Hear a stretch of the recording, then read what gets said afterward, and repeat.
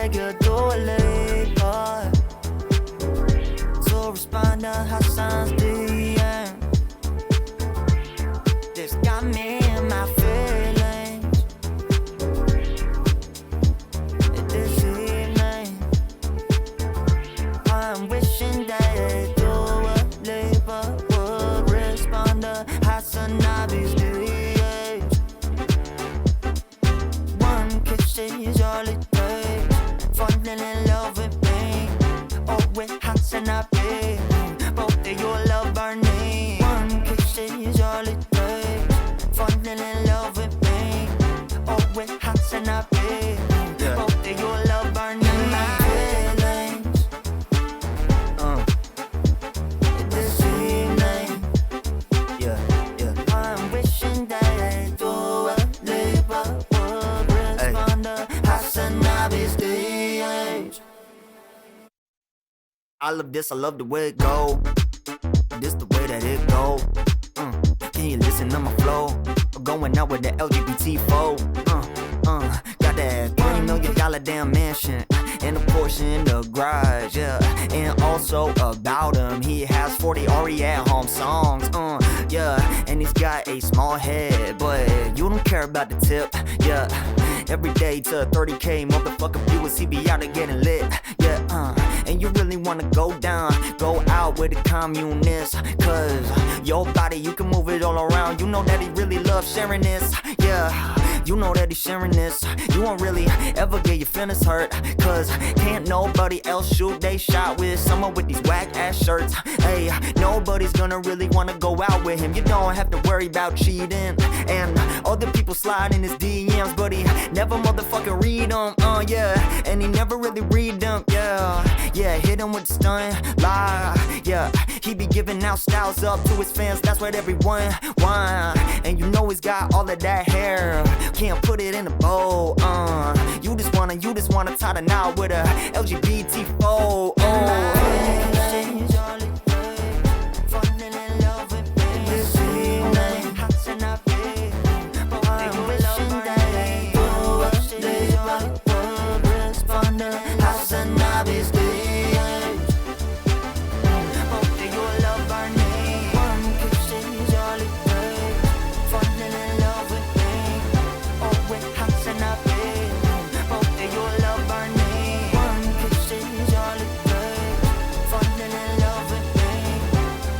What's going on? What's going on, everybody? Tom Piker and this HasanAbi broadcast coming to you live from sunny California, Los Angeles, folks. We're live and alive, and I hope all you boys, all you girls, and all you MBs are having a great, fan-fucking-tastic day, because it's a beautiful day here in sunny California, Los Angeles. It's 74 degrees, folks, and I'm live and alive, baby. I'm live, and I'm feeling myself. Woo! That's right. That was Ari at home. Dua Lipa, please reply to HasanAbi's DMs. Once again, an incredibly talented HasanAbi head, community member, out of control. But folks, beautiful day here, wonderful day here, and I hope you guys are having a fan-fucking-tastic day here. Okay, fun day. It's Saturday. It's for the boys. Okay. No girls allowed. Ew. Yuck. Just kidding. Of course, all girls allowed. How do you grow facial hair so fast? What the fuck? I mean, it's not that fast. I think glasses got you looking like Donna. Nice job actually sitting in that tiny chair during the Super Mega Podcast. That shit uncomfortable bed. Oh, is the Super Mega Podcast out? No way. No fucking way, dude. They put me in the fucking chair, dude. Look at this.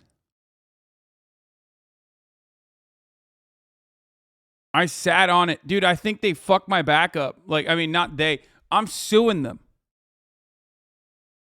Will you ever do a collab guest stream with him, live music making? He's worked with a bunch of other streamers. Yeah, potentially. I don't know how that would work, but just a full dark beard so it's noticeable earlier? Yeah, probably.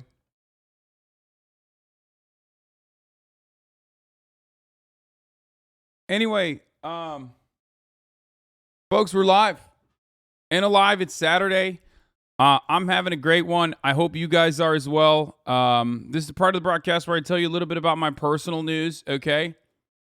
What's going on in my life, fill you in. Last night I ended the broadcast and, had my rotisserie chicken. And then I took Chris out. Got to go out because Chris is here. Even though he's also 31 years old. So we don't really go out that much anymore. We don't feel like we can go out like we used to, But, you still got to do it. Still got to do it like the old days, right? Sorry they did that to you. That looks painful. Wait, I'm kidding. It's fine. I wanted to sit there. All you would have to do is turn the stream on while people trickle in and he would make music for you as your intro. Okay. Anyway.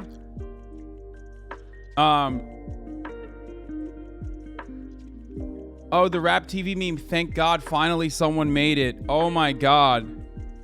This is literally... Oh, this is a blast off. This is what I've been begging. Fucking Kendall, dude. Killing it.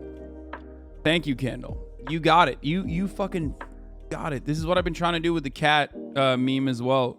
And then someone finally did it. Breaking news, HasanAbi not 21. No, I am not. I'm back at your stream to get some comfort because the girl I cheated on me. I love that I can forget all my problems when watching your stream. Hustle says Dirt Cracker. Yeah, don't cheat. Kendall isn't a dude. Wait, I know that. What do you mean? Dude is a gender non-binary fucking neutral pronoun. Shut the fuck up. Not non-binary. Gender neutral pronoun.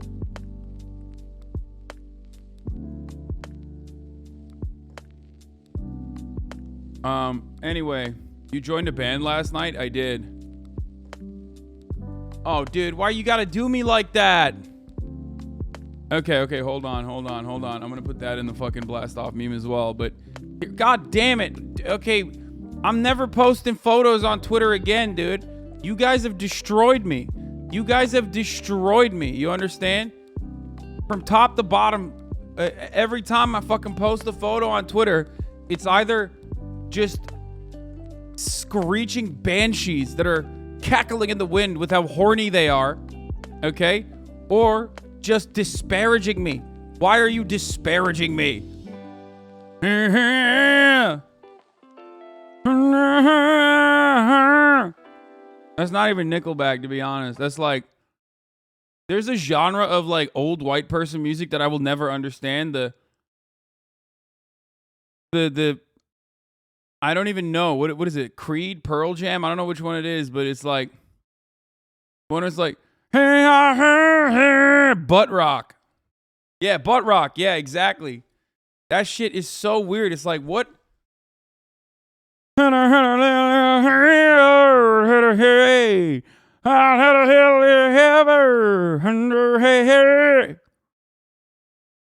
It's just like so weird. I don't know what the fuck it is. It's like mumblecore. Shakira, but old white people music. It's called post-grunge, and that voice is the Jarl. You're actually really good at it. Uh-oh, Lamau. It's just like, that's the type of music that you only accidentally listen to. You know what I mean? It's like, you've never been like, yo, I really need some butt rock in my life right now. You know what I mean? You just only hear it. Either as it like passes you by in a fucking white Ford Bronco. You know what I mean? And it's blaring in the speakers and you're like, oh, fuck. Now I gotta live with this shit for the rest of the day. Now it's just stuck.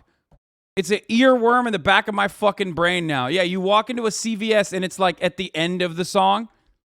That's the only time you ever... No one is ever like, dude, I can't wait to listen to some fucking butt rock, dude. Calling Pearl Jam butt rock is like calling Kanye gangster rap? I don't know. Oh, the look of this photograph, is that what you're going to say? Creed, Shreds, you shit here with me live? What the fuck? You shit here with me live? We're gay, oh yeah, that's right, we're gay as hell. What? The worst thing is that image implies you are Canadian as well. Yeah, that's fucked up. What Pearl Jam sounds like to people that don't listen to Pearl Jam? Looking through the paper, though, and out of something that has never showed him, man, in concrete. I literally have no idea what's going on here. I just don't know. Like, what did he say? He just like said blah blah blah blah blah blah blah blah blah blah blah. Oh, feeling. Maybe he'll see a little out of something, so that's never understands the weather of a few through the between all the better. Like people in the chat, every fucking dad in the chat. Every white dad that's currently wearing their fucking cargo shorts, okay, that clicked onto the stream as they're mowing the front lawn or something, or they're like, yeah, well, you know, I just clicked on to see what HasanAbi's doing on a Saturday, you know what I mean? Finally have some time to myself. Every single dad is like, oh, dude, that's great. He's spitting. Every single person over the age of 25, 26, 27 is like, oh, man, please keep this going. This shit... Finally, some real music on here. It's not him. They mashed up a bunch of songs. This is music for motherfuckers who are who have a steady diet of white monster. Okay. Stop. You're triggering the Gen Xers. Over 27 is 70% of your chat.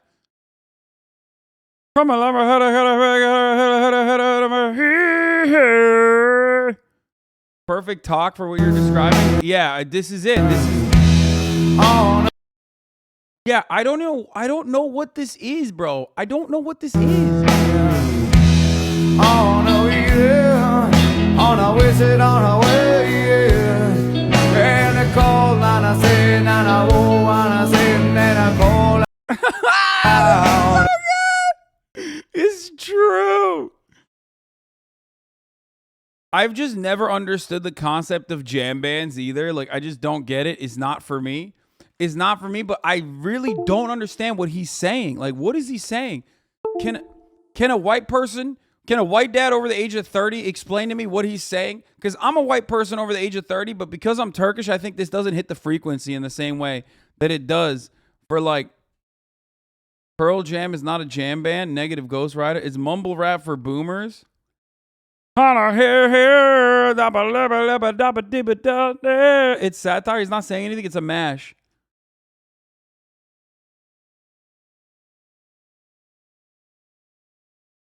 You need to sit your white ass down and listen. I mean, hey, oh, the sheets of empty canvas, untouched sheets of clay were laid spread out before me as her body once did. All 5 horizons revolved around her soul. Wait, really? Those are the fucking lyrics? Shut the fuck up. You just made that up. There is no shot. So it literally is like mumble rap, because when you actually do the rap genius on a mumble rap, like, you're like, damn, that's actually pretty creative. Like, that's lyric. There's lyrics behind the yabba dabba doo. That's crazy.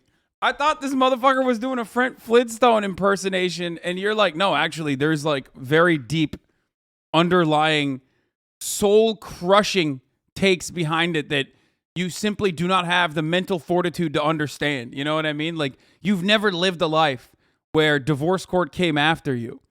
Okay? You never lived a life where Brenda left you, took the children, and put you in a pit of despair, where it felt like your soul was being rebuilt from the ashes of a prior, like you were reborn as a new man.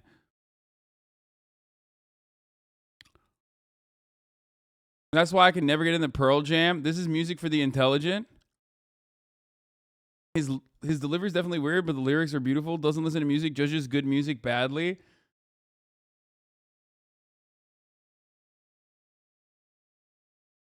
The best Pearl Jam songs are the ones that you can at least understand the chorus lyrics. Divorce chord type beat. Yeah, is Gen X feelings being expressed? Of course, it's going to be sad and angsty. I mean, listen, let's be real, okay? It's not like fucking the next generation, which, by the way, isn't even Gen Z anymore. What is it, Alpha? Isn't it? What's the new Zoomers now? It's not even Zoomers. Zoomers are dead now. Zoomers literally are all dead. They're washed. They're over. They're kind of turning into the millennials now. They're fucking extremely cringe on the main. But the generation after that is also, what's the name of that fucking artist? God damn it. There's a TikTok artist. There's like a new genre of people that specifically make like music for TikTok. The fact that I know this is like incredible, but let me see if I can find it. Hold on. I'm going to see if I can find it. No, not Yeet. No, I'm not talking about Yeet. I'm not talking about Yeet. I'm not talking about like the regular TikTok artists who are actually TikTok artists, and you're right. Like, I'm not talking about like people that made it are now a part of like, I'm not talking about like BB No Money. Like, these are guys who are very good at like, they understand TikTok. They make really good, they make music.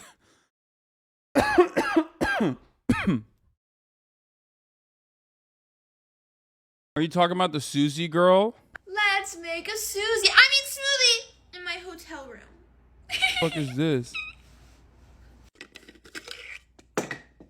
No, dude, no. It's like the one where there's like a TikTok musician who blew the fuck up on TikTok and like is doing concerts now. She's like opening up for Madison Beer, which is an Instagram musician. So she does the one where she like counts down and it's pretty funny. It's like really fucking bad. A good one regarding TikTok song creation. POV, you're a songwriter. You didn't have to go and be such a bitch. Row your boat gently down the stream.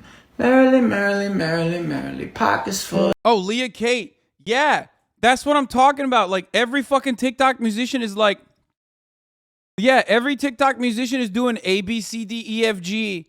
You know what I mean? Like, they straight up are doing like baby music, bro. Look at this.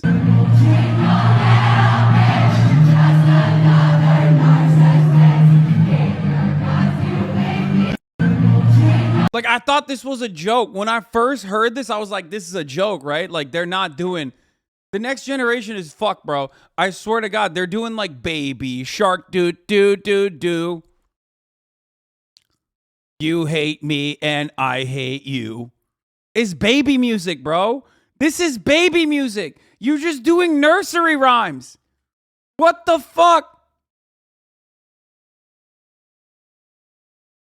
No one watches her concerts? What the fuck do you mean? Look at her fucking crowd, dude. They're going crazy. They're like, yo. People at Leah Kate do.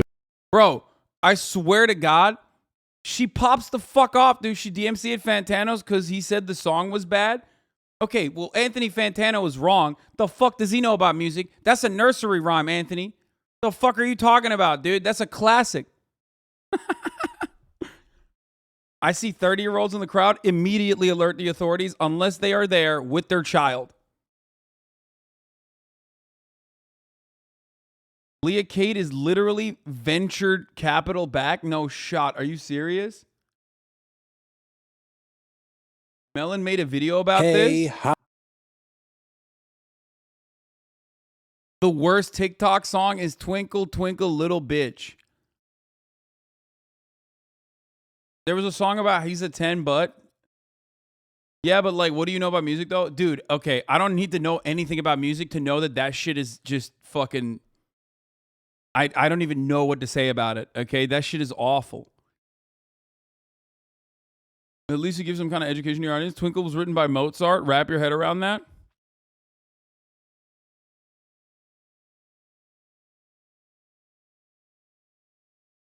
Please, Pearl Jam Redemption, art by Todd McFarlane, creator response. Dude, I'm not going to sit here and listen to Pearl Jam, you fucking weirdos. What's wrong with you? I need to blast off. I haven't even done that yet. She's Reddit founder funded. Hi and hello everyone, Anthony Fantano here, internet's busiest music nerd. I hope and I pray that you're doing well. I really do, because if you're not doing well, this video here might ruin your day or make things worse beyond belief. You may need to phone a medical professional or something, because we are about to take a listen to what I'm pretty sure is the worst TikTok song of all time. Stumbled across this the other day. It is and has been complete torture in my life. UMG copy strike Melon because of this. This video will be removed within a day. Shut the fuck up. This video is, first of all, it's August 7th. This video's been around, okay? Ever since I have been aware of it, because the thing is such a damn train wreck, I can't look away from it. So yeah, I'm kind Oh, the ABCDEFG girl is an industry plant. Wait, this is her? This is the one that like reinvented herself and became like, no shot.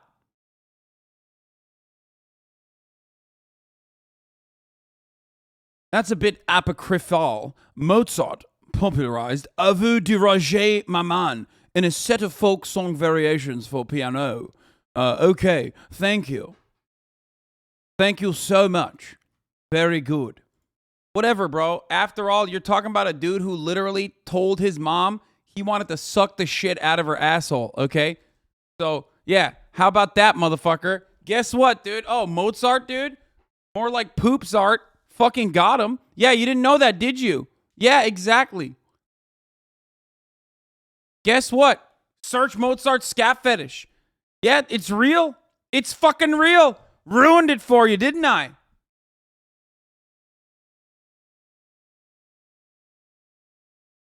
I agree, but every generation always says how the newer gen music is awful. To be fair, though, like, I listen to new gen music. People fucking clown on me all the time. I don't have an issue with, like, Yeet or whatever. I even like that kind of stuff. Why do you know this shit? Because I know a little bit about everything, okay? The 10 Things song? Oh, shit, yeah. Bro, he was 13-year-old writing about shit. Who hasn't? Chatter is wrong. Did Mozart write Twinkle, Twinkle, Little Star? The composer Wolfgang Amadeus Mozart is remembered for his precociousness, his prolific output, and his beautiful and memorable melodies. With all due respect to the famous opening bars of Eine kleine Nacht Musik, probably the most familiar melody associated with Mozart is known to English speakers as Twinkle, Twinkle, Little Star. Indeed, it is commonly believed that the tune was Mozart's earliest compositions, written when he was a child for his elder sister, Nannerl. What the fuck is this name? No wonder he was into poop shit, dude. Nannerl? What a name. What that doesn't even sound like anything. Alas, the story isn't true. Oh, Nannerl, I've written the Twinkle, Twinkle, Little Star song for you.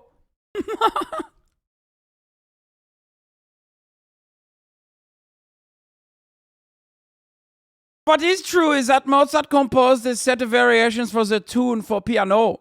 Those variations were probably written in the early 1780s, when Mozart was a young man, and they may have intended as piano exercises for the music students, he thought.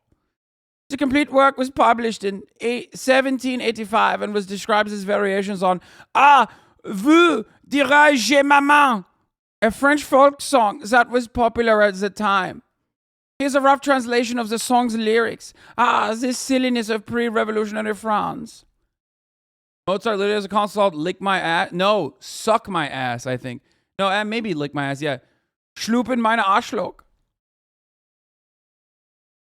Lick mich am Arsch.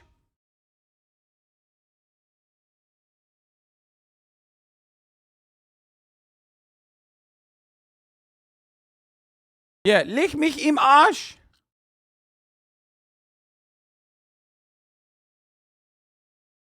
Here.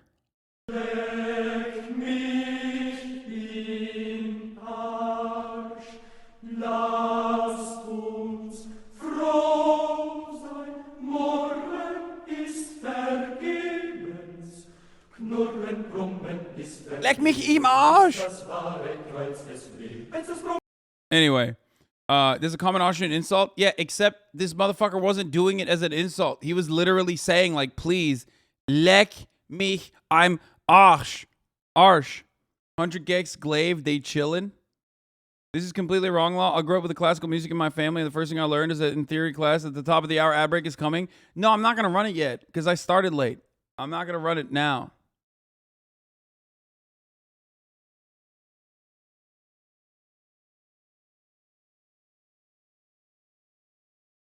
I'm not going to do it yet because you guys are pulling the trigger too early. I haven't even blasted off yet.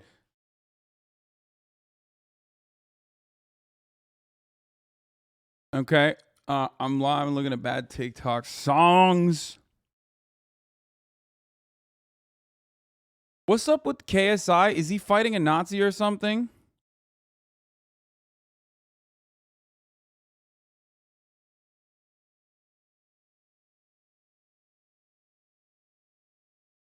Oh, Tim Pool is upset. I guess Tim Pool heard me making fun of his music. Oh no. He just added me on Twitter.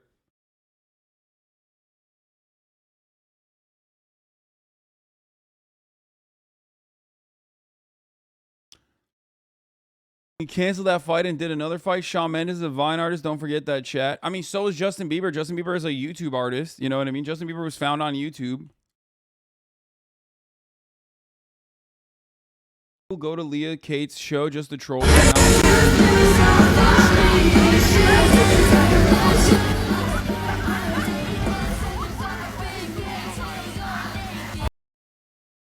I mean, someone's singing it. You might like Kurtis's Attention, I like all of Kurtis's videos. I like Kurtis in general. What I don't like about Kurtis is that whenever he's fucking touring the United States of America, okay, he rarely ever comes to Los Angeles. And I don't like that. But I do like Kurtis. So we could watch this. Yes. We'll do a lot of this. Hold on. I still haven't popped off. Hold on one second. Jordan Peterson, caves to woke moralists, and more.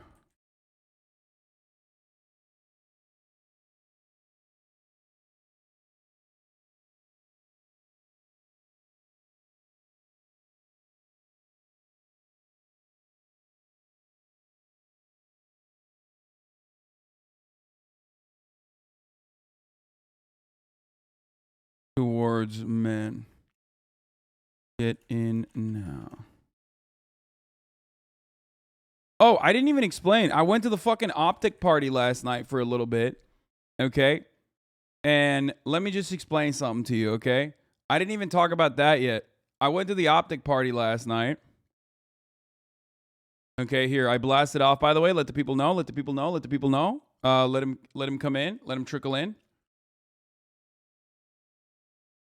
Here it is. Here's the fucking tweet. Juice it, juice it, juice it.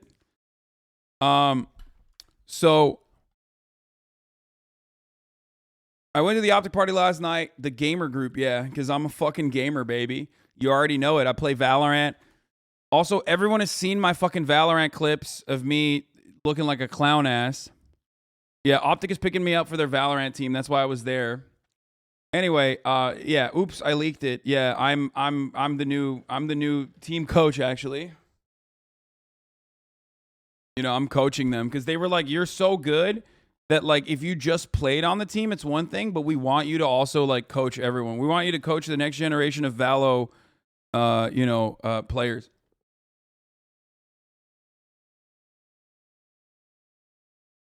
They're the best in NA. Please stop. Yeah, they're the best in NA, and they were like, how can we be the best worldwide? Well, we need you to fucking do it. You know what I mean?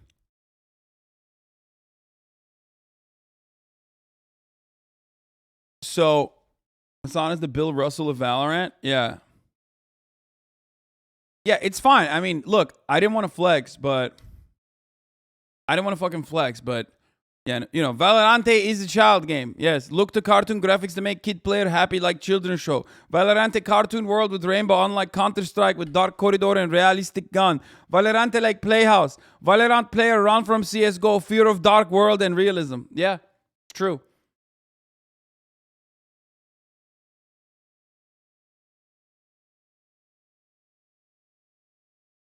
This clip? Yeah, people keep posting me playing fucking... Yeah, after the stream last night, I played with Saikuno, Ray, and Miyung. A little bit of Valorante, okay? And everybody made fun of me. Yeah, I picked up a gun from the ground, and the gun had a dragon on it.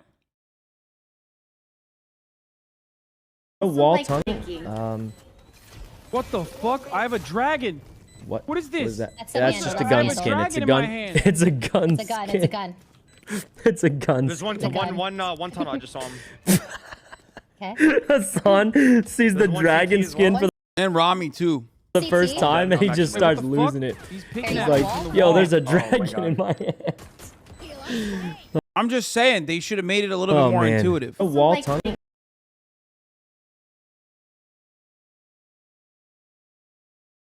You're the Porsche Macan of Valorant players. Valorante, children game, cartoon game. Valorante. Okay.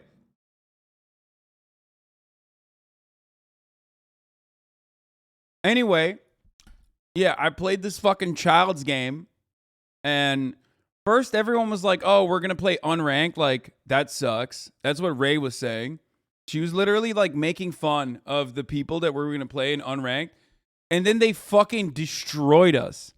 They literally destroyed us. Okay, they were good. Like they were actually good, which actually kind of gave me hope that maybe like the people that I'm playing in like unranked games, maybe some of them are good. You know what I mean? Because it seems like some of them are good. So, you know, maybe I am actually playing against like kind of crack players every now and then.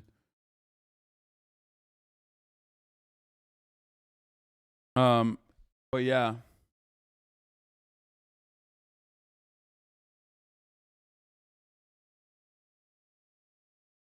That's not how MMR works.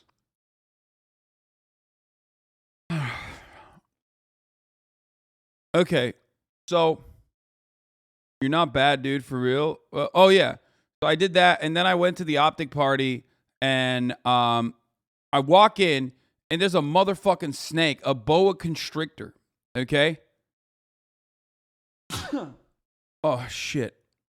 Straight up. Fat fucking boa constrictor snake. This guy called the Snake Father. This guy called the Snake Father was like,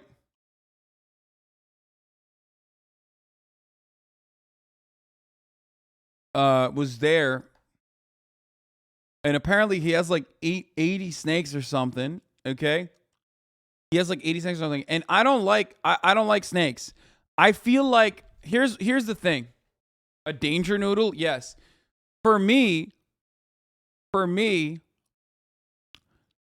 I see a snake, I feel like I have this like epigenetic memory that unlocks, right? That all of my great grandparents have like been afraid of snakes or some shit, which is understandable, you know what I mean? Like snakes are seen as like something evil. There's like a lot of symbolism associated with how evil they are and whatnot. So for me, immediately, as soon as I see a snake, I'm like, I don't want to be around it. This fucking thing looks scary. This is gonna kill me. You know what I mean? It's not like I'm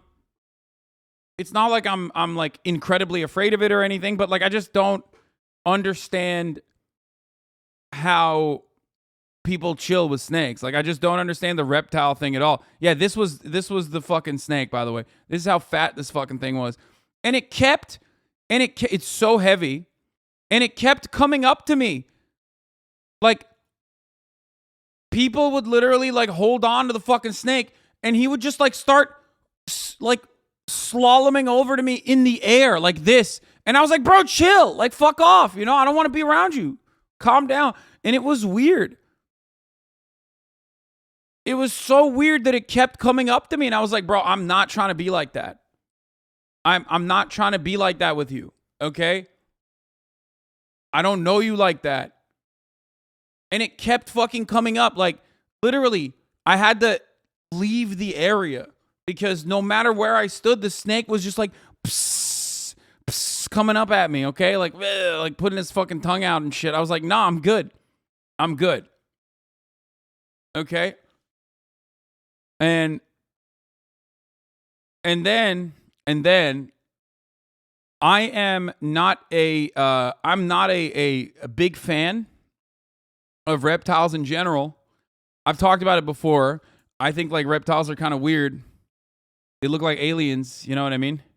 Like there's a reason why we depict like evil out of this world entities as like reptilian, right?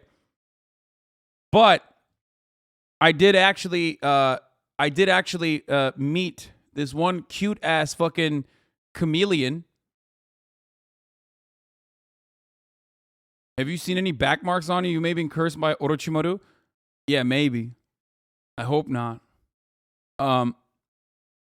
But yeah, and then I met this little guy, okay? And I squashed the beef with like at least a part of the reptilian community. This cute little guy, okay? He has like the funniest hands, dude. You gotta, okay, here, I'll just show you. Like, I kind of understand why people like reptiles. I have ended the beef. It's a long-standing beef, but Twitch streamer Hasan Piker has ended the long-standing beef with the reptile community. Straight up. Admitted. Okay?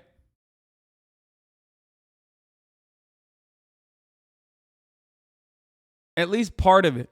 Now, why? How did I do it? Because this thing is so fucking slow, and it's got like eyes, and it kept like looking at me. Like I would come up from behind him. Okay, I would come up from behind him, and he would just like turn his eye at me, like one of his eyes. I was like, God damn, bro, chill. Like, don't worry. I pose no threat to you. You know what I mean? But having said that, these cute little fucking hands that open up slowly, that shit got me. He tried to like hold my finger at a certain point. And I was like, all right, that's it. I'm on board. Look at that. Look at his little fucking hands, dude. It's like, meow, meow, meow. And he would just like slowly crawl up my fucking arm. And I was like, all right, this one's cute. Why your face looks so thin in those pigs? You look 23. Bitch, I shaved.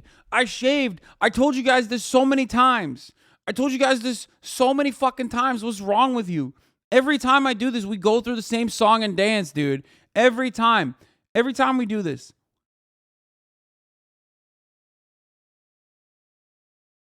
It's so weird. It's like, bro, you guys would be like, bro, Hasan, you look so fucking old. I'm like, or Hasan, you look like you gained weight. I'm like, no, bro. If I fucking shaved, you would see that, you know, I not only look the same, but also look my age. You know what I mean? You look scared, dude? Okay, I was a little scared at first still, but... Do this at a Spider Expo next? No shot, bro. What the fuck? If I go to a Spider Expo, I'm doing a genocide, okay? I will literally fucking... I will go there with a mallet. You're out of your fucking mind. Okay, there's a line, okay? I don't fuck with octopuses, octopi, octopussy, whatever the fuck, and I do not fuck with spiders. That's not happening, dude. That is not happening. Don't say spiders are fucking cute, man. Don't say that.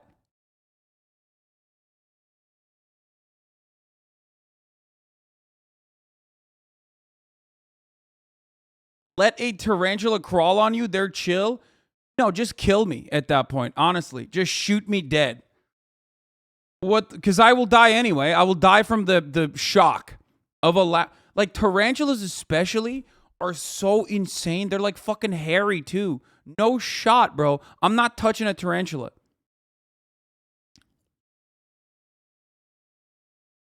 Tarantulas are fuzzy like hamsters. You guys are so strange. Stop trying to fucking sell me on this, dude.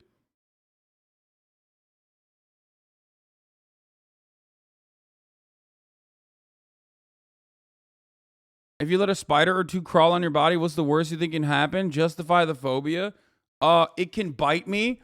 And also, it's an overall unpleasant experience. And I'm a fan of avoiding such unpleasant experiences. So that's it. Like, I probably eat a fuckload of spiders every night when I'm sleeping anyway. You know what I mean? What's the take? That, like, the average human being eats, like, 8 spiders a year or some shit? Like, that's fine. While I'm sleeping, they catch me slipping, and then I eat them.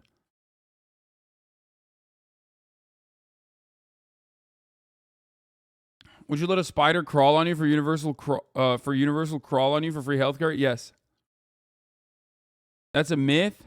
Just close your eyes and hold your hands out. Don't be a pussy. That was a myth, thank God. You look like my booch lunch lady in elementary. Your butch lunch lady? Is that what you're saying?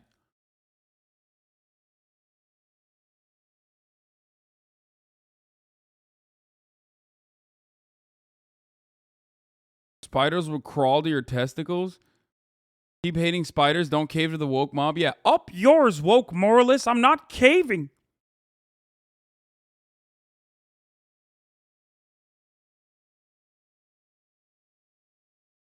Spider enjoyers are the flautist of animal lovers. Yeah, whack. Did you let this crawl on you? Dude, what the fuck? What is this, a Pokemon? Did they find like a new fucking Pokemon in the wild? What the fuck is this? No! Ah! No! Burn it with fire. Burn it with fire. Give me a lighter and fucking hairspray. I'm torching his ass, dude. I swear to God, I'll go Starship Troopers on this motherfucker. Get the hell out of here, dude. Ah! Look at the little pointy things on his arms. No shot, dude. No shot. That shit looks like a leaf, but a leaf that fought back? Are you kidding me? No fucking shot, dude.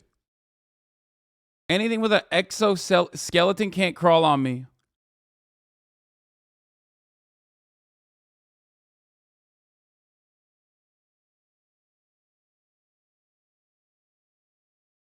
BT actor Ezra Miller arrested again on Hawaii's Big Island. Okay, dude. You look like the over-enthusiastic guy in a Vietnam movie, not gonna lie. Yeah. Yeah, I'm all in on bug genocide, dude. Fuck you. No. No.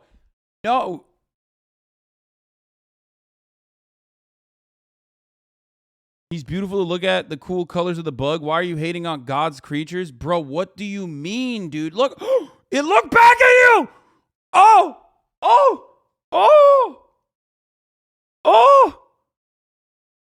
Bro, that's like you're next. Yo, it's looking right at me, dude. It's looking right at me. Chill, dude. Chill. When it looks back at you, you snap its little neck. There's no shot.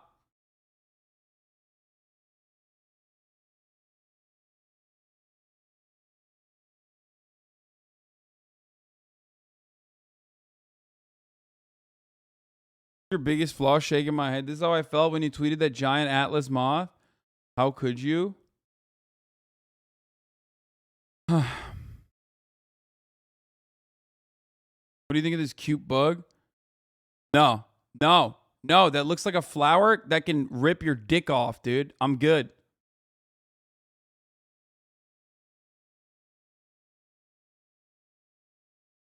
I'm an entomologist, and these insects and bugs are so cool. You can still hate how they act and be afraid, but their evolutionary backgrounds are so cool. Yeah, no, I don't care. Stop trying to justify it with nerd shit, okay? I have an understandable fucking fear of these things.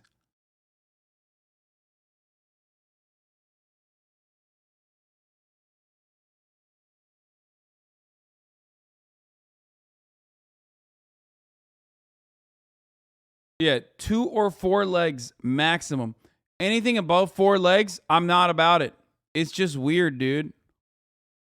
No legs is weird too, though. Okay, 2 legs or 4 legs. No legs is weird, and more than 4 legs is weird. That one has 4 legs, but it doesn't matter. It's got like fucking weird arms and shit. Nah, fuck that. 4 legs. Yeah, see, here's the thing. I kind of vibe with alligators and crocodiles. Okay? I kind of fuck with them. Like, they seem chill. You know what I mean? Like, they are, like, alligators, for a weird reason, maybe because of their size or whatever, seem more, like, I've talked about this before, okay? I have this incredibly unreasonable attitude that if I like saw a bear, I could chill with a bear. I know that would never happen, and I know that like I would be paralyzed with fear when I did see if I ever saw a bear, you know, in the wild.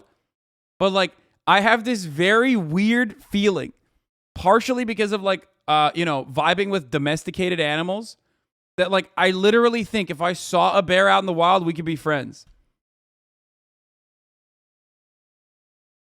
I know I'm not alone on this. And it extends to all animals.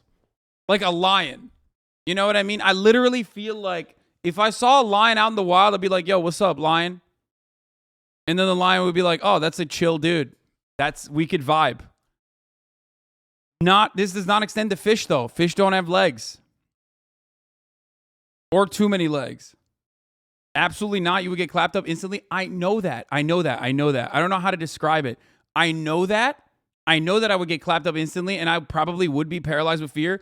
But I that's why I'm saying there's an unrealistic. It's probably my most unrealistic opinion is that if I would vibe with a bear, especially a bear. I don't know why. I just think like a bear would look at me and get it. Like they'd be like, "Oh, I get it. I get what's going on here. What's up? What's up, bro?" Like we would dab each other up. I give him like, I don't know, food from your rucksack or something.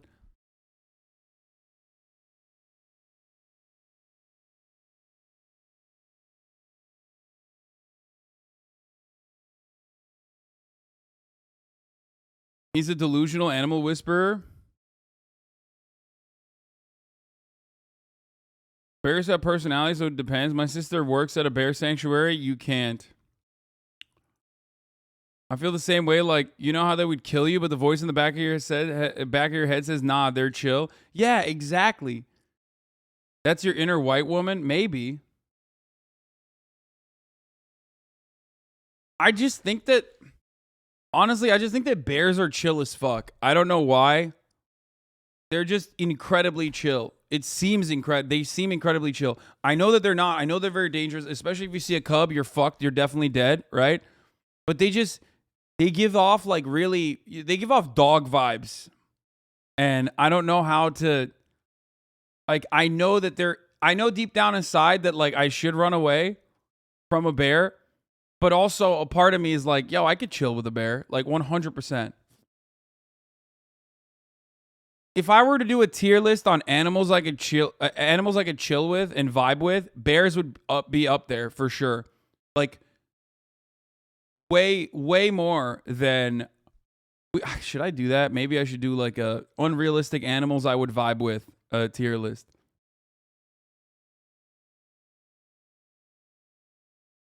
I'll just wait for Maya to come back and then I'll do it with her. That seems like a fun video that we could do.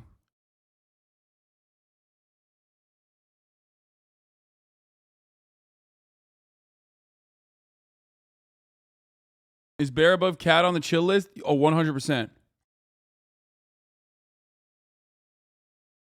100%. Bears like capybara, super chill. Capybara is like number one probably. Okay. Dogs obviously. Wolves as well because of dogs. Like definitely unrealistic, but think I could chill with a wolf. Lions. Like they're too cat-like, so they're lower on the totem pole, you know? But raccoons, I think I could chill with as well. Which is weird because, like, I know that, you know, raccoons are kind of fucking crazy. Like, monkeys would be lower on the list than bears for me. With like, can I vibe with them? Gorillas, I feel like I could vibe. I could vibe with a gorilla. Like, it has to be like a larger monkey. Smaller monkeys, I feel like they're like small humans. You know what I mean? They got an attitude about them. They're gonna fucking rip my face off. Anyway, dude, those are some of the hot takes that I have. Okay, on this issue. You with a beard feels like you can help me hook up. You without a beard feels like I'm the one who needs to do the helping. What does that even mean?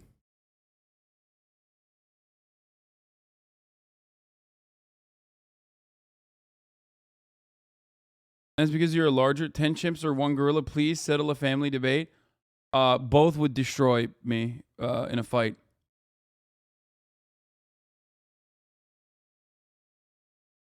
Speaking of Maya, new sick-ass bird just dropped. What? Yo, this bird is fucking nice with it, dude. Wow. This bird looks like a dragon. Oh, I watched Game of Thrones last night. I forgot to mention that. Beard Hasan is the wingman. Unbeard Hasan is the awkward dude bad the girls. What?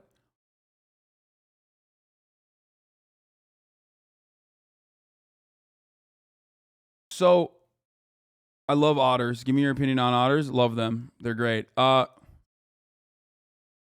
wild bear decided to join a family with a picnic. This is Russia, bro. It doesn't count. They do this shit in Russia all the time. Get like Kidding, it's not in Russia, but they are giving very Slavic vibes.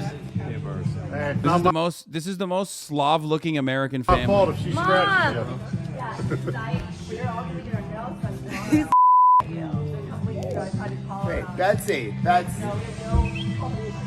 What the?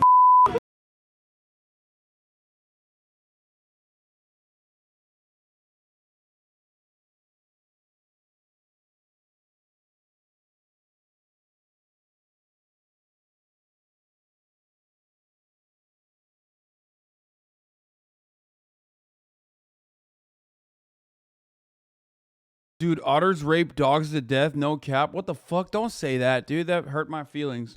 I don't want to know about that shit. Elephants are another animal that I think I would absolutely chill with. Oh my God. Elephants, I'm almost certain we'd get along. But I have the unrealistic opinion that, like, same with hippos. Even though I know they're incredibly dangerous. And I was shocked to find out that, like, hippos are insanely violent. Like, some of the worst, most violent psychopaths in the water.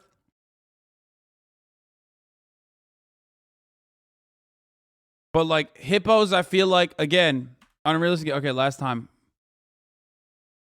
Yeah, hippos kill more people in Africa than lions do, right? Someone said in the chat. They're fucking crazy. They're crazy with it. They go wild. Baby elephants are S tier animals and hippos are top 10 deadliest mammals on the planet. Yeah, I know. I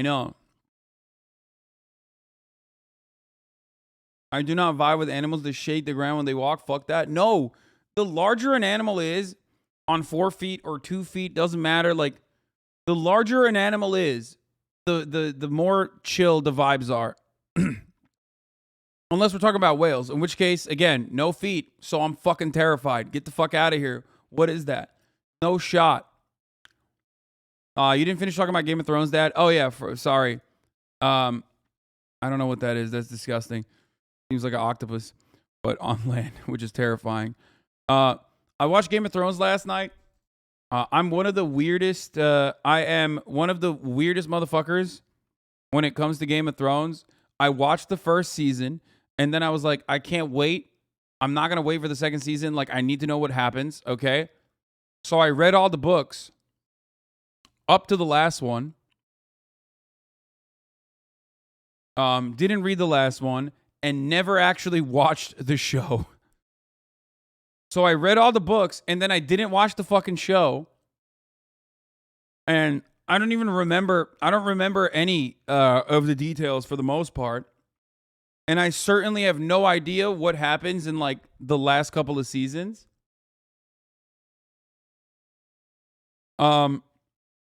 This was a long time ago. I don't read anymore. I'm saying, like, I used to read, okay? Sorry. Listen, don't use that against me. We all can learn. We can all grow. We can all reform. You know, I'm, of course, expressly anti-reading now, but I wasn't back then. But because of that reason, I feel like my opinion on Game of Thrones was like, it was an incredible experience. Start to finish. In a weird way. Does that make sense?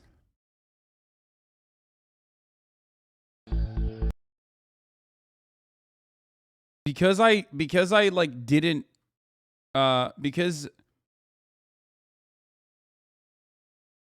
I didn't actually fucking because I didn't actually like read all of it. I don't know. It was awesome. It was great. What is happening? Are we getting botted?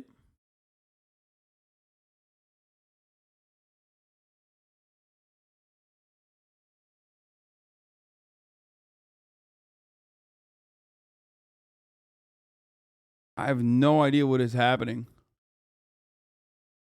Anyway, the books are great, but the series drops after season 5. Yeah, I didn't even watch it though. However, the other part of this process that I was talking about is, okay, so I watched Game of Thrones last night, The House of Dragons, and it was pretty good. It was really good, actually. Even though the Targaryen hair is just weird as fuck. The Targaryen hair is weird as fuck.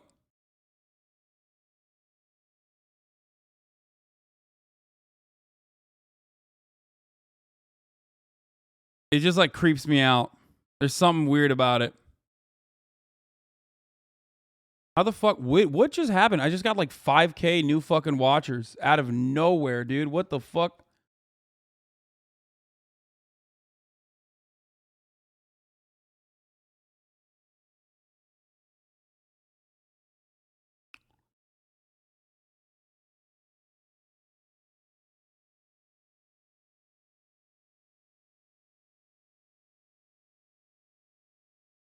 Looking at my mod chat.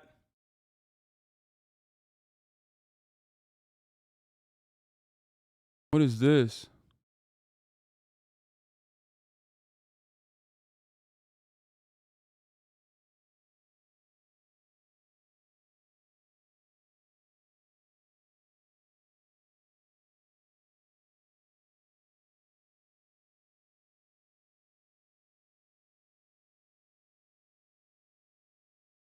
Welcome. Welcome to the stream, chat.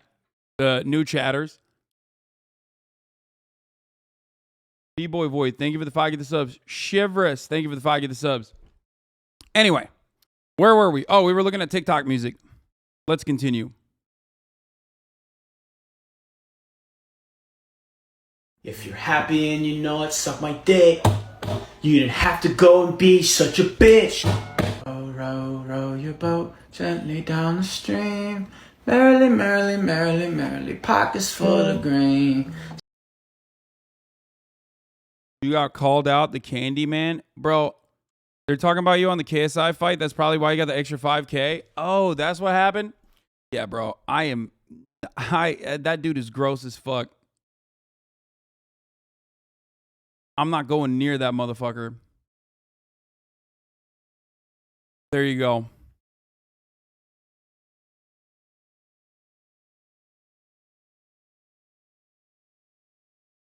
I don't want anything to do with his fucking fan base. I don't want anything to do with that motherfucker. He is weird as hell, dude. No free clout. Don't care. You know, have fun.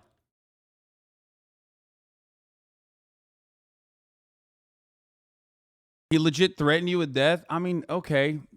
Get in line, motherfucker. There's plenty of people who want to kill me. You know what I mean? You said he's coming to your house and kill you. Okay.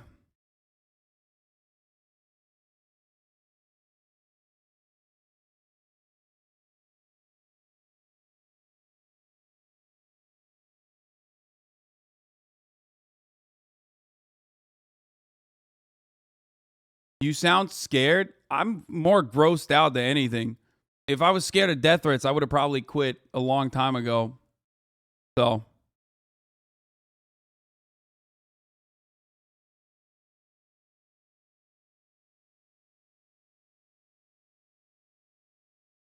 Watch the clip? No, fuck no, dude. No, I'm good. I'm good. We're done. So fucking weird, dude.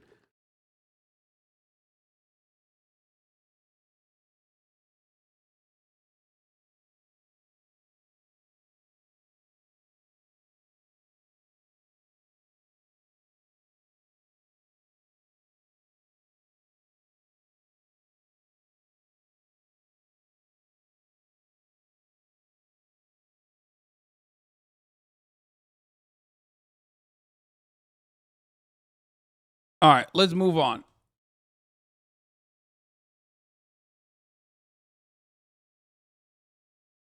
I do find it really funny that people are just like, bro, it's either people being like, bro, it's death threats or it's like a call out. Which one is it? Is it a death threat or is it a call out?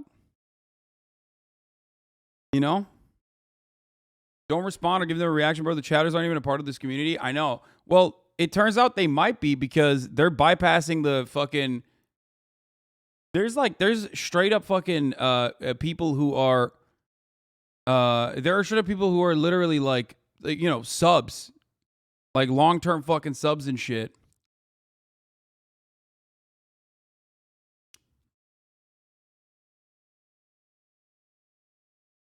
Hold on 1 second.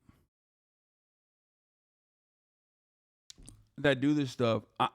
I'm not interested.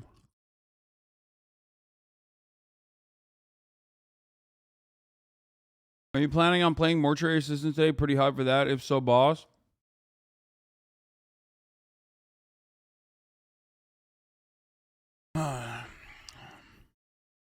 Sipping on a lean shot. Humpty Dumpty sat on the wall. Humpty Dumpty had a great fall. All the king's horses and all the king's men couldn't put my heart back together again. I'm thinking a little faster, right? Maybe like 140, 4 on the floor, right? Head, shoulders, knees and toes, right? Why'd you have to go be such a hoe, right? 4 on the floor. If you're happy and you know it, suck my dick. You didn't have to go and be such a bitch. Do you plan on watching the second thought video on world hunger? Probably not. Probably not today. I want to People that Leah Kate doing. All right, fuck the whatever. Fuck the lame TikTok songs. All right, we're talking about Jordan Peterson. Ladies and gentlemen, everyone's favorite intellectual giant, Jordan Peterson, is back on Twitter. Jordan Peterson, remember, back in the day, a couple months ago, had gotten clapped on Twitter for openly misgendering and also dead naming, individually targeting Elliot Page by calling him by his dead name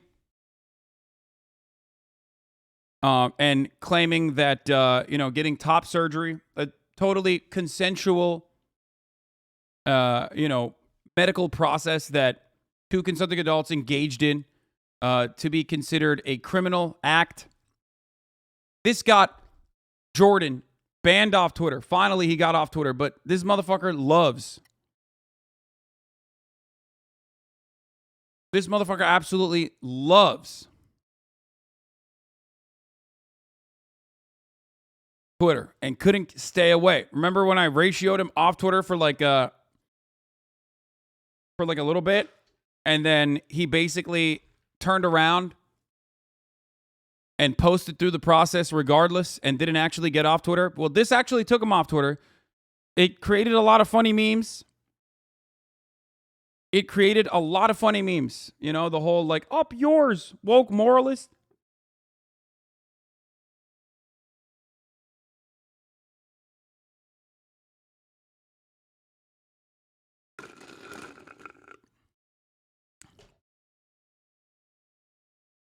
We'll see who cancels who. Well, turns out he couldn't stay away because he loves posting. Okay? Absolutely loves posting. I had to temporarily delete the tweet that resulted in my banning to do some unassociated necessary house cleaning of my account. But here's a screenshot which I am posting because I said I wouldn't delete it and I meant it. This is such a funny workaround. It's such a fucking funny workaround because he wanted to post. He wanted to be back on Twitter and he wanted to post. He can't stop posting. So he literally came back, deleted the tweet, came back, deleted some other shit probably. I don't know what the fuck he was doing. And now is claiming that like, this is my post. I'm posting it again. Which is such a funny thing. Like, oh man, you are so brave. What an incredibly brave moment from everyone's favorite benzo addict. You know?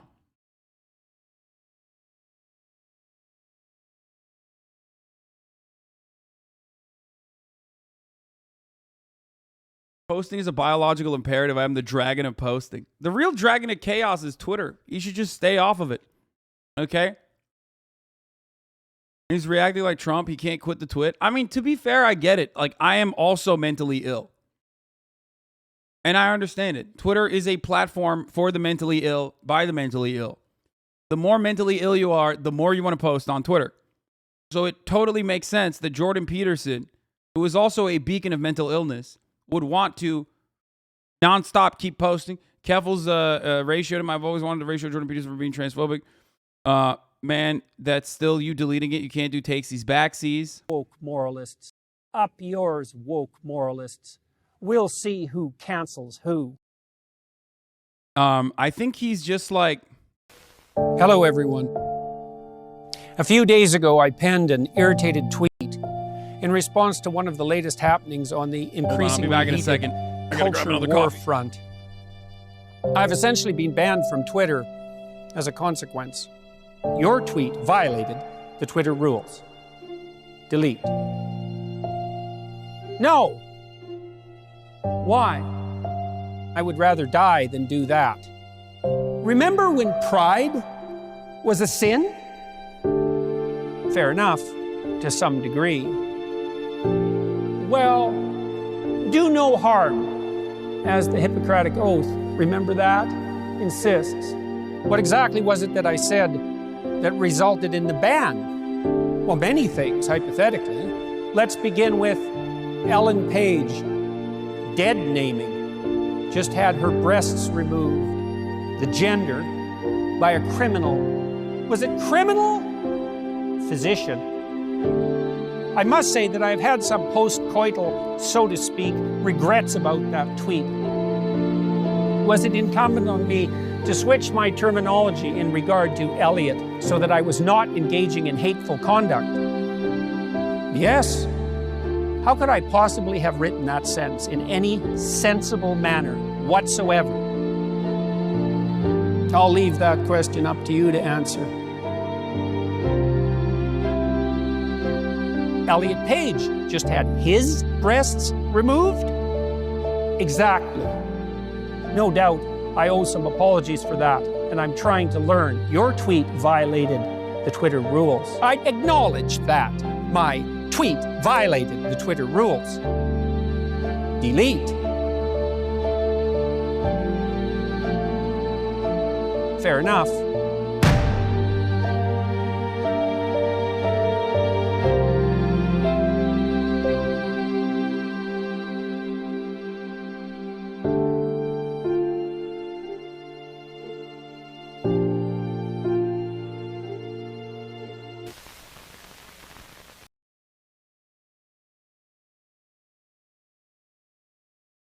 He's back.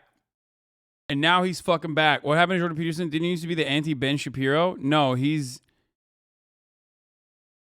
Jordan Peterson was never the anti-Ben Shapiro. Jordan Peterson was very much the exact same as Ben Shapiro, just like, you know.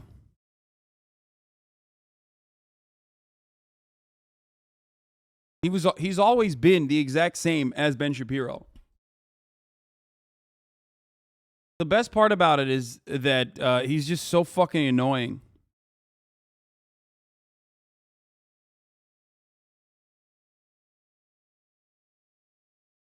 He really said, I would rather die than delete that tweet. And then he deleted the tweet. So I don't know what's going on. But yeah, he is very... What is this? I actually probably know what this is. I'm going to fucking... 50-month subscriber. If I think this is what I think it is, you're getting permanently banned from the community. I'm just letting you know. Oh yeah, it is. Okay. 50-month subscriber. Perma-clap him.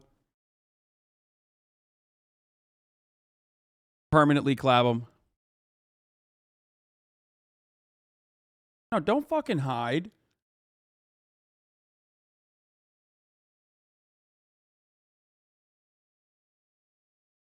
If you're a sub, you're not getting unbanned for that. I'm just letting you know. Look, dude, if you see a mentally ill Nazi, okay, on the internet, be like, I'm going to kill Hasan Piker. Okay, I'm going to come to his house and murder him. And you go, oh, this is some information that he should probably watch. Like, he should he should watch and address this. Okay? Then honestly, just don't post. And get the fuck out of the community. Just be normal, dude. What the fuck's wrong with you?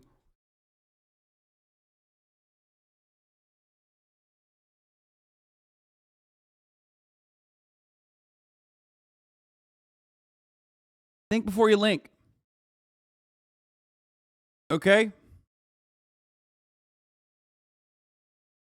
TikTok is made for you. What is this?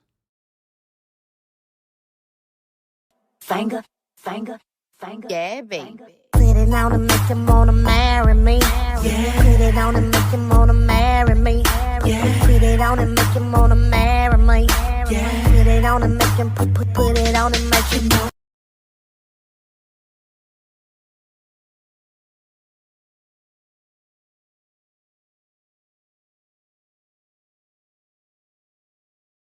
Long-term subs get way too comfortable. I've never been banned or timed out because I just listen along. Yeah. Did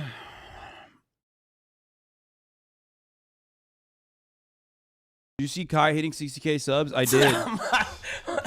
My brother! I did see it. Hey! Hey! Hey! Yes, sir! Yes, sir! Yes, sir! Yo, clip that! Yo, somebody clip that shit!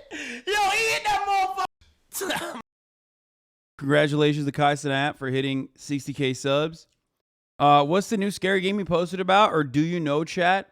Yeah, the game is called Mortuary Assistant. The game is called Mortuary Assistant, and also I might play that, or instead might play Valorant.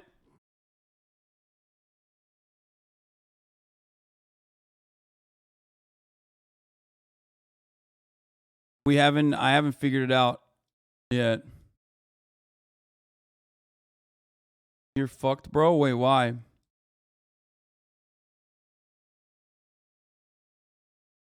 Will you ever go back to Alien Isolation? Probably not. Maybe.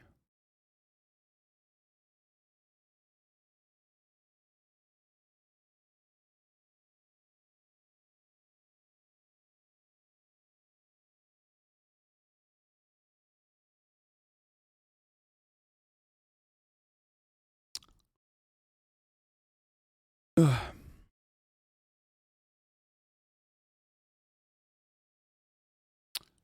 But yeah, Jordan Peterson's back. He's back on the market. I don't know if he'll be banned again. He might actually get banned again. Weeby, I'm banning you for a fucking day because you keep linking that dumb shit. Okay. He'll probably get banned again, but I feel like this is a workaround, and I do think that part of the reason why he's doing this, and by the way, we have some new good cop gets bad cop arrested, some new audit videos that we can watch as well. But I do feel like he basically is trying to I do think that he's basically trying to fucking get banned, create some kind of controversy around him, you know, ride the wave, ride the meta, do his best. Yeah, do his best to do that. Do his best to get like notoriety, and it's just a way to get clout. Like, this is the only mechanism of clout that these fucking weirdos have nowadays, and that's it.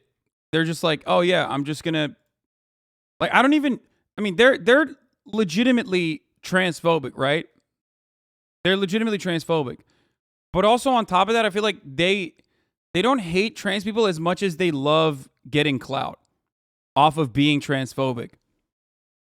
It's like a very easy way to try and get a bunch of other, like, signal to a bunch of other people with similar points of view and just rally them. It's like a rallying cry. Like, I'm getting banned for speaking the truth.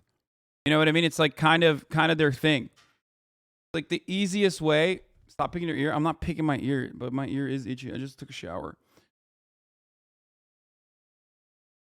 Like they're looking for new new ways of creating victimhood for themselves. I was training on an incoming volunteer when I opened my laptop. I was in her stream and she said, "Nice, I love Hasan." And we started talking about watching you and asking each other if you did listen and chat. It was dope. Nice. Let's take a look at this. How much is your car payment? Big Boy Edition Part 2. Hey sir, what is your car payment? Mine is $1,325. And what kind of vehicle is that? It's a 22 Ford Raptor.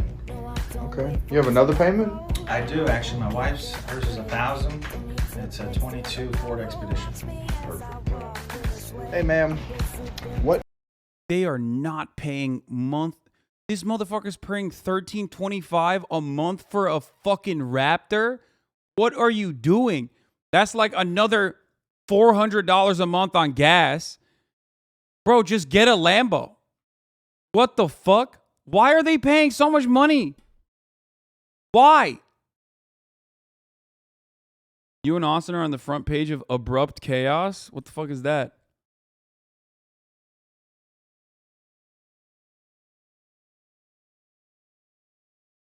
Bro, I think that's literally less. I mean, that's more than my fucking car payments for a Porsche, dude. What the fuck?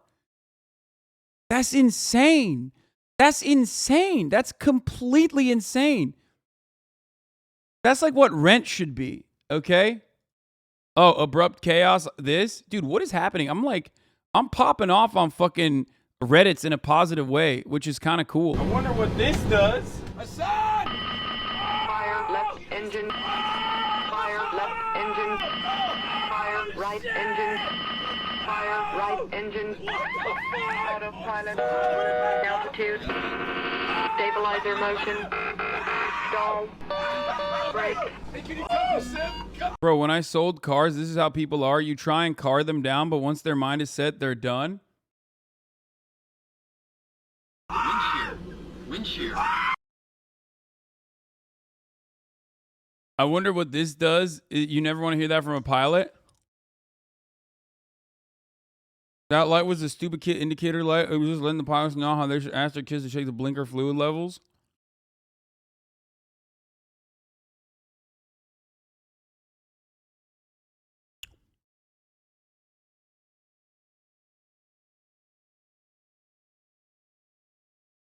I have never seen Wonder Chosen.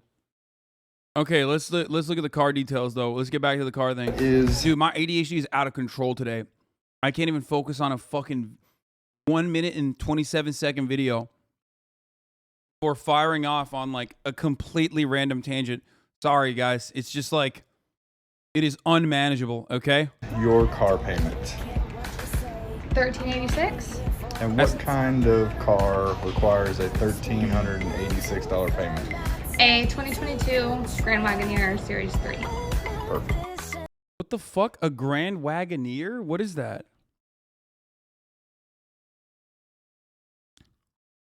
Bro, no shot are these people. Why are these people? Am I crazy? Like, am I out of touch? I don't understand. Why are they paying so much? The monthly payments on these things should not be this fucking expensive, dude. What the fuck?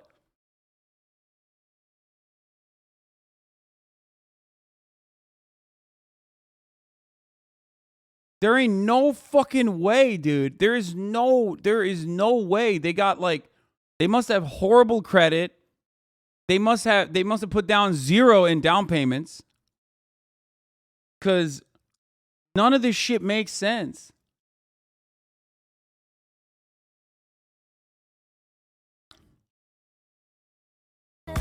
Hey sir, what is your car payment? I got a couple of them, but the first one's $1,445. What kind of car is that? That's a new GMC Sierra 2500. What? No shot. Bro, what the fuck? This car, he's paying rent on this fucking car. I don't understand it. The car is fucking 41 grand, dude.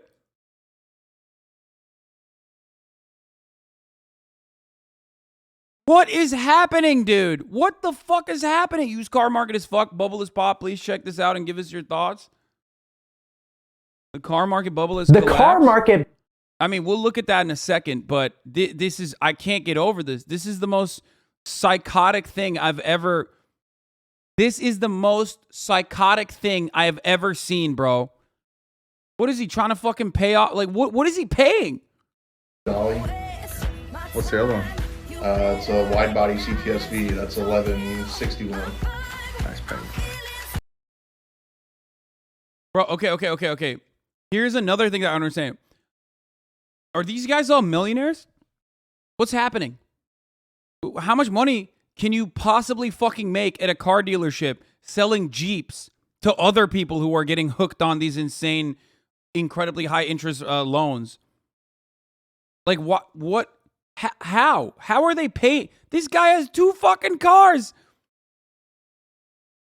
This is higher than rent in Los Angeles in a nice apartment.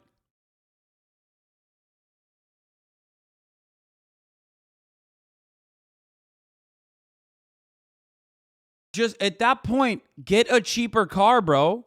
What the fuck are you doing? Get a cheaper car. Get a cheaper car. Get a cheaper car. Why? Why does everybody have new cars? What is going on here?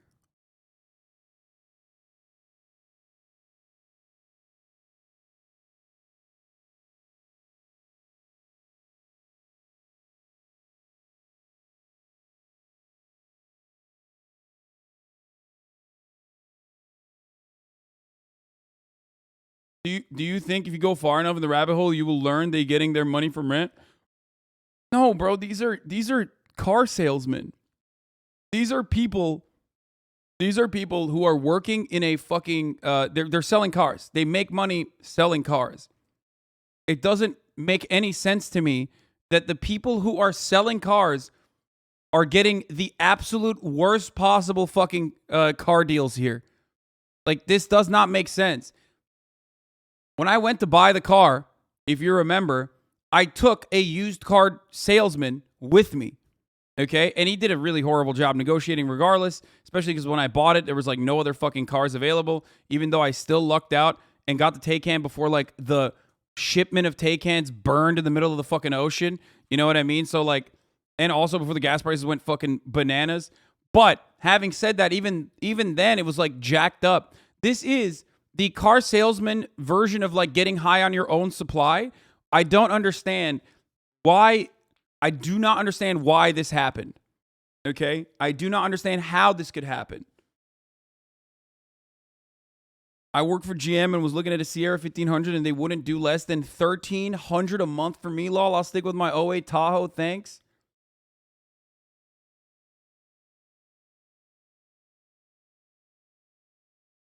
Like, I just don't understand why they're so proud of getting fucked over by their own kind.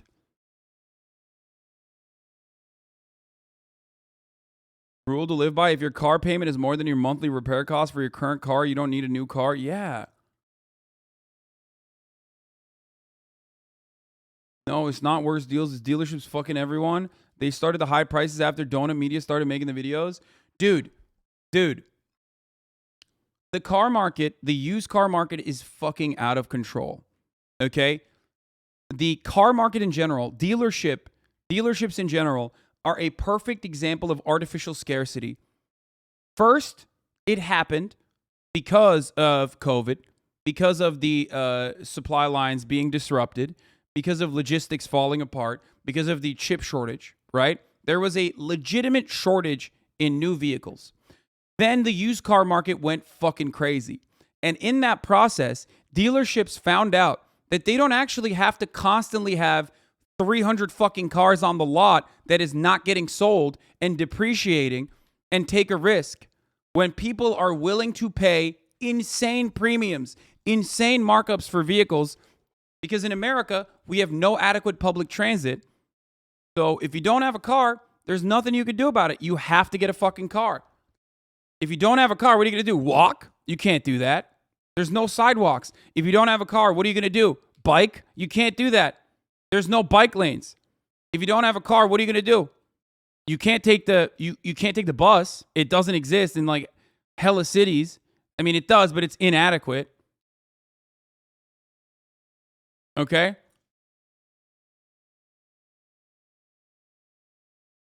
So what ended up happening is dealerships realized like, oh shit, we could just fucking mark shit up and make insane profit margins rather than constantly have a steady flow of new cars. So now you're making profit off of like one car that you would make off of selling 12 cars. So they kept up artificial scarcity.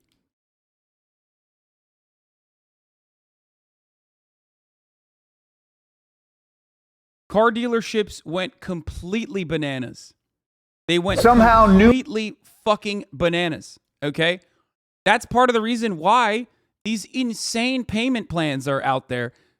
And even the people who are selling you these insane payment plans are themselves buying into these insane payment plans. What the fuck?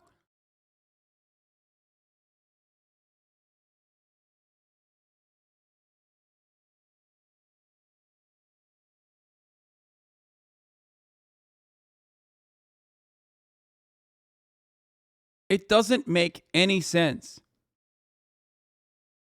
What is this? This video explains all the different scams dealerships have been pulling.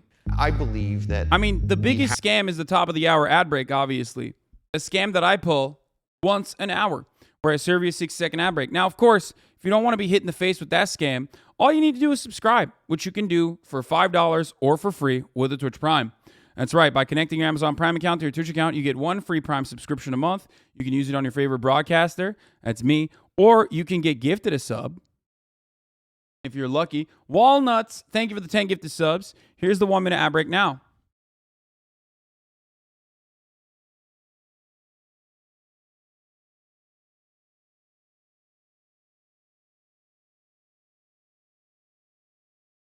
Have to go to a non-negotiated price, totally online, transparent, 100% pickup and delivery model.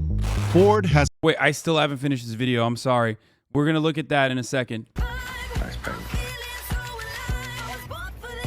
Hey, sir. What is your car payment? Bro, what's your car payment? And what kind of car are you driving? Honestly, I was about to make my car payment. I'll even show you. It's kind of funny. Everybody's talking about high payments. Look at that number right there. That's my car payment. Dang! 2021 wide-body Hellcat Charger. Hellcat. Deranged, dude. This is so funny. It's literally, this is just America, dude. This is the working class of America, baby. These are all the fucking Republican, the Republican weirdos who think that they are like the billionaires. You know what I mean? These are the same. This is why so many people. This is why so many people fucking operate under this like weird assumption that they themselves are like billionaires, because America gives them that like billionaire lifestyle attitude. You know what I mean? You could be making like $100K a year, okay? You could be making $100,000 a year.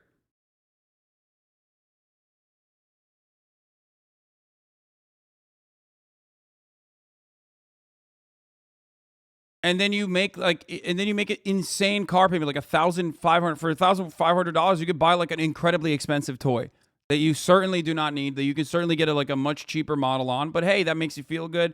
It's fine.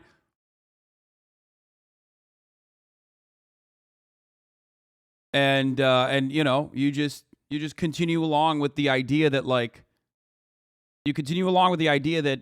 you are one day going to become a millionaire. So yeah, you should fight for those tax breaks, for those tax cuts that are not going to actually coming for you, right? But instead coming for the extremely wealthy. Has a huge problem, and CEO Jim Farley has had enough. The Ford Motor Company has been in operation for over a century and has always sold through a dealership model. But this model doesn't work anymore. In a world where online is the norm, people are becoming more and more apprehensive about purchasing a car from a dealership. You need to They scapegoat the dealerships for the shit they pull off? No. Guys, it's capitalism. Every step on the supply chain plays a role with their own individual markups, okay? Yes, I don't believe for a second that it's just on the dealership. Last year in Turkey, we learned that the car manufacturers are not meeting their promised orders that were ordered by customers directly and selling them to dealerships for higher prices. They scapegoat the dealerships for the shit they pull off. Yes, they're doing it. The dealerships are doing it. Everyone is in on it. And ultimately, you're just the one getting shafted extra hard. haggle and wait around for hours, all the while hoping you're not being taken advantage of by the dealer. And unfortunately, dealerships are doing just that. One dealership was marking up its Ford F-150 Lightnings $50,000 above suggested retail pricing. 50? And this is not an isolated case. Join us today as we Brother, that's a new car. That's a whole ass other car, man. That's two F-150 Lightnings. That's like, you could get a whole nother Lightning with that price point. explore why it's not such a straightforward problem and what the Ford... That's not even one. That's like two cars 5 years ago. 5 years ago, that's two individual cars that you get. That's two Mavericks, dude. Ford CEO is doing about it. To fully understand why this is such a large problem, we must first understand why dealerships exist. Car dealerships first came into existence in the early 1900s as a way for Ford to sell its vehicles to customers. The first dealerships were simply horse and buggy dealers who agreed to sell Ford vehicles. Henry Ford then officially established a franchise network of competing dealerships in 1914. Little did he know the problems it would later cause. At the time, they were an excellent scaling strategy. The dealers would be closer to customers and could provide them with a better buying and servicing experience. At the same time, Ford could skip the need to build out physical locations across the country. By the 1930s, dealerships had large showrooms where customers could examine the newest models, speak to a trained salesperson, and resolve any issues that they had with a previously purchased car, all branded under the Ford name. Today, Ford has more than 3,000 dealerships that employ more than 170,000 people across the United States. So, where's the problem? There are two main problems. The first is that they are all franchised. Wait, internet backlash forces dealer to sell Corvette Z at MSRP after planned $90K markup. A $90K markup for the Corvette Z? Remember, for those of you who don't know, this was supposed to be an affordable luxury vehicle, okay? Like, the Corvette Z was literally supposed to be an affordable luxury vehicle. Like, they wanted to make it like an affordable supercar. So it was, it's cheaper than the fucking markup, dude. Not a luxury vehicle? No, the car itself, the Corvette Z is supposed to be like, what, 80 grand? No?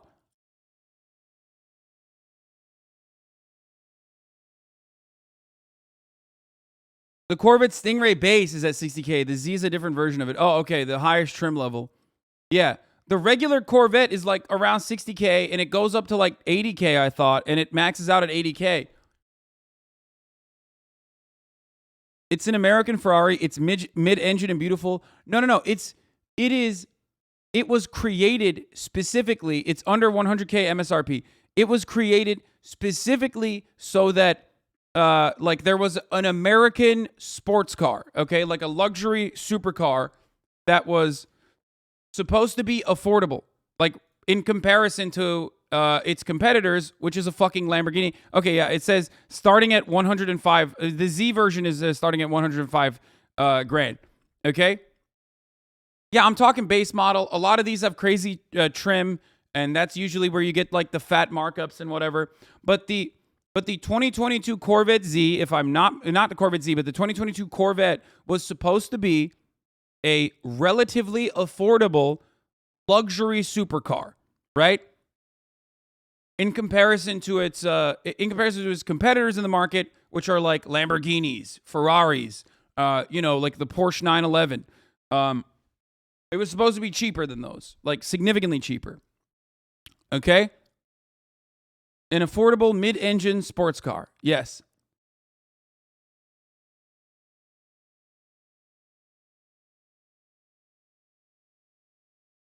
The car itself starting the car itself's MSRP is $105,000.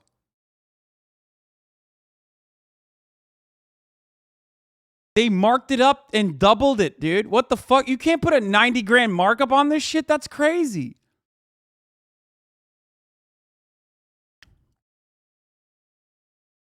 I have a local Ford dealership in New York City that's selling a 50K Mustang for 96 grand, a 46 grand markup. I can send the link. It's hilarious.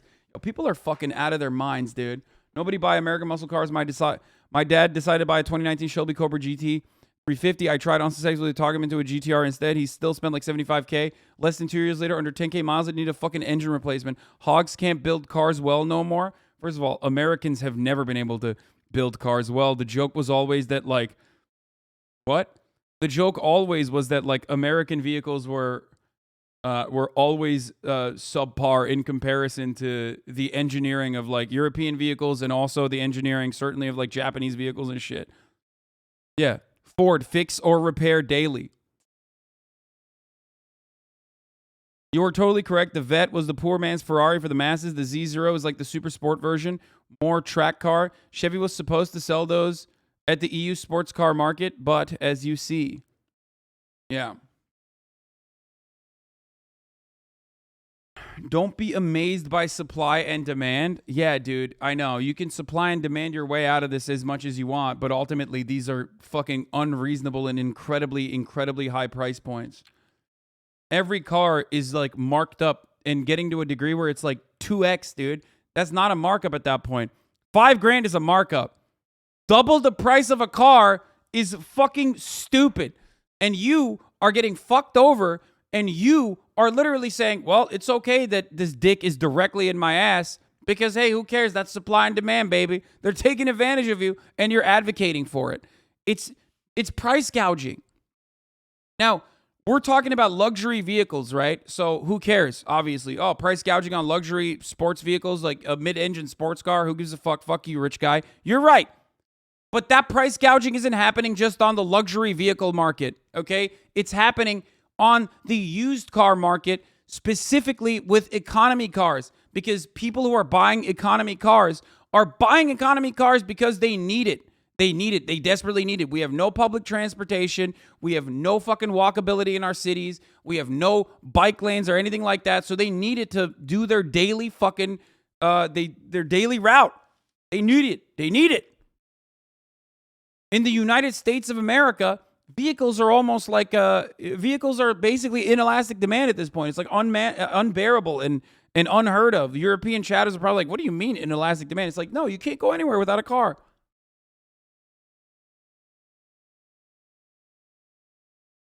Nolan says $74,000 markup on a car with an MSRP of $55K. I'm heated. What's the point of anything if prices are arbitrary? I don't really care about supercars because they're so out of reach, I guess. I'll just start thinking about normal cars that way too. Nissan USA, you need to fix this. A Nissan 2023Z has a fucking 73 grand markup, dude. A 74 grand markup. The car itself is cheaper than the fucking markup. You said there are places without sidewalks? That sounds psychotic in a city. Welcome to America, baby.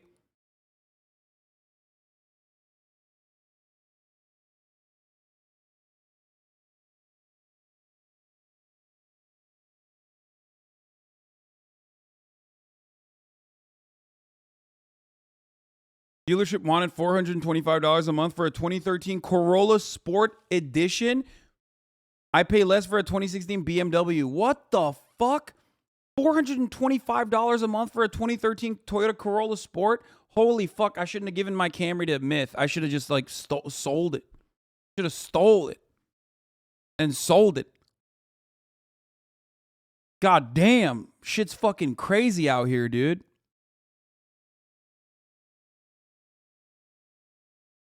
And yes, this is not exclusive to dealerships. Dealerships are the ones who are touching the consumers, obviously. So it's the most immediate markup. It's the most immediate fucked up part of the process. So you get it. You see it directly, right? It's the consumer-facing side. It's not B2B, right? So you see them fucking you over directly. So that's why you're like hyper focusing on this.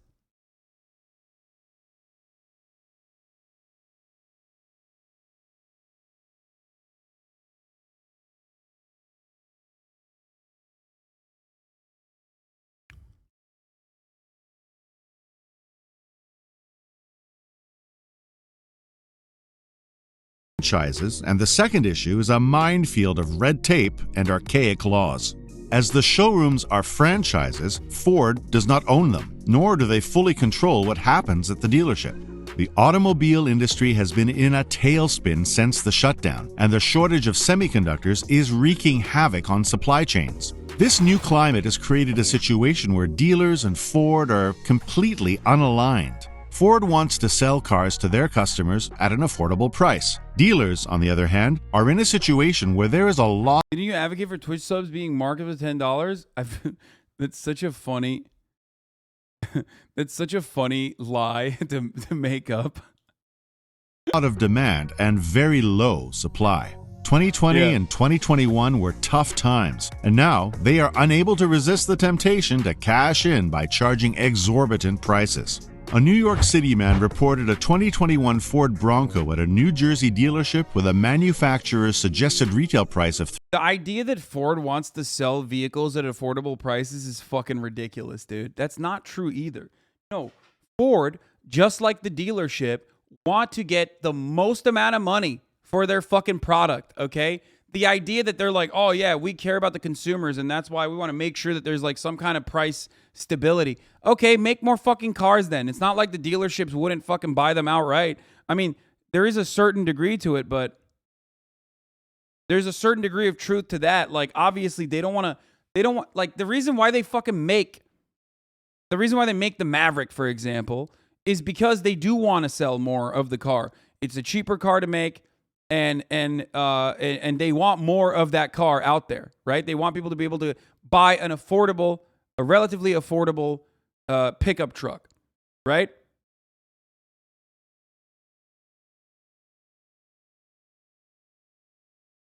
Ford knows the market will go apeshit for an economy truck. Yeah, except they can't. This kind of cucks their plan of creating an economy truck because you can't get an economy truck if the economically feasible truck is still the same price point as a fucking F-150.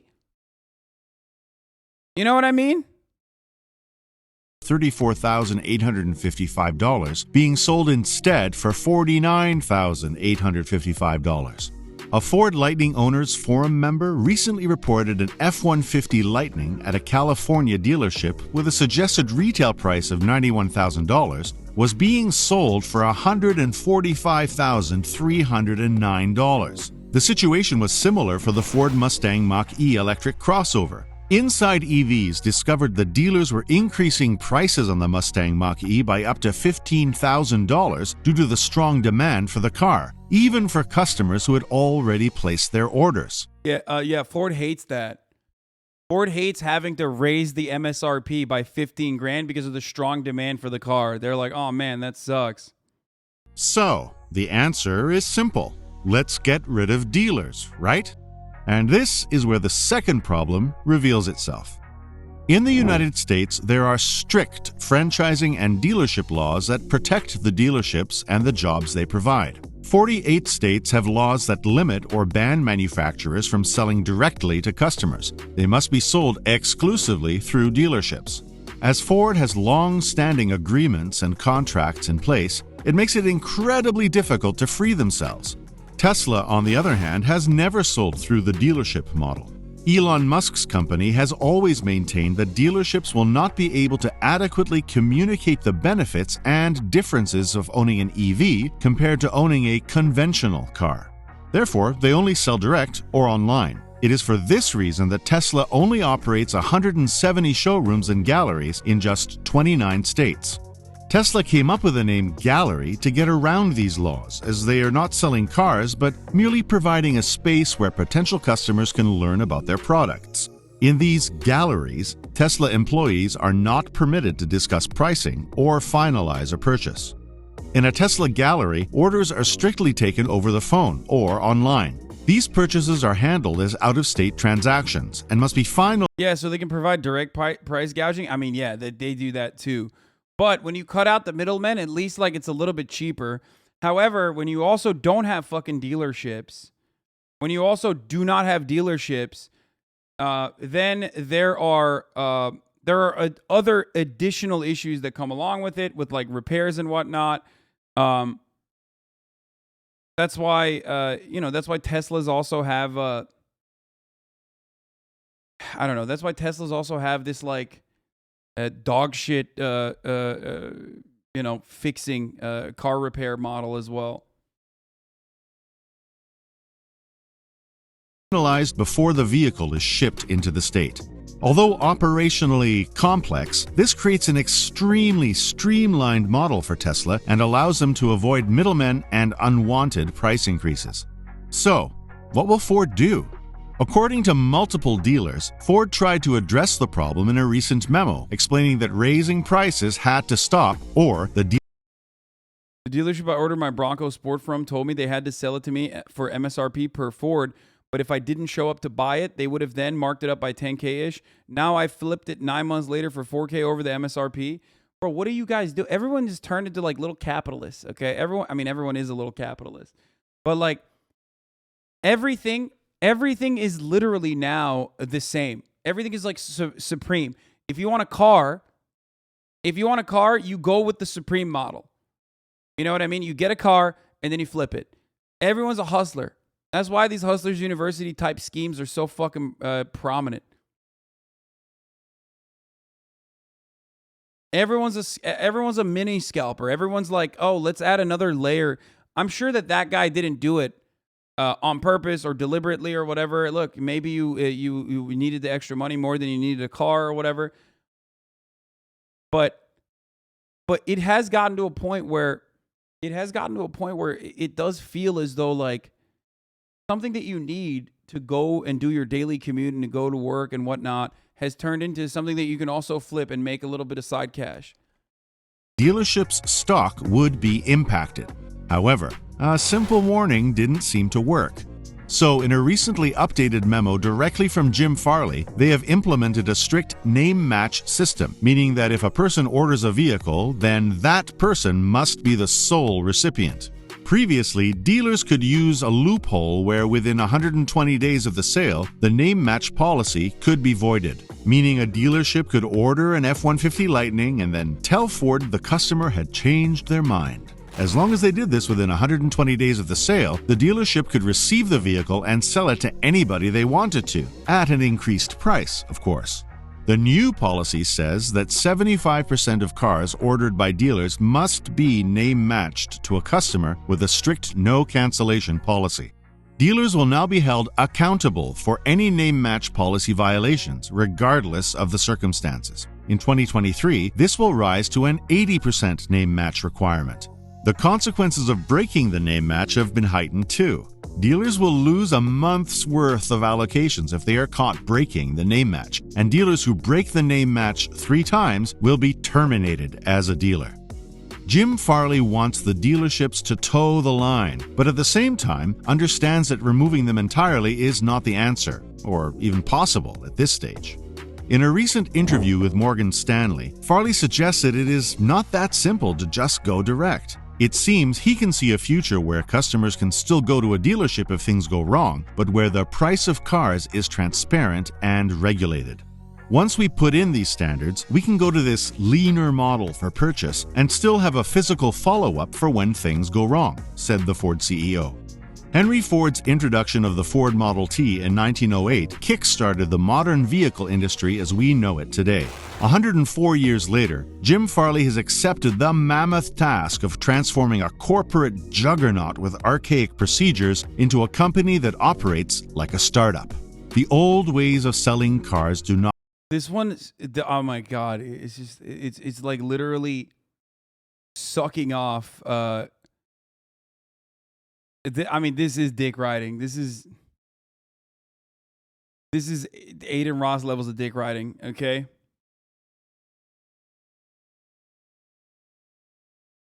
not work in the EV age. Unnecessary price increases will only frustrate customers and drive them to competitors. To stay ahead of the curve, Ford needs to make some changes, and they need to make them quickly. And Farley seems to understand. He has split Ford into two separate enterprises, one for traditional ICE cars and one for self-driving and electric vehicles. They have done this to give freedom to the EV side to innovate, avoid corporate red tape, and above all, move quickly. Let us know if you've had experiences with these price hikes. Has it put you off Ford, or do you think it's a teething problem? Let us know in the comments.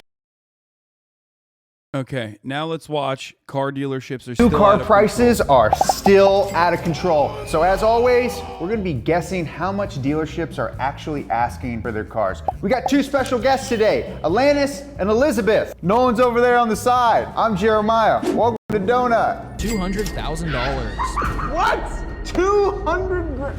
Asking price. They're not going to get that. Big thanks to CarParts.com for sponsoring today's video. Someone or something has been sneaking into the garage and working on the cars late at night. I'm about to find out who. Man, it is creepy in here at night. Something smells weird too. Oh, what the? Are you a vampire? I am Gareth, the Lord Dracula of Donutvania. Thanks to CarParts.com and their new lifetime replacement guarantee on parts they sell, it's worth it for an immortal soul to work on cars again. I just buy a part from CarParts.com, then when the life force is fully sucked out, I'm just saying, I historically have had a very poor record on this show. I picked Nolan to not hurt his feelings. It's the same with Tesla. Tesla Model S 2021 prices were $84K. 41721 prices were $135K. 112121 prices were $120K. 82422 is the same with Tesla. It's not the dealerships. Yes, every part of this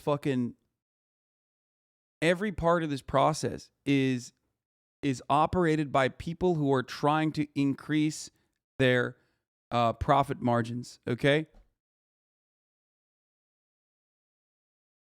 that's it. And he didn't bother to tell me this. And it doesn't end with Tesla either. BMW is currently doing a subscription model for your electric heater in your car. Like car manufacturers are looking for insane new ways. Like they're applying the DLC model into your car, which Tesla has had for a very long time. The baby murder drive mode, famously known as what is it? Automated driving. What is it called?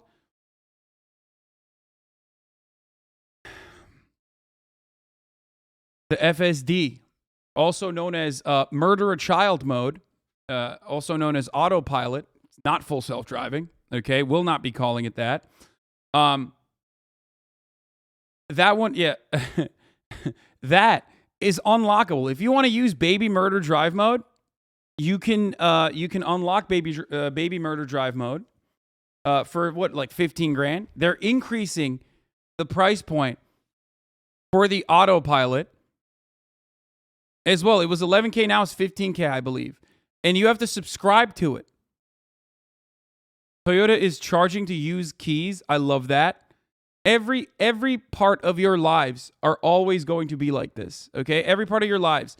Everything that you hate in our increasingly corporate consolidated world, every experience is going to resemble the airliner industry, an industry that very quickly was able to consolidate, an industry with an incredibly high natural barrier that prevents like a fuck ton of competition from existing in it, okay? An industry that engages in what is known as not price fixing, which would be illegal, but price leadership in its oligopolies. Okay? Little baby tweaks. 5 years ago, you could get on a fucking airplane and you didn't have to pay for additional... You could get on the emergency exit row for free. Now, you have to pay for it. Now it's called Economy Plus. Okay? You were able to at least bring a carry-on. Now you have to pay for a fucking carry-on. And the sizes of the carry-on have gotten smaller and smaller. You used to be able to get food for free on long flights. Now you have to pay for the food. They're also selling you food and figuring out new methods of cutting costs and new methods of charging you shit. Until we sat at the table. You got the pity pick, Nolan. Adversaries all around me. I have no expectations for myself. We're gonna do it. We're just gonna have fun. I've definitely heard of cars before, so I think we're gonna do fine. Our first car is a 2022 Ford Ranger XLT being sold in Sacramento, California. It's got the 2.3-liter EcoBoost and the FX4 off-road package. MSRP for this vehicle is $43,295. 80 grand. As always, we're playing Price is Right rules. Yes. So All right. you go over, Done. you bust. I'm thinking this car's like 15K over. I was gonna say, I'm thinking 15. I was thinking like 60. I feel like 60 is a good. Yeah, that's a good guess. Yeah. We're gonna go with 60K. 60. We got this. Yeah. Boom. Lock it in, Max. What do you guys think? It's silver. It's silver. This is gonna be a buyer that, for some reason, didn't choose a Tacoma TRD off-road. I for have no whatever idea reason. why. Still has the goodies though. Still has what you want if you're overlanding or whatever. I'm in the like 52 to 56 range here. Yeah, let's just call it 55. Yeah, but if we go over, then do we both lose? We both lose. Then we should go 52. Go lower. Okay, 52. 52. Trying to game us. Oh, like Jerry's never gamed this game. The Ranger was actually listed for $83,000. Oh, we got it! 80! It's not even the Tremor. It's not the Raptor. It's the first vehicle. 83 grand? It's still for sale, no kidding. Yeah, not surprised. F***ers. The next vehicle insane. is a 2022 Kia EV6 GT, listed in Grand Junction, Colorado. The GT means it has about 320 horsepower, it is all-wheel drive, and MSRP should be $59,000. I feel like Colorado is a high price community. See, that's where it is really important too. I wouldn't be surprised if this were $90,000. I'd go with 80. You want to go 80? See 80. Okay, let's go 80. We're locking in at $80,000. I think they went too conservative. I totally bungled the last one, so whatever reasoning you want to do. These people are going to be interested in this car. It's new and fancy and great. You're making fun of me and I don't like that. Should we just go 81? Price is right. Look, if he always wins, we have to game him. Yeah, we gotta play Jerry's game. All right, 81. 81. The Kia EV6 was listed for $73,000. You're close. The markup can't be too high for these cars because once you start going too high, then you're getting into territory of other EVs that are. Nolan, why didn't you say that 3 minutes ago? No wonder you always lose. The next vehicle is a 2022 Cadillac CT4V Blackwing sold in Cathedral City, California. And this has a 472 horsepower twin-turbo V6 with a manual transmission. MSRP, $79,345. I think this is $100,000. I was gonna say, I could see this going for 6 digits. Yeah, because they're gonna just try to screw us. Absolutely. Dollar over garbage. Absolutely disgusting. We just gotta hit it right on the money. Let's do 103. 103. $103,000. Lock it in, Max. 103. Nolan? I'm saying 125. I agree. I think it's 120K Nolan, plus. Don't get so excited. 112. 112. 112. The dealer is asking $119,000. Damn. There's no way that they get that much for it. No, absolutely not. They're gonna get that much for it. You think so? Dude, imagine paying 120 grand for a fucking Cadillac. Like that's a Porsche price point, dude. I mean, I know it's a great car and whatever. It's fun, but like that's a fucking used Caddy, dude. Are you fucking insane? Oh yeah. Okay, here we go. We got a fun fact. In New York City, dealers were ordered to pay $800,000. That's way sicker than your car. Hate to say it. Okay. I mean, have fun. Good luck getting a Porsche at 120 grand. There are literally, you can easily get a Porsche at 120 grand. What do you mean good luck getting a Porsche at 120 grand? What the fuck are you talking about? I just bought a Porsche. Like what? Dollars. Not a 911? Okay. And penalties and restitution for adding markups above their advertised prices. Being greedy ain't illegal, but lying about your prices is considered false advertising. Good. Every state should do that. Now, it's actually been incredibly hard to find vehicles for this video because since our last video like this, dealers have actually started hiding their prices online. Oh. Well, we're going after you, You're next. Who was the first two guys? What were their dealership? Oh, well, never mind. Like a lower third, like dealer name, town. Oh my goodness. Oh my I want the photo of their family on the mantle. Our next vehicle is a 2022 Subaru WRX sold in Orlando, Florida. MSRP, $38,455. Is someone really paying above MSRP for all that cladding? Yeah, you have to save some money for the wrap that you're gonna Yeah, save some money for the wrap. Haters over here, dude. Are you not a cladding hater? You know what, Nolan? I think that's a beautiful car. So we go first. We go first. I say 49. 49 seems like a WRX price. Okay, here's what I'm thinking. Yeah. All right, we've already had 3 in a row that were just like crushers. I think Max throws in one of these every now and then where it's like, sometimes there's always one good dealer out there and we highlight them. In Orlando? Everything I just said, throw it out the window. Let's do 51. Okay. I'm gonna die on this hill. It's okay. I get it wrong. Let's go 51, Max. The dealer asking price for the Subaru is $37,454. See, I knew it, Max. It would have been lesbophobic if they didn't do this. For the record. I knew it. I knew this was going to be the one that was right in between. Moving on to our next car, a 2022 Toyota Supra A91 CF edition, which is one of 600 with this trim. It has carbon fiber accents, MSRP $58,815. That's 100 grand, easy. 100 grand, easy clap. Max says it's a 6-cylinder car. Is this a GR? Can you tell us if that's different than the GR one? Can you use it in a sentence? Hold on, what the hell is this? The CF is technically an exclusive GR Supra. Okay, thank you. I just wanted to clarify. I know, but if I already know it, then I'm at a disadvantage because he's giving you more information. It's an advantage because you're smarter. That's the whole point. And like you knew that? I did, Nolan. Bullshit. I'm trusting Nolan here. Okay, 85. We are going with God.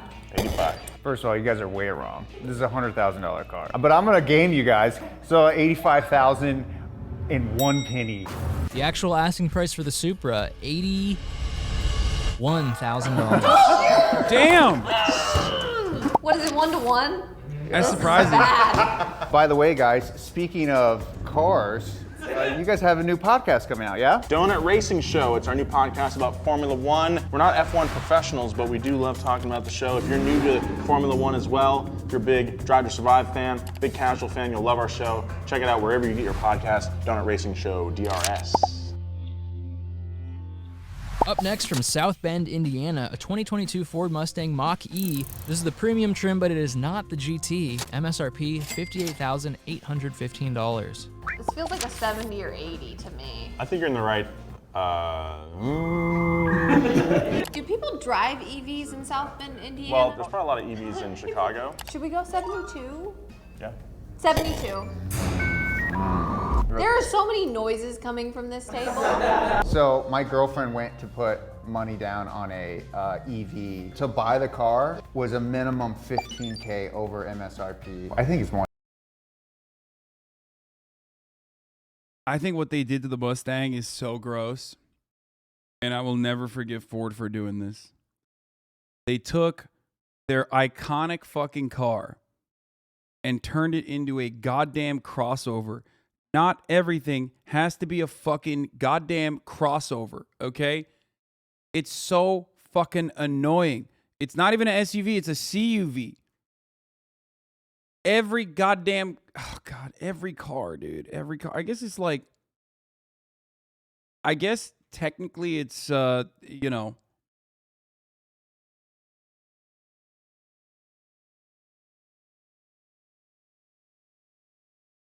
it's popular for a reason. I don't know. People like it. Like a smaller.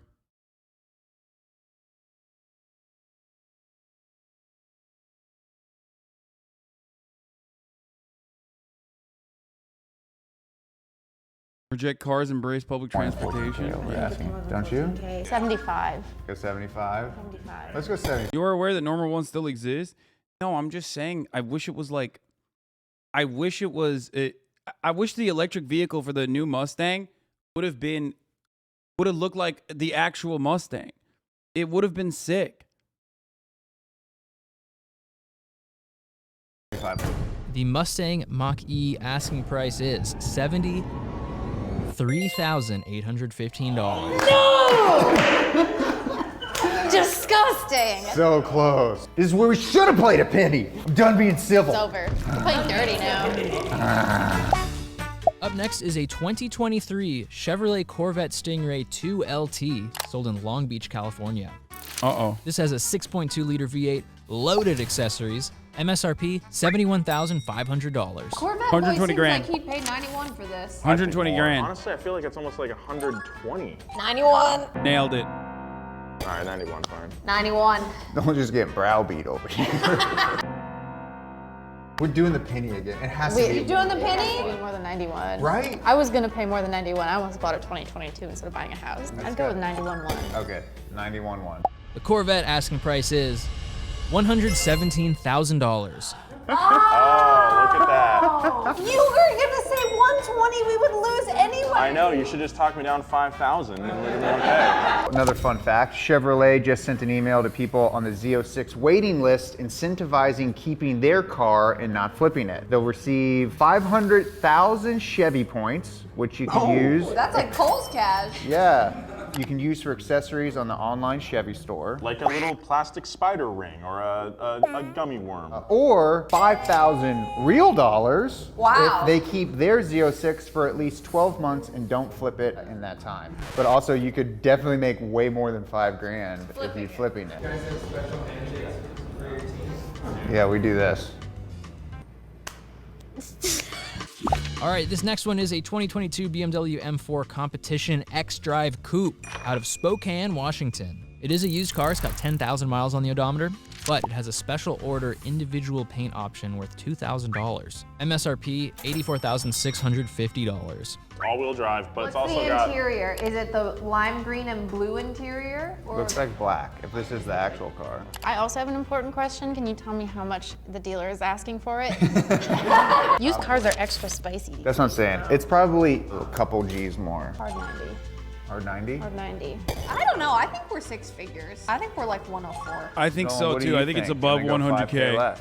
Let's do 100. Minus 5 is 99. All right, 99. The BMW had an asking price of $200,000. What? No shot. What the fuck? What? Oh, it's used 110K? I thought like used car, it'll go 100. No, that's like one of those like Wayfair situations, bro. What? That's one of those Wayfair situations. There's a child. They're selling a child. You buy that BMW, you're going to have a used child that come in the mail alongside the fucking Beamer. What? 200K? What the fuck? How? What? You could literally buy an AMG GTR for that? Fuck it. I mean, you probably can't. That's the problem. 200 grand. Asking price. They're not going to get that. They should take money away from if anyone buys that. Max, cut the with these ones, okay? That's insane. I would rather get kidnapped in the trunk of one of those than pay $200,000 for it. I would pay $200,000 to not get kidnapped. As someone who's been kidnapped, it's never who you want it to be. Our next vehicle is a 2022 Jeep Gladiator out of Hollywood, California. It has a very rare Gobi paint color. MSRP for this vehicle is $47,750. It's just the paint is rare? It's not like a Rubicon package or anything like that? So the MSRP is $47,774. Reverse the numbers. If I'm a dealer and I'm just screwing with people, I switch to 74. Can I get you down to 65? This is like an actual conversation at a dealership. Come on, I can't do 74, but would you take 75? And you guys are on a team. 65, whatever. 65, thank you. 65.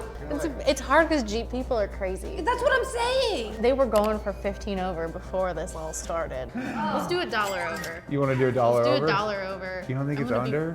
I mean, I'm thinking of the game here, you know? Yeah. Max has got to bring us down back to reality. But also, if I mess up, I'm going to lose my mind. $1 over. Let's do it. $1 what they said. Okay. Them. Whoa! Asking price for the Gladiator, $83,999. Hell yeah. 3,000 for a Jeep Gladiator? What the fuck and suck is happening right now, dude? What the absolute living fuck? Why would anyone fucking do this?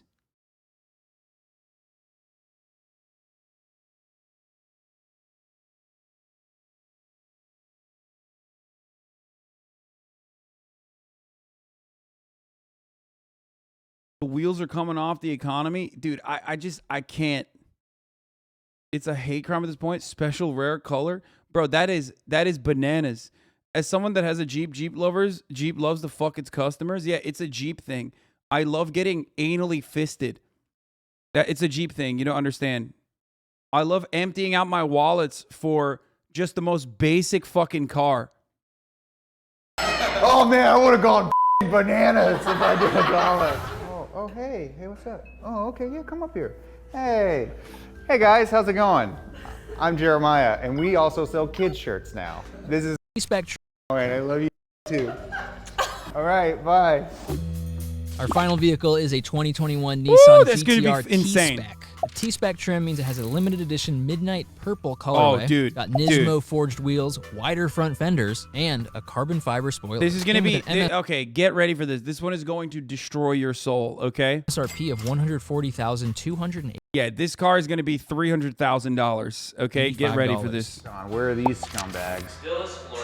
Okay, well, you're close to Miami, so Yeah, I just was think gonna about say. like Miami prices. Okay, can I have a private conversation? So No! these suckers can't hear. I think this is like a double money because I kind of want to end on something that's like super high. That's right? what I was kind of thinking. They're metagaming, Okay, but it's like $250,000. straight up 300. Yeah, suck on that. 300. No. Okay, so they went 200 super high. 200. It's midnight purple. $75,000. That's a really special color, though. $275,000. If it hits over 300K, I'm gonna lose my fucking mind. They probably already have like a midnight purple jet ski that they're trying to match. They probably are asking some ridiculous price. $350,000. Okay. Nolan, this is all you. Totally your call, Nolan. I can see that. I can see that being. You never beat me, Nolan. You'll have to live with this for the rest of your It's life. a special color. I can see it being It has to be 300K plus, ridiculous 300K plus, prices. It's out there for 300K so plus, long. It's 300K plus. 2021. It's It's not even 300K this model plus. year. It's in Florida, near Miami. People have tons of money to waste. I'm gonna say $250,000. God dang it, Nolan! No! 1 cent. The asking price of the GTR for ultimate victory of this game. $430,000. No! That's fucking. That's psycho. Fuck that. Fuck that, dude. Fuck that. Fuck that. Fuck this. Fuck this world. The car market bubble is just collapsed. Let's take a look. Is collapsing. According to Experian, Americans now owe more than $1.4 trillion of auto loan debt. That's more than the GDP of Australia. In Washington, D.C., more than 23% of people are over 30 days late on their auto loan. So how did all this... Bro, that car for the special color, that's a house, man. That's a house. That's a fucking house, dude. No, I can't watch the rest of that video. I don't want to be in the vicinity of that. I don't want to be in the vicinity of like things that are happening in that video. I just, that's a house, man. That's a house. This even happen, and what does it mean for the price of used cars going forward? Well, let's dive into it. Since January 2020, Jesus used car values have skyrocketed more than 40%, according to the U.S. Bureau of Labor and Statistics. Although, as you can see at the end of the chart, prices are rapidly starting to decline already. So how did all this happen? 3 key factors played a role in the explosion of used car prices. Wasn't your car cheaper too? Yeah, my car is not even remotely near the price point of that car. That's a fucking Lamborghini or a Ferrari, which is understandable. The GTR is a very expensive car. The GTR is a, you know, it's a luxury sports car, okay? That's fine. Like that's a luxury item that's always going to be marked up all the shit, okay? That's fine. Like, but But having said that, it's Nissan. No, it doesn't matter. The GTR is like it's a supercar. It's the Nissan supercar. Okay, and there's always going to be aficionados, enthusiasts, yada yada yada, that will fucking pay for that. Except if you're paying Lamborghini or Ferrari prices for a Nissan, I mean, you deserve to have your money stolen from you. Okay, that's psychotic. That's like actually psychotic. GTR was around the average Republican senator got forgiven in PPP loans. When these GTRs came out, they were poor man's supercar, but they were so good the price just skyrocketed over the years. Sad face. Yeah, the GTR was $55K when it first came out in like 2009. Yes, the GTR, much like the Corvette, was, you know, the same deal. It's the average person supercar, but it was built very well. It was very well designed. A lot of car fanboys like it. Kind of like you got the Supras on the one side. You got the GTR, which is at a different level, obviously, than the Supra. But, you know, they saw it as a... They saw it basically as a way to purchase, like, car lovers who don't want to fucking purchase or don't have enough money to purchase a supercar or a very expensive luxury supercar. Would go and get a GTR. It's a great car, okay? From what I understand. What average person is buying a $150K car? Literally, apparently, everyone that works at a fucking dealership. Great question, chatter. Everyone that's purchasing a car, any car at this point, is buying a $150,000 car. Turns out, a lot of people yelled at me, didn't realize that I was buying a fucking car that is basically the same price point as a fucking F-150 Raptor. I'm paying less for my fucking Porsche Taycan 4S than motherfuckers are in Wisconsin for their goddamn lifted, boosted fucking pickup trucks, dude.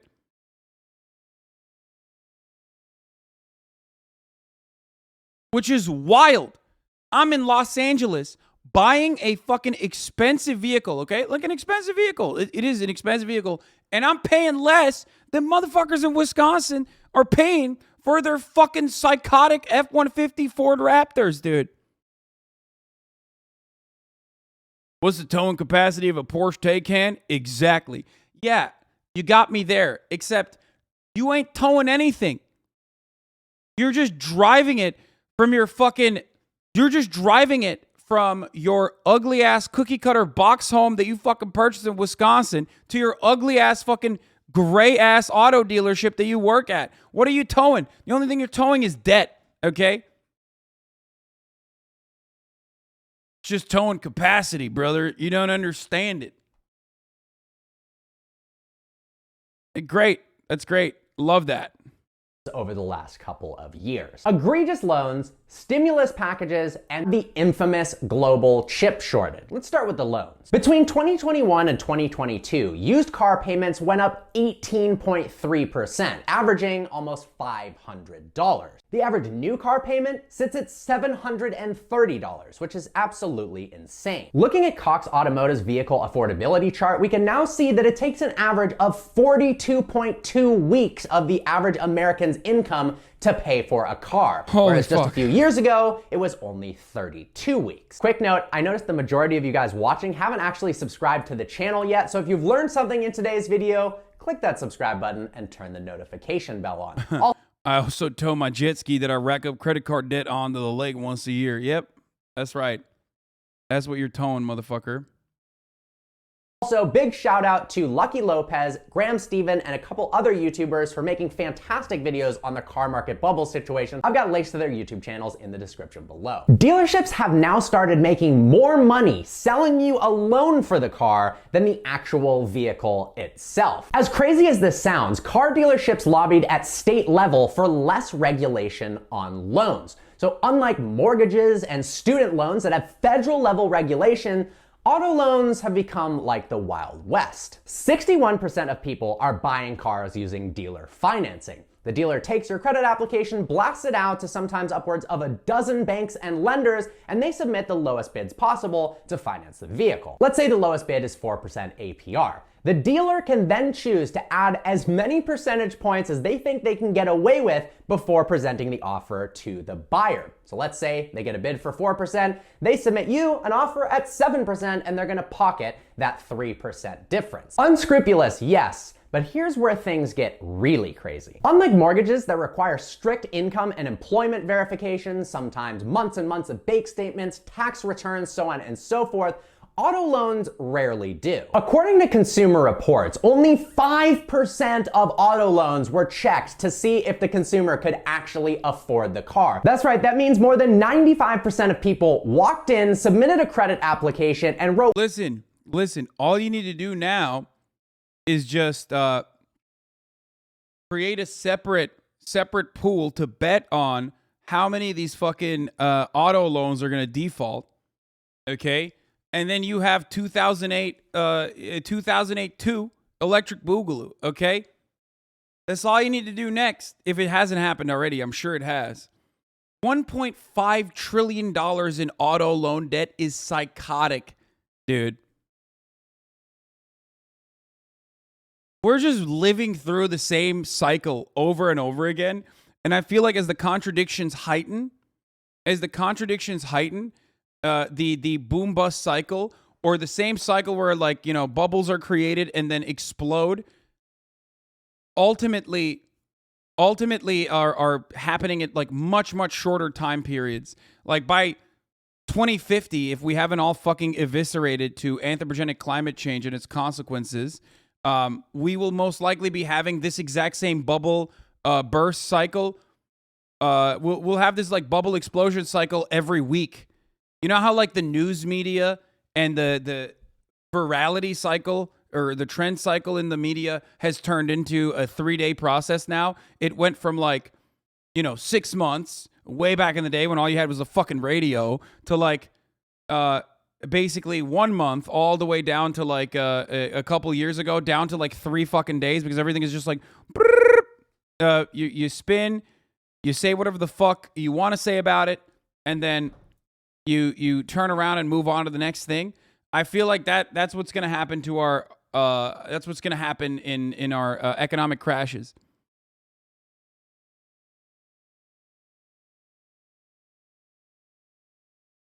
Whatever the heck they wanted as their income without it being verified. You could walk in making $50K a year, put $1 million down, and 95% chance they're not going to check, and you're going to walk out with a car that you can't afford the payment on. This means auto loans were given out to millions of people who couldn't actually afford the car. To make matters worse, lenders' loan-to-value ratios have gone insane. Typically, it would be no more than 90%. So if you go to buy a $100,000 car, they'll loan you 90 grand. You have to come up with the additional money yourself. But they've been lending out upwards of 150%. Looking up data, 6.45% growth rate in car debt averaged over 10 years. Loan to value, which means they'd be willing to cut you a check for 150 grand because the 100 grand car was marked up 45 grand and you needed to pay the unscrupulous dealer. Now this was fine when the market was crazy. In the beginning of 2020, only 0.3% of new cars were sold at above MSRP. Fast forward to today, 82%. How ridiculous is that? So the loan to value helps cover that markup. But what happens when you paid 130% for a car that then crashes in value in the next couple years? You're gonna be massively underwater with your payments. Well, it's already started to happen. As I mentioned, in Washington, D.C., almost 1 in 4 people are more than 30 days behind on their car payments. In the United States wide, 1 in 12 Americans are more than 90 days late on their payments, which means repossession is more than likely. So what else caused this bubble? Massive stimulus packages. It all started with the CARES Act, a $2.2 trillion stimulus bill thank you for the that 5 started subs.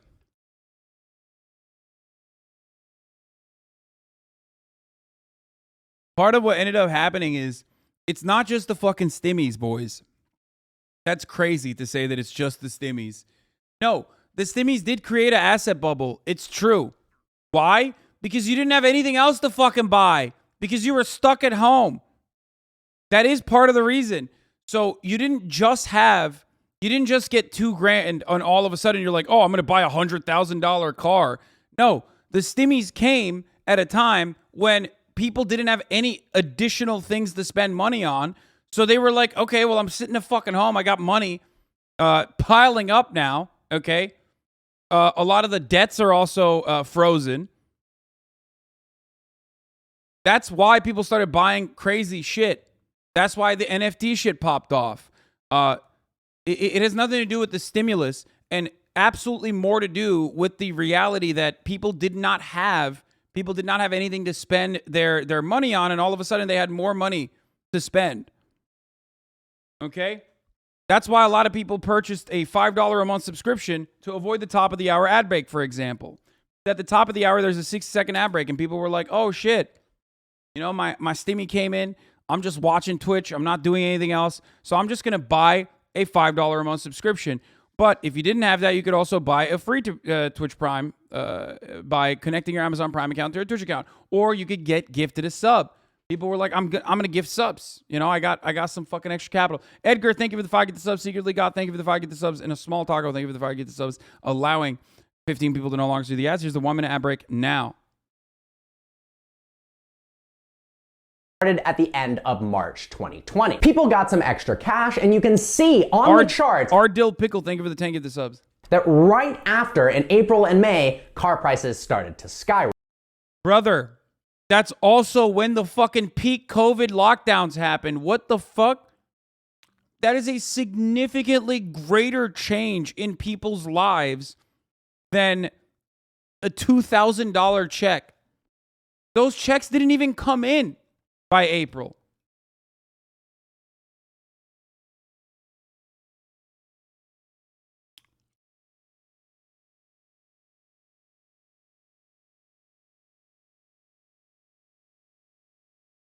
Then in March of 2021, we had the American Rescue Plan that dumped another $1.9 trillion into the US economy. And as you guys are, it's funny because like these dudes are like clearly hyper capitalists, you know what I mean? But also at the same time, it's like they're not recognizing, they're like criticizing capitalism kind of, or an externality. Without realizing that it is caused by capitalism.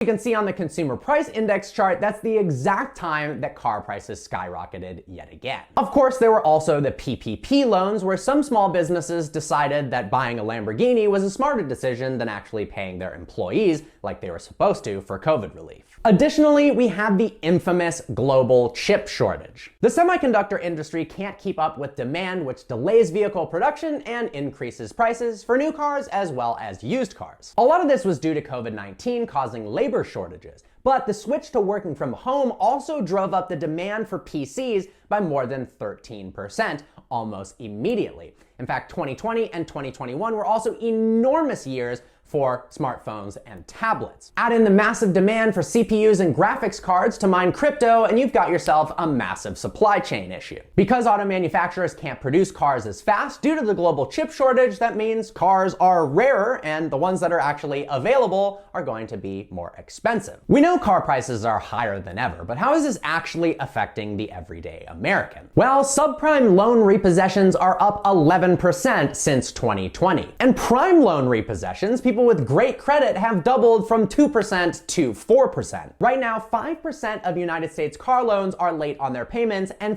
50% of them are underwater on their vehicle, meaning they owe more on the car than the car is actually worth.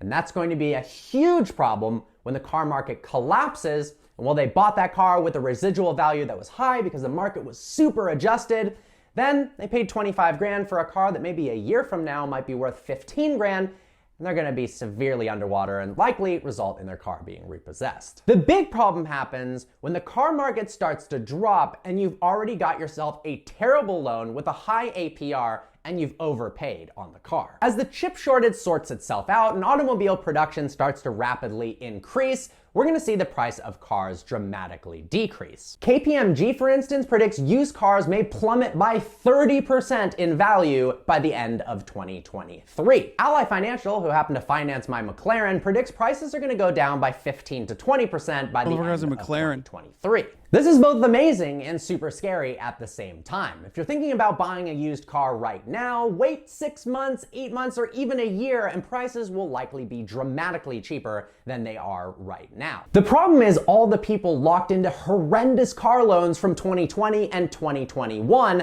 as prices start to go down. Let's say they have a change in income where they lose their job. All of a sudden, they're scrambling to sell a car that's now worth way less than what they paid for it, meaning repossession is likely considering most loans are already underwater, and that's at current high prices. Then, when the cars are repossessed, they get sold back onto the used car market, meaning the market's flooded with even more vehicles and the car market crashes again and again. So we've got a new supply of new vehicles coming as the chip shortage sorts itself out. All these people getting their cars repossessed from horrendous loans, those go back onto the market, and now you're gonna have way more cars than there is demand. Hold on tight, the car market is about to get rocky, but the good news is if you are in the market for a new or used car, prices are going to be much lower in the near future. All right, guys. Yeah, if you're a holder on a vehicle, dude, keep holding, okay? You're about to hold the bag. Just letting you know. Biden is awake in the silent majority. If you make under 125 grand, you're eligible for up to 10 grand in student loan debt relief, and almost 90% of the benefits will go to folks making less than 75 grand a year. Can I get some child support forgiven with taxpayer dollars? Canceling student debt is cool, but let's talk about child support. Cancel child support too, Joe Biden. You got my support. Love that.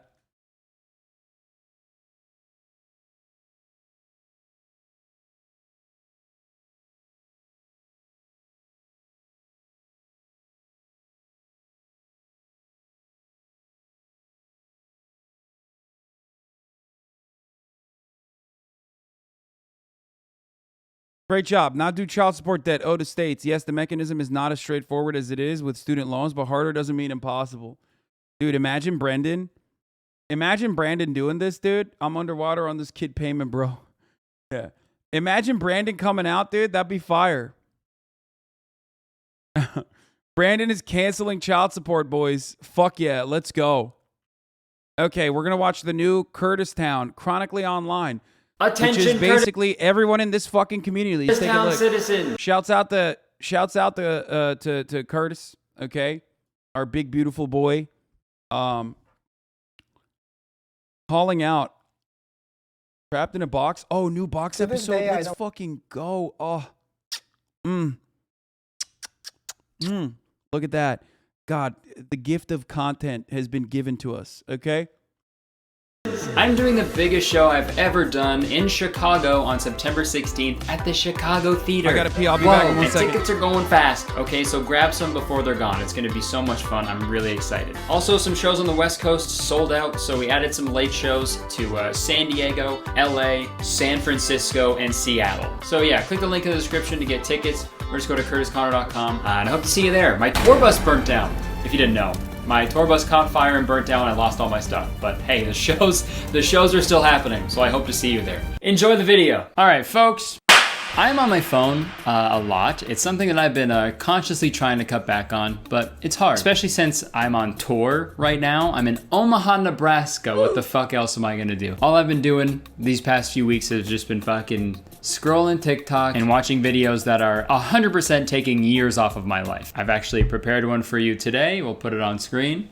What's up, yogis? So me and Brian Crew just taught a really juicy anus workshop today. And look, as much as I would like to say, reject modernity, embrace tradition, fuck that, okay? You want me to go live on a farm? Poop out of my window, wipe my butt with a piece of corn? I'm good. But at the same time, fuck, that would be nice. You know, sometimes I really do miss the days before social media. And I know a lot of you Gen Zers watching are like, hold on. Hasan said he didn't do LA and now he's doing more LA. You know, I directly DM'd him. Like, the fuck are you doing, bro? Straight up. I DM'd him personally. He is doing this for me personally, okay? I was like, what's up? You're going to keep coming to America? You're not going to come to Los Angeles? What is this shit? What's going on?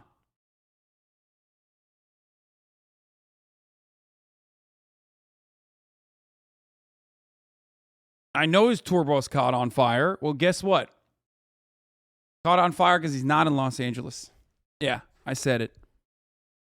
Did he just say before social media? Huh? What the heck is this guy talking about? Shut up. I'm almost 30, so although I spent a lot of my childhood on the computer, I didn't really have a social media profile in my own name until I was like, maybe like 10. Kurtis, handshake Ludwig, avoiding Hasan for content? First of all, no.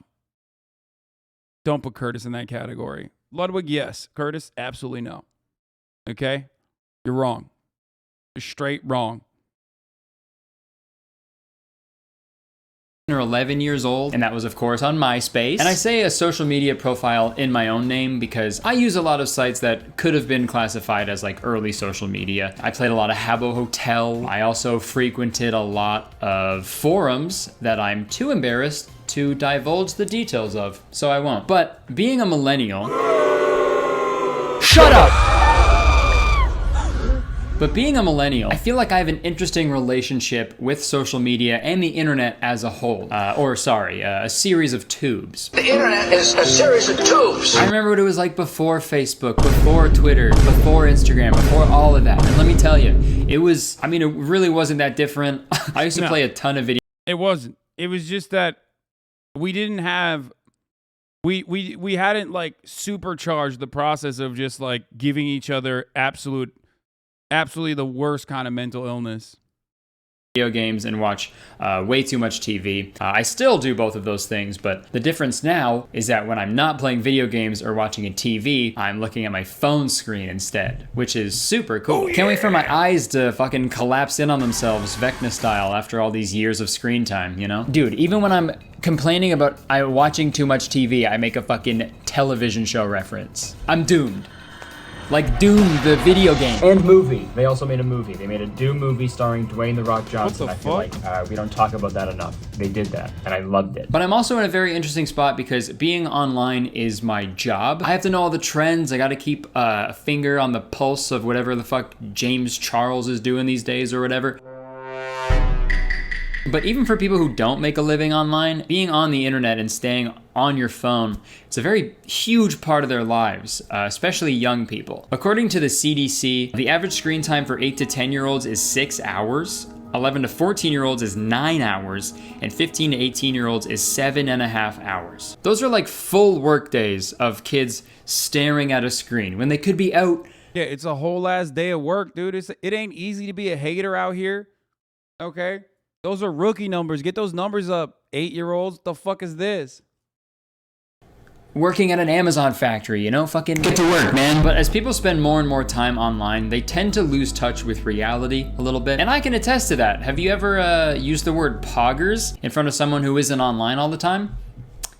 It's a fucking nightmare, I'll tell you that. And there's a certain term that's been used in the past few years to describe people whose perception of reality has been warped by excessive internet usage, and that term is chronically online. Really quick, I want to say that the usage of the word chronically, it's a bit gnarly, I think, seeing as, you know, someone can just stop being online whenever they want, but people with like chronic illness can't really log off from the constant pain and suffering that they're feeling. So going forward, how about we call it extremely online? Just like Shanspeare did in their video called "We're Chained to Our Phones and It's Scarier Than We Think." If you want like a well-researched and informative and intelligent video about this topic, you are in the wrong place. Sorry to break it to you, but you're in the silly zone right now. It's about to get so goofy down here. In my video, we're gonna take a look at some posts from people who probably have the worst opinions ever. Opinions that could only exist if you spend way too much time on the internet. And I figured for this video, we'd split it into 2 parts. Each part focusing, the only thing that should be focusing is that camera, on a particular social media platform. And obviously we have to talk about the 2 platforms that harbor the most extremely online takes, Twitter and TikTok. So let's start with Twitter. Okay, so this is the first one we got. We got a tweet that says, "How the hell did Donkey fuck that dragon?" Honestly, a great question. Even as like a child watching Shrek, I was still bamboozled by that whole thing. But that's not the extremely online thing, okay? We've all thought that. Someone quote tweeted this and said, "Y'all think penetrative sex is the only way to give and..." I don't know why people think that like if you're a 14-month subscriber, you know, you're gonna get in here and write some dumb shit in the chat and link some dumb shit in the chat. Like, I'm gonna ban you permanently, and mods will most likely not unban you.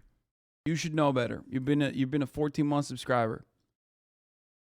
There are mentally ill Nazi motherfuckers everywhere, not just on the internet, all around, that say threatening things and say that they want to fucking kill me and shit. What do you want me to do? Respond to every single one? Make it a larger issue? Legitimize it? I'm going to ban you. Then you're going to go into a fucking subreddit and be like, I hate him now. I've been giving him $5 for 14 months, so I should be able to fucking straight up. This guy's a pussy. Yeah, dude, I know. It's just like, it's so stupid. It's so ridiculous. Obviously, stop farming drama for other people.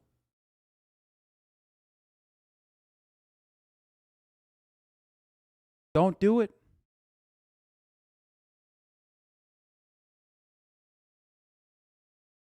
Anyway, how the hell did Donkey fuck that dragon? Y'all think penetrative sex is the only way to give and receive pleasure? Shaking my head. Such a narrow view of intimacy. Oh, receive pleasure. This is my, by the way, internet brain rot is chronically online. Okay, that's what Kurtis is talking about. It's one of my favorite subject matters to discuss because I'm chronically online, and part of what I love to do as a chronically online person is also kind of like a Jane Goodall style situation. Go into chronically online circles, communities, and basically understand or document what the fuck they're saying. And this is an extremely online interaction, and it is something that this Discord, my Discord server, probably fucking would have engaged in, both simultaneously laughing at it while also having Discord server members who would literally say things like this very seriously. SMH, such a narrow view of intimacy. And like, look, yeah, sure, penetration isn't the only way to get your rocks off, but like, yo, Donkey and Dragon literally had like fucking Donkey and Dragon hybrid babies. Donkey piped. Yo, if they ever come out with like a strictly adult version of D&D, they gotta call it D&D, Donkeys and Dragons. This has got to be the most like Twitter interaction ever. You know, someone just tweeting a silly little thought that they had, and then some random person jumping in and being like, oh wow, really? SMH, man, you have such a narrow view of intimacy. Like, he's asking how a donkey fucked a dragon, okay? I feel like we don't need to think about it too much, because all this tweet did is make me think of Donkey doing other, you know, going down on the, or going up on the dragon, I guess, you know? And I don't like that. I don't like it. I love it.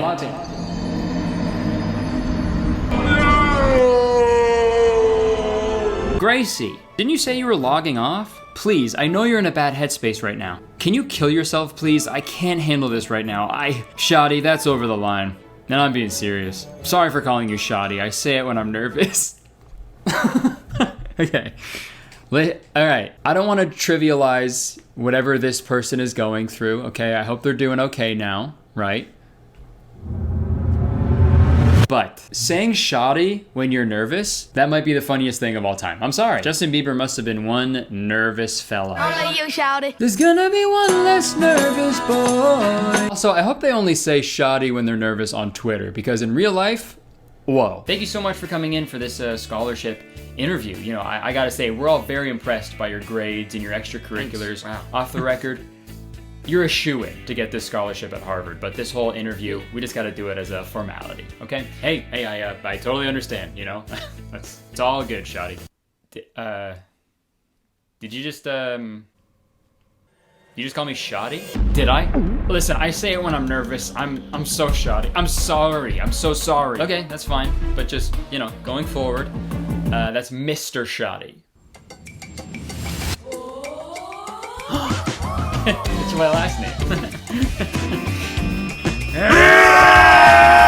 Yeah, it'd probably go something like that. All right, next, we're gonna take a look at one of my favorite Twitter interactions of all time. Being grossed out by another person's energy and mentality is such a real thing. That's called disliking someone.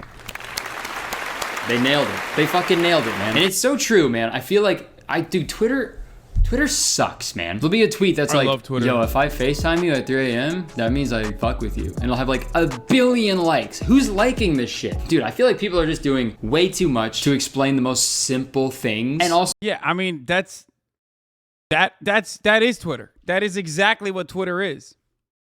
It's awesome. And it's great. It like every fucking week there's another we need to normalize hugging your parents, y'all. And it's like, what do you mean? Where did this come from? Who's not doing this? If you have a good relationship with your parents, you probably do this regularly. It's a very weird thing.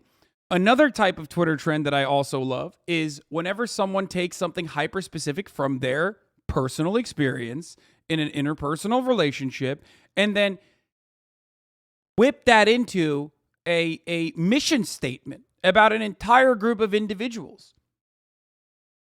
Obviously, when it's done to an oppressed, marginalized community, it's called bigotry.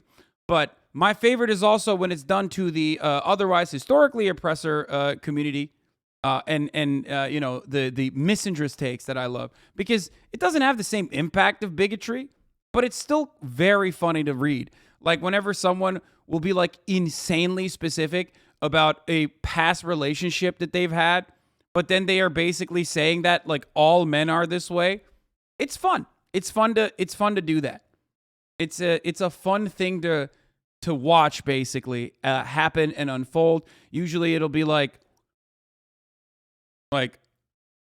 y'all think, I mean, this is like kind of a real tweet that came out. I remember, I love referencing that where it's like, I love and we'll try to paraphrase it basically, but it'll always be like, reminds me of the therapy TikToks you watch projecting shit they need to work on. Yeah. It'll basically be like, y'all think you can be friends with your boyfriend, Lamau, when, you know, your boyfriends are always just interested in just having sex with you, nutting inside of you, and then playing Call of Duty for 8.5 hours. And it's like, no, that happened to you. I think that just happened to you.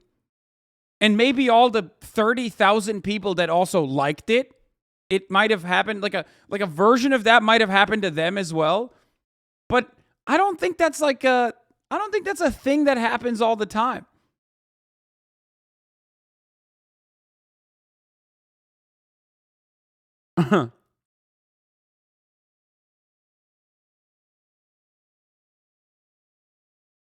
Why do us straight men watch gay porn from time to time was one of my favorite self-reports. Wait, really?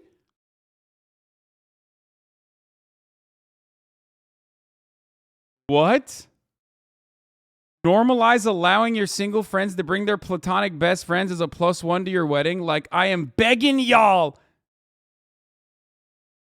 to stop only validating romantic relationships. Not everyone wants them, but they still have a person.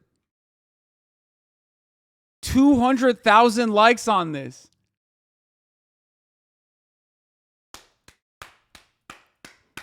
A thing that happens is just like specific to your friend group. Maybe someone in your friend group was like, nah, I'm just going to make sure only couples are allowed. Why? If you have a +1, like, I mean, if you're close to the fucking wedding party and you have a +1, you can bring whoever the fuck you want.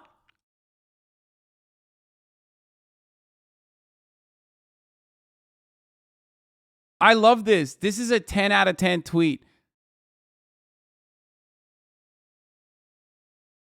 Here, this classic.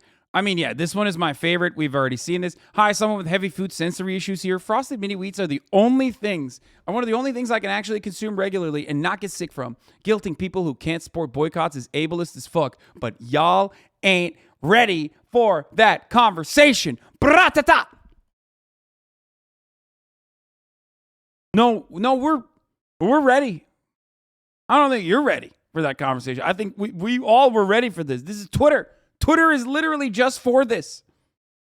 For having this conversation in different various forms. Twitter user discovers empathy. Do you ever get secondhand happiness? Like someone is happy, so you're happy because they're happy?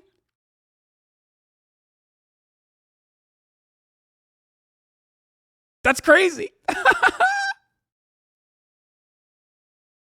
Normalize blowing on coffee. That's a little too hot. That's 100K likes right there, dude. That's so me. I'm an empath. Making IRL mutuals at college, y'all. This shit is crazy. You mean friends? You know it's going to be a banger tweet if that account has a DNI list? Oh, yeah. Oh, yeah. 100%.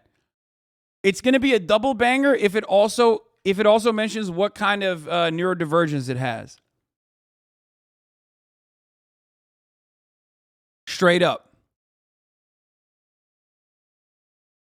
Yeah, pronouns in the bio. Y'all thought that was the thing? Fuck no, dude. It's disabilities in the bio.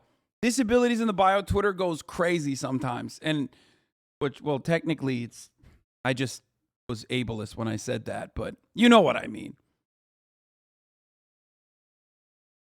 Bro, do not pull up Latino Twitter, whatever you do.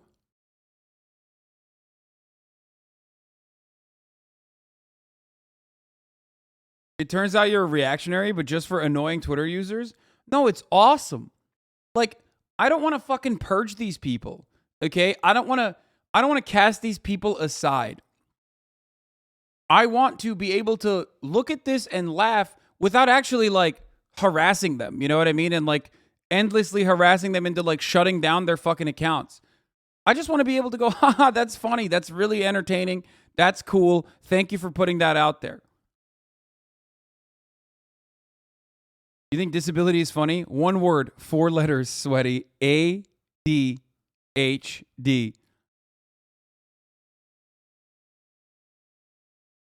I think one of the reasons why it's just like it hits different also is because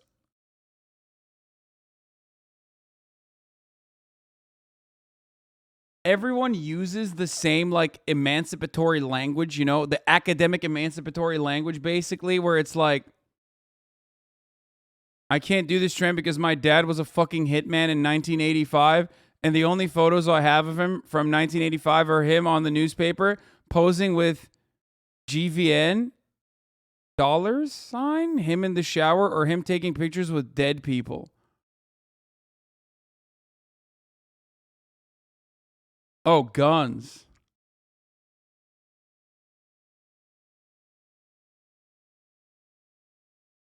At what point does main character syndrome become a real diagnosis? Guns, you fucking boomer. Man, I didn't know. The Minecraft burner is a gold mine for tweets like this.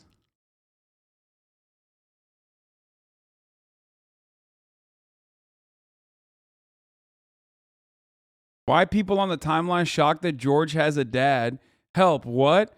Like, yes, he has 2 parents. Bye, he has mentioned his dad before. Like, what the fuck? Music boobers, what's your fave key? What? Okay, I'm not even looking at that. What the fuck? Exclusive signed Rambo cheeses microwave by Rambo microwave. There's no shot this is real. Minor as in the key.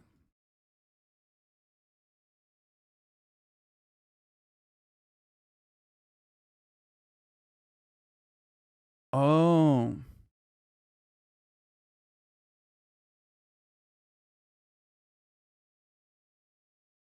Purple Dream is a little upsetty spaghetti. Rambo, it's Minecraft.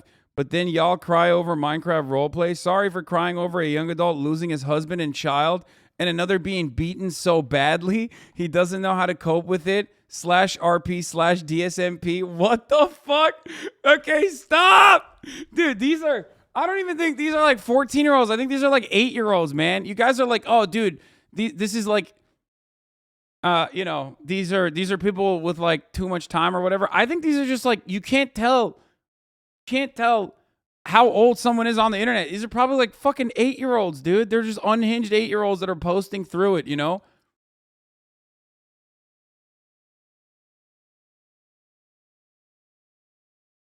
Breaking. Minecraft fans discover what facial expressions are. Can we please talk about the way Quackity shows his reactions through expressions? When he's impressed or happy, you can see it in his face. Bro, this is an entire generation ruined by being stuck indoors on COVID, by the way. This is literally Morgan and any artist she likes. So these people are probably 20 plus. Okay, Carter, you are 100% correct. I have seen the way Morgan posts. I feel like she's dialed it back a lot. Back in the day, in the old days, like anytime Jake Gyllenhaal got brought up, she would be exactly like this. Okay? I think it's just like they didn't get this. They didn't get this development. You know what I mean? They're too online, they're too indoors. I think that's probably what's happening.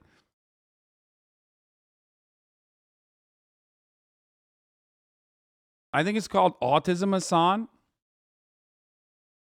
No, I don't think it's always autism.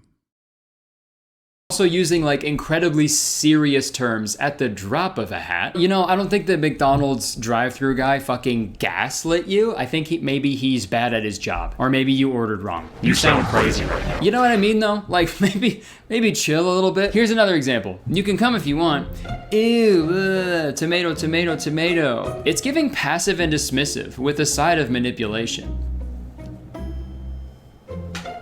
What are you talking about? What are you saying? What are any of you saying? I don't care what it's giving, it is taking the life out of me. I hope this person isn't like a practicing therapist or anything. If my therapist ever said it's giving before diagnosing me, I'd have to go to another therapist about that, I think. And then once I did that, they'd be like, it's giving abandonment. But back to the tweet, obviously you can come if you want isn't an ideal response to get. But maybe they're saying that to you because you say shit like this? They don't want you around, dude. You're weird, okay? Take a hint. Also, man, I feel like we can't talk about people who are extremely online without talking about gamers. I do play a lot of video games, so I'm pretty invested in a lot of, you know, current video game news and whatnot. And I have seen some pretty awful takes from gamers. Like when Ninja said that playing Fortnite is harder than playing in the NFL.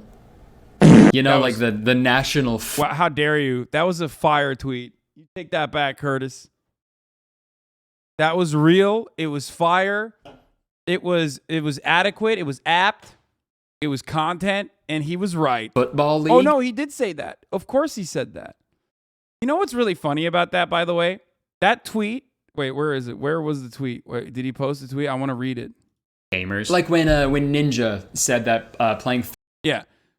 This tweet is the classic... I know Ninja got flamed for this a lot, but here I am defending Ninja, okay?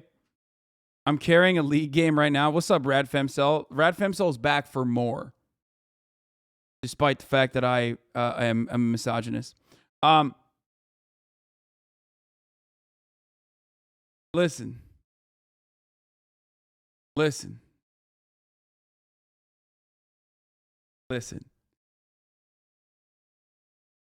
This is literally every normal, like, guy that never left the hometown take, okay? The only difference between Ninja and like the dudes that you sometimes, if you still have a Facebook account, see on your Facebook that already have are going through their second divorce, okay? Despite the fact that you're only like 27, okay? Who are cops. All of them are police officers. The only difference between a guy that says this and is a cop in your hometown versus Ninja is that he's fucking Ninja. Okay?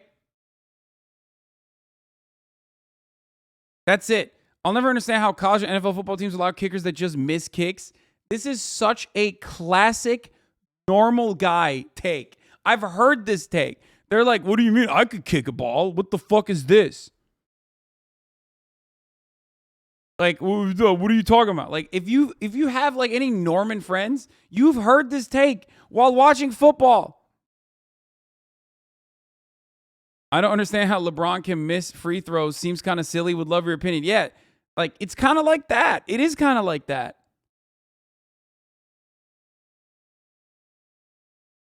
It is, yeah. If you've ever been to a sports bar, which, by the way, if you haven't, don't do it. It's not a good idea. Okay? But you've 100% heard this take in a group of guys, oftentimes that look like Polish sausages themselves, okay? Just talking to one another. You can count the folds in the back of their fucking neck, and they are having this conversation. Okay? That's how I entertain myself at sports bars, if I ever go.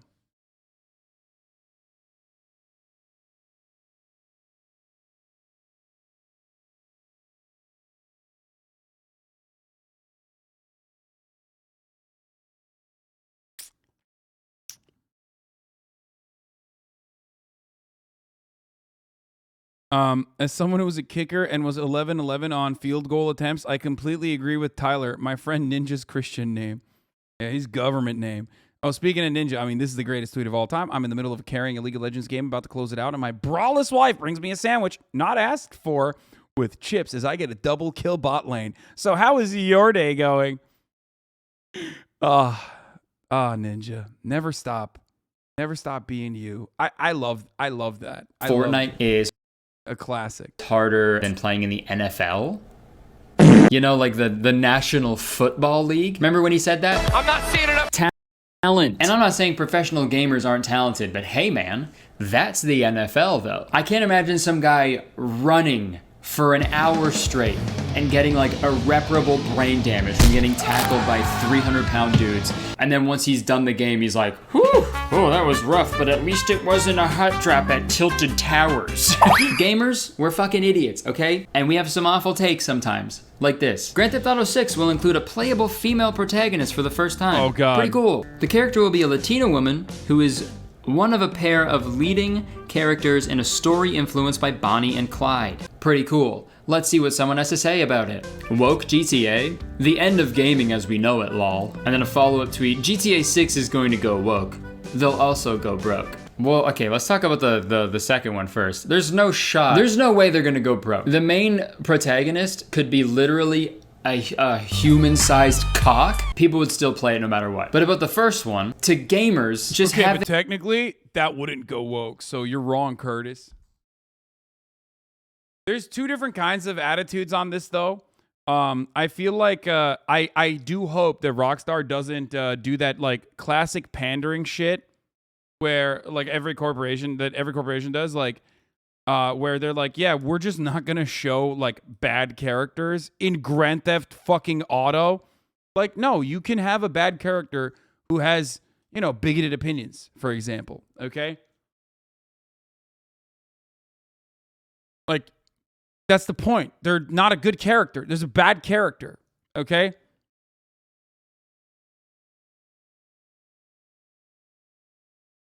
Like, they're not everyone is a fucking positive person, especially even the main character is not a good character half the time. They're doing Grand Theft Auto, which is a crime. Having women anywhere means that they've always towed the line very well on like making edgy jokes and making very palatable edgy humor about like you know, modern American existence, which is hilarious in and of itself. You know, there's a lot of content that just basically writes itself for me. I'm forever eternally grateful for you know, being afforded the opportunity to navigate the American existence on a daily basis, because the content never really stops here. It's kind of crazy that they've gone woke. Yeah, man, my blind date last night was actually a lot of fun. Oh, yeah. nice. Except for the fact that she was a fucking girl. What? Yeah. I know, dude. This whole world has gone woke. I know. Can't even go on a date with a woman without a woman showing up. Also, dude, it said straight up. On God, he's right. For real. Inspired by Bonnie and Clyde, right? There's still the Clyde. There's still a boy that you get to be. So why are you fucking bummed? Could you imagine like this guy's like review? This guy's IGN review of this game. The overall game was fun, I guess. I stole a guy's car and drove it off a ramp into a helicopter, and then I shot a rocket launcher at an innocent civilian, just like the other GTA games, but it just wasn't the same. This time, my character had titties. And that's the other thing. GTA is a third-person game, meaning you're gonna be looking at your character's backside the entire time. So I'm sorry to be gross here for a second, but wouldn't a female protagonist be like the ideal situation for like a creepy gamer? That's why we all play Mario games, to look at Mario's little Italian ass. I feel bad for these people, man. It's like, that's a sad way to live your life. And it's sad because they obviously weren't born this way. Well, I mean, hopefully. I mean, I don't know what's worse, if they were like brainwashed later or they were actually born like that. Oh my gosh, he's a beautiful baby boy.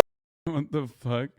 Can we please talk about the way Hasan shows his reactions through expressions? When he's being an LGBT foe, you can see it on his face. A good take.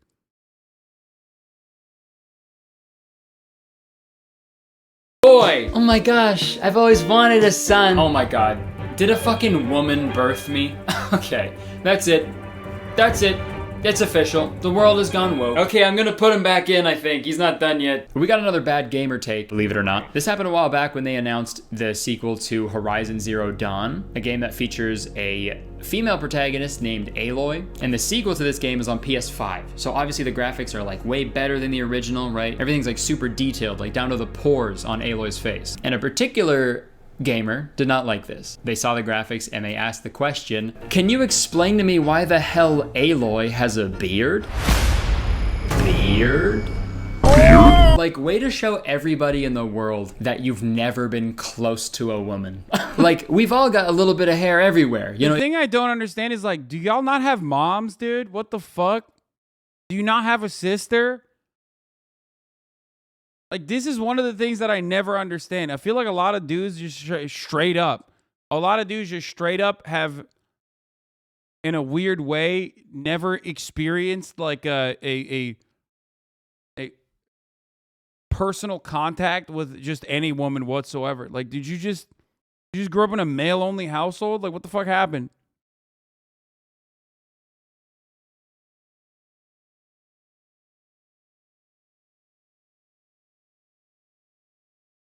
If you just like felt your body, you'd know that. I mean, if you're watching this, please do yourself a favor and just kiss a girl. That's it, just one girl. Just kiss a girl, okay? On second thought, that's disgusting. It's cuties, dude. What the fuck? Cuties, cooties. Cooties! You know, even if a girl was like begging to be kissed by this guy, he'd still find a reason not to, you know? I'm begging you, just make out with me, okay? Sorry, bitch, no can do. I'm not into mustaches. What do you mean? I don't have a mustache. Yes, you do. You have two of them. Okay, you have two of them. You have one above each eyeball. 1, 2. Oh my god, dude, those are eyebrows. What the hell is eyebrows? I think I can answer that question. Hi, I'm Tim Cook, CEO of Apple, here to introduce Apple's newest product, eyebrows. Have you ever looked at the mustaches of people? Don't look at their parents as human peers until 24, 28 later if you're really broken, I guess. Of your eyeballs and went, oh no! Okay, let's shut that down. Let's look at one final tweet. Black people, stop using the N-word. It's disrespectful. World. Okay. Did that happen? Did I miss something? Did that happen? Fuck yeah, all right. Gay people, stop homophobia. Love is love. World. Okay. Damn, where was I? Where have I been, dude? Did these things happen? Holy shit. Italians, stop romanticizing and make fun of mafia. It's disrespectful. World. Spaghetti. Okay, that's a joke, right? That's humorous. No shot. No fucking shot is that. No shot. That reminds me of that classic fucking thread that wasn't a joke, actually, where someone was like, a lot of y'all make fun of like Italians as though they're all a part of the mafia, and that's so unacceptable or whatever. That one was a real one, and everyone was like literally responding like, I cook the pasta. I love the Italian mafia, and like shit like that. They were being serious? No fucking shot were they being serious. Spaghetti, pasta, Super Mario.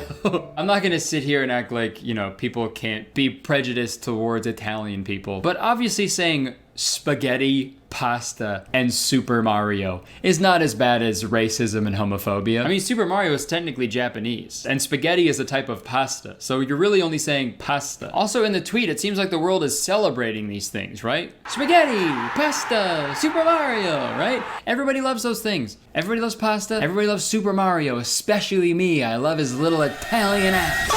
All right, I think that's enough Twitter forever. I wish I could say it gets better, but it does not, because now we're gonna take a look at TikTok. If you want to stop me, you're gonna have to fucking kill me!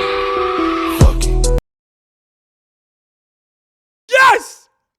Transvestigations! Let's fucking go, baby! Let's go!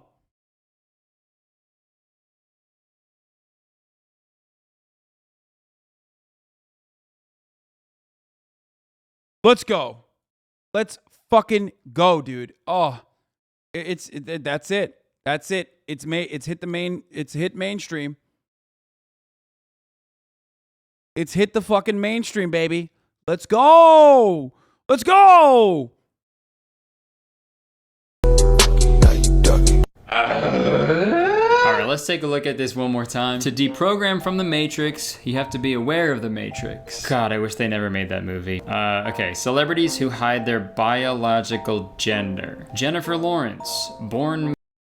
It's so funny because, like I've said before, transvestigations basically destroy the thing that transphobes want to create, which is that there are rigid binary gender norms. Okay? And when you literally fucking turn around and claim that everyone is trans, like all these people are trans actually secretly, you're destroying the very concept itself. You're destroying gender binaries.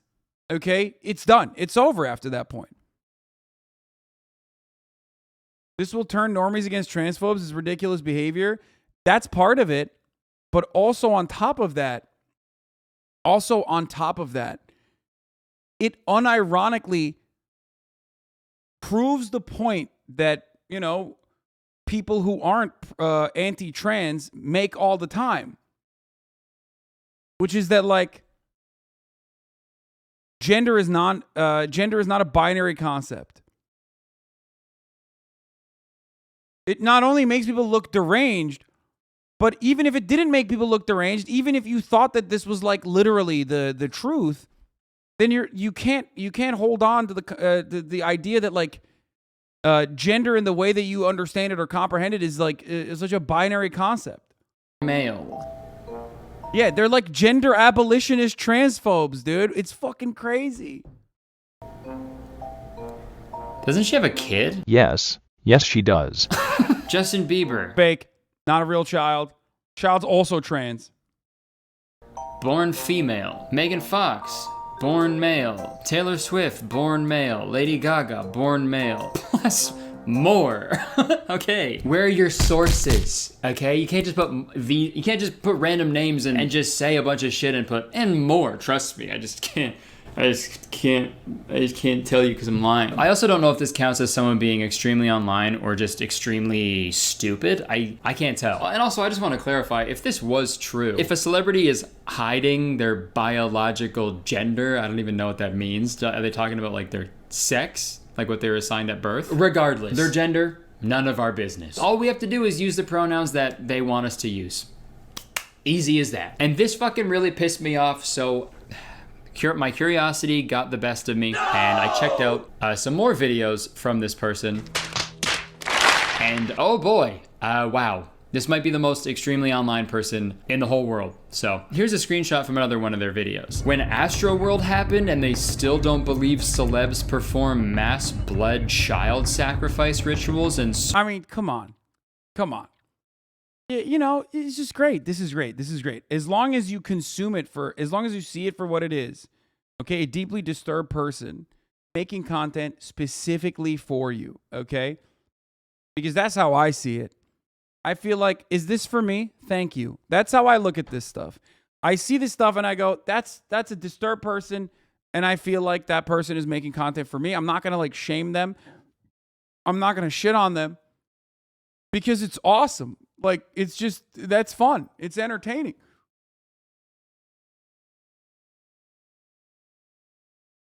Sold their soul for fame? Get off your phone, how about? Ever think about just like, you know, doing that? You know, for someone who sells personal healing retreats in the jungles of Costa Rica. So you want to come heal in the jungles of Costa Rica? Well, guess what? I offer personal healing retreats. And talks about how important it is to disconnect from technology and the things that lower your vibration. You're sure on that phone a whole lot. You know what else lowers your vibration? Lying. Lying to everybody. Honestly though, fuck people like this. I fucking hate people like this so much. People died at Astroworld, you know? That was like a real thing that happened. 10 innocent people aren't alive anymore because of the negligence and irresponsibility of several parties involved in that concert. That's why that happened. But then you get idiots who have like a fucking cereal bowl of DMT every morning who are like, no, it was actually like a blood sacrifice, like...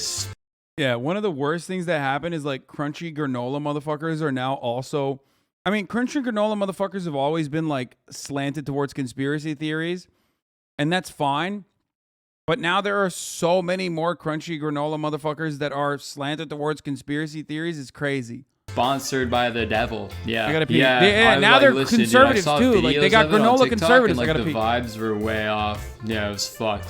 Hey, anybody have like water? I'm freaking out. But luckily the bad opinions ended there, and the rest of her videos were very informative and really interesting. And I'm lying to you. I'm lying. Let's watch another video. I need to feel something. Harry, can you tell me something that'll piss me off? Boba Fett's better than Mondo. Yep, that'll do it. Most people think we're living on a spinning ball in space and believe NASA.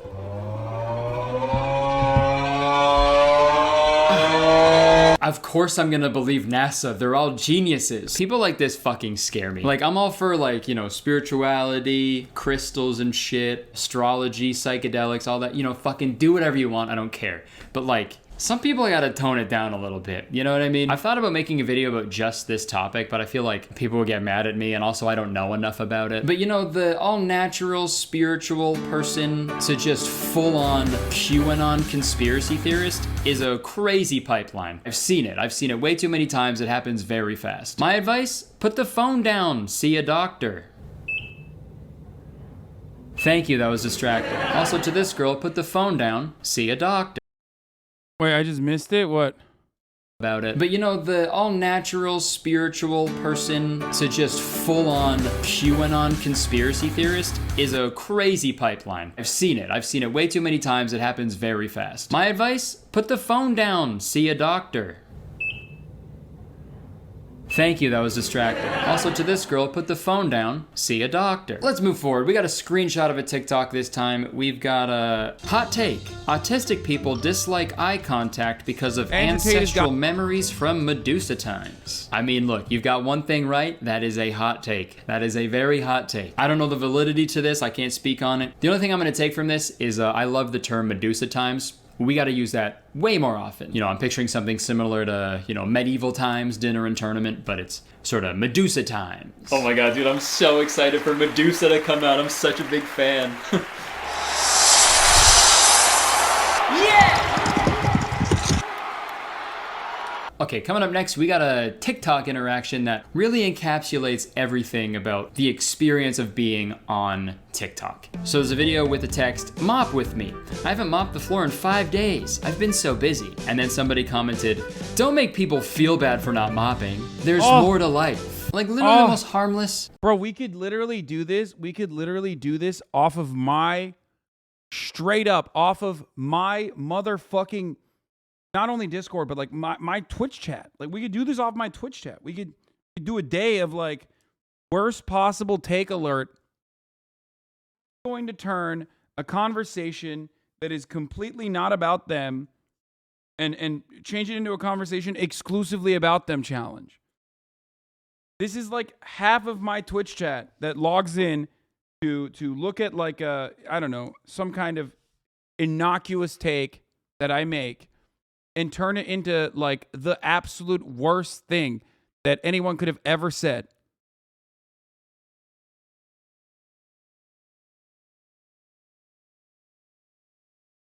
I mean, the shower discourse happens in here all the time. Pretty much non-fucking stop. Every time I bring up the concept of a shower, you know people are going to chime in and be like, listen, fuck you. That's very ableist. I have rabies. If I go near water, I will fucking, you know, convulse and die, possibly. Like, okay, well, that's not for you. Also, you should see a doctor about that. I don't know how you deal with that, really. Little TikTok video, and then someone was like, "Hey, stop making people feel bad." I've seen TikToks like that too, of people being like, "Today we're gonna make a fucking sandwich," and people being like, "I fucking hate sandwiches, delete it." But you know what? It's got me thinking. If you're ever at work, you know, and your boss gets mad at you because you don't want to mop the floor, just hit him with that line. "Stop making me feel bad for not mopping. Okay, there's more to life." Like Mario's little Italian ass. All right, let's watch one more TikTok. Yes, abortion is worse than slavery. At least the slave can escape. Bro, you don't expect like someone with blue hair to do this, okay? Like, I love that. I love people going at, like, they took the blue hair aesthetic. I thought this was some SJW shit. Like, now you got psychotic conservatives hitting that fucking line looking like this. It's awesome. It's great. It's wonderful. I am a fan, okay? At least the slave can escape.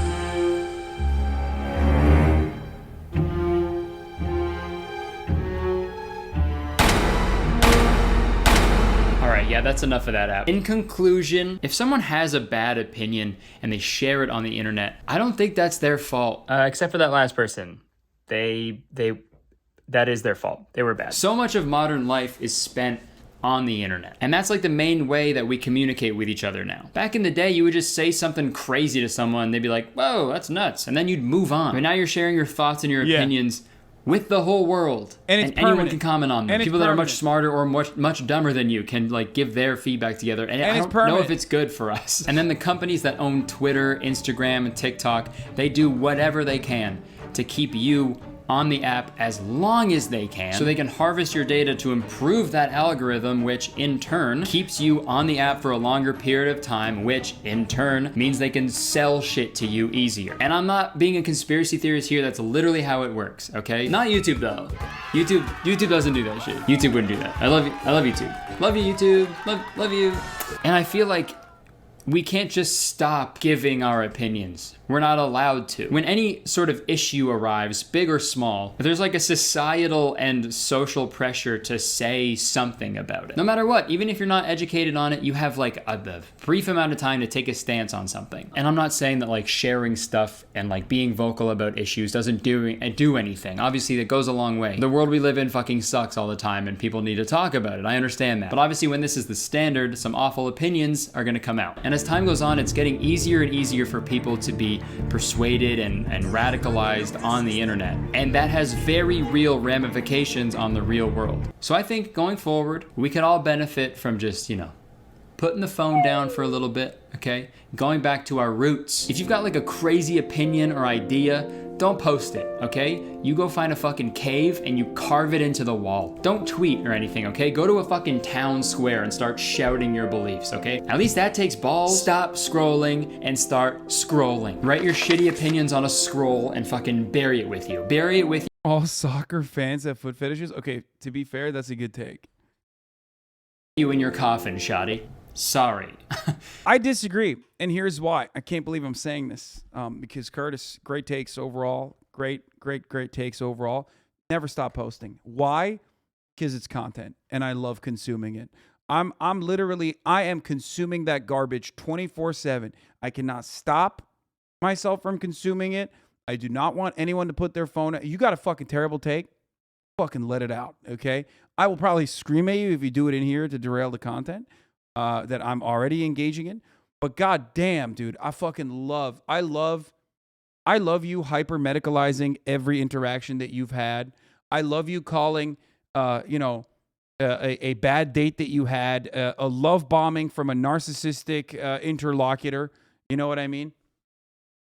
It's great. It's so fucking sick. Your entire stream is terrible takes. I love it too. Sure. Yes. I love it. I'll gobble up the bad takes. I'll gobble them up.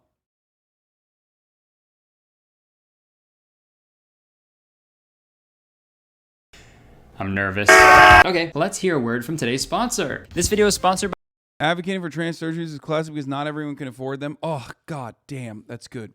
Give me more. Give me more of that. Give me fucking more of that. Oh, that's so good. Go ahead. Do it. Give me more. Fucking fire.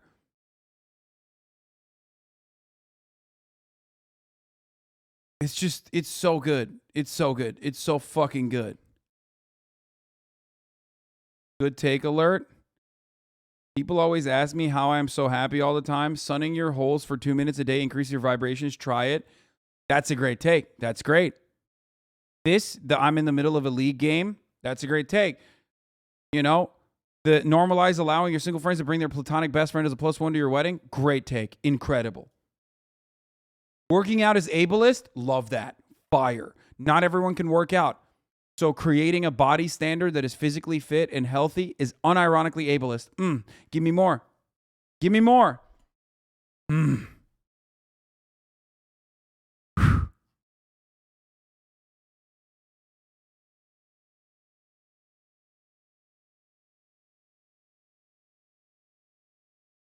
My dad told me I shouldn't take the student loan debt relief because people with cancer still have medical bills. This is the best take. Okay, that's kind of sad, to be honest. Actually true, though. No, the best part is when people look at like a completely psychotic take and go, well, wait a minute. That's kind of real, though. That's what's scary, though.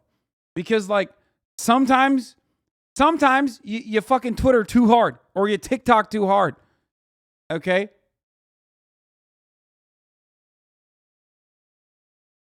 Being a good father is anti-orphan. Affordable housing stigmatizes unhoused people.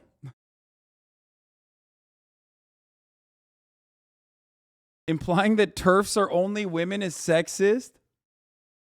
I love that. Nipple piercings are imperialist because metal was mined by slaves. Oh my God. Holy fuck, dude. Top of the hour ad break is classist because at the top of the hour, not everyone can actually subscribe and avoid the 60-second ad break. That one's from me to you. Because at the top of the hour, you're serving a 60-second ad break. And if you no longer want to see those ads, all you need to do is subscribe is what you say. But not everyone can. Not everyone can do that. Oh my God. Is that Ludwig doing a fucking mogul mail on Twitch's falling apart? Come on, dude. That is some real spiteful ex-girlfriend hours right there. Because of Gideon's video? Okay, dude. Yeah, it's really...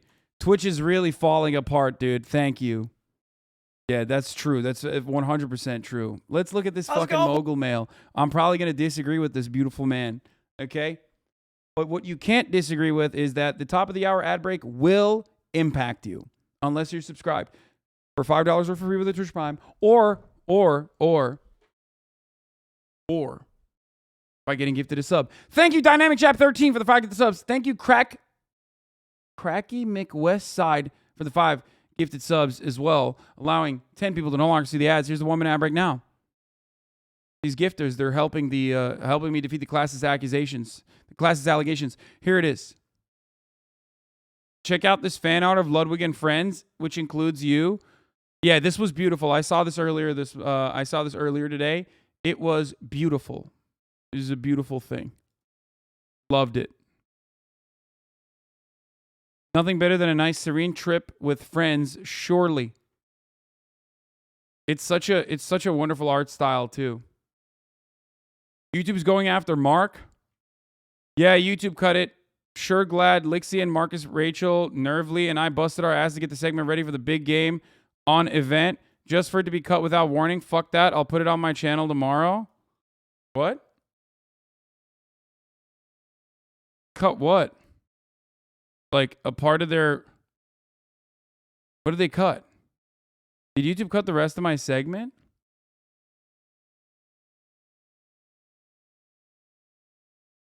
Those are his editors.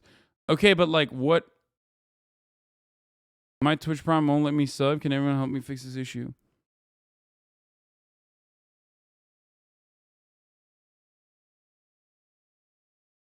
The only way you can see Hasan and Ludwig in the same pic is fan art. Yeah, that's true.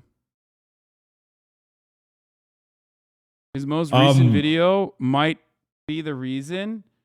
Try not to get age restricted challenge. What the fuck? Team Kills 1. Thank you for the 10 gifted subs, by the way. Thank you. What the fuck is this? Markiplier, more like Darkiplier? Okay.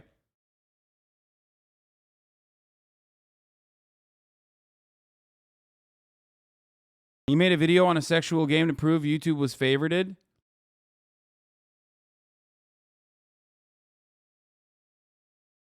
It's because Mark tried to see if he can get one of his vids will get age restricted, and this is YouTube's response.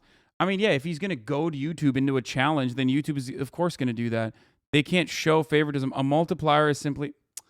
Okay, I hate this new type of joke. YouTube cutting your segment actually triggers people's PTSD from dealing with self-harm. Oh, stop!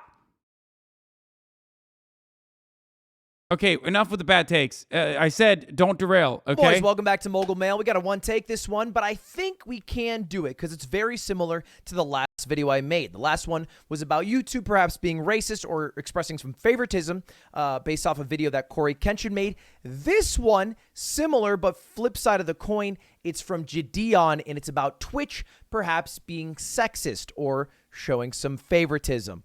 Now, what is the scoop for this? We got to go back to what kind of started me making all these drama YouTube, Twitch heavy base mogul mails a while back, the Gideon Pokimane thing. If you remember from that, it was Gideon. He got banned on Twitch after sending a hate raid to Pokey. He basically saw that Pokey was live while he was live on Twitch, said, yo, go spam L plus ratio in your chat in Mesa per day, and people did, and then got a little bit more aggressive because if you give a little bit of leash, your viewers will take twice, 3 times as many. So a lot of people are, calling her a bitch, whatever, a lot of mean shit, enough to make her end stream. And then shortly after that, Gideon got banned. Pretty straightforward ban, all right? You do a hate raid, you're going to get banned. What was the problem was the aftermath of that. So the aftermath, Gideon went on a huge rant on Twitter, changed his profile picture to Pokimane without the makeup. It's tweeted like hashtag free Gideon, and Twitter was very, very mean to Pokey after that because it was like, oh, this is all Pokey's fault. Pokey did all of this. And it didn't get resolved for a couple of weeks until Gideon eventually met Pokey in person, and they made a video together making up, which is one of his most viewed videos on his channel. Has almost 10 million views. Pushing P with Pokimane. They are now on good terms. They are friends. I talked to Gideon through that. I made a bunch of videos about it, and it was all done. Except for one thing. He never got unbanned. They never unbanned him for his hate raid. They never unbanned him for the actions he took afterwards. It was an indefinite ban that quickly became a permaban. And there. What? Sean and Hasan walk into a bar. 5 minutes later, Ludwig comes running in. So, is Hasan dick riding Ludwig? I mean, I'm probably going to disagree with him because I think he is a scorned ex-girlfriend, even though he's not really scorned. He got the bag, If he agrees with, depending on what level of agreement he has with Gideon's video, because there are parts of Gideon's video that I watched yesterday and reacted to where, I said that there is some truth. I do think that Gideon should have been unbanned especially after he made up with Pokimane. I also do believe that platforms don't know how to deal with black content creators and even their haters, which are, sometimes extra fucking insane. I did talk about that, and it's not just Twitch, it's YouTube and Twitch. Certainly. Okay. Do I think that I also said, and this is a conversation I had with Ludwig on my podcast as well, for the record.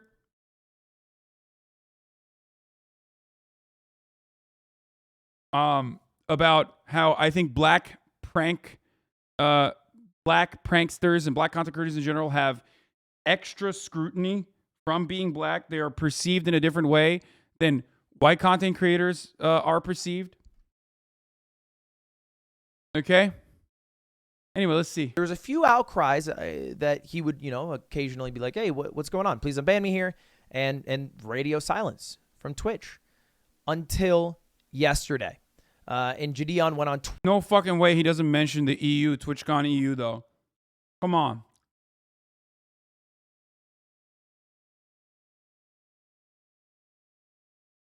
No fucking way he doesn't mention Twitter, them. And he started tweeting out a bunch of things because of a clip of a girl who had sex on stream. Okay, this is getting a little confusing. So let's back it up again. So that's context piece 1. Context piece 2. There was a girl. I don't know if I can even show this. I feel like I can't show this. Oh, okay. All right, there it is. Oh, okay. There was a girl who was on stream, and it looked like this, right? It looked like it was her, and it was her. She was like this, right? And it looked like she could just be talking like, "Hey guys, But if you spend a couple of seconds on a website that starts with P and ends with B, you might realize that she wasn't bouncing because she was grooving along to a song, but because someone was having sex with her from behind while she was streaming. That's a real thing that happened on Twitch.tv. Now, that's not a unique thing. This happens a surprising amount on Twitch. There are a lot of women who even multi-stream from Chatterbait. I've literally seen, like, porns like this that I certainly didn't search. To Twitch. And it'll be like, you know, waist up, all business, fun. Hey, I'm just streaming here. Waist down, go to my Chatterbait. Uh-oh, I'm a little naughty. And it's like, it baits people into spending money for porn where otherwise they would not have to pay. It's basically the thing. And so that's a thing. And so this is not a new thing. But this person was having sex on Twitch, and she got banned. She got banned. And as Gideon quite emphatically pointed out, she got banned for 7 days. Just 7 days. Now, I've never been banned for my time on Twitch, but 7 days? Pretty. Exactly, motherfucker. You don't know. Band chatters and band streamers rise up. Pretty short for having sex Golden on boy. stream, which is very clearly against terms of service. There are people like Amaranth and Indie Fox back in the day who would skirt the terms of service of what was and was not allowed. You know, they were clearly always riding a line for like how promiscuous they could get so they could attract as many viewers as possible while not getting deplatformed by Twitch. This isn't that. This is just, this is sex on stream. You can watch a clip if you want. It is blatant. You can see it through the reflection of the window. All right, it's not even subtle. So 7 days, a little bit under, and it reignited Gideon in his flame for why he got banned, and it also got a lot of traction. I mean, you can see 231,000 views. He went on a whole entire rant on Twitter. Hashtag Twitch is sexist. And then today made a video called Twitch Sexist and Favoritism. And he posted it on his main channel, right? His main channel is generally known for like prank videos, things like that. He posted this on the main channel. It has 5.77 million subscribers. It is number 2 trending for gaming. It was number 1 trending earlier. It's getting a lot of heat behind it. So much that hashtag Twitch Respond is trending on Twitter with 41,000 tweets. I mean, you can see him Twitch in 2022. And it's like, okay. That's a joke because Narcissa tweeted that she was going to shoot the Twitch headquarters. Show the fucking image above it, coward. Got banned for a month for that and is now back. And this person had sex on stream, got banned for a week for that. This person got banned for showing their full vagina, I believe. Got banned for 3 days to a week. And then it's Gideon, who cannot pass because what? Bro, I swear to God. I can't tell if he's like farming for content, but like there were some ridiculous takes in that video. There's no fucking shot he's going to agree that like, which is literally sexist against men, I hope. Maybe this is a hot take, but nudity on stream is less bad than hate rating in my opinion. Yeah, of course, dude, of course. That's the point. That's Twitch's point. I made this point yesterday. Yeah, there is no way Ludwig says, like, showing straight vag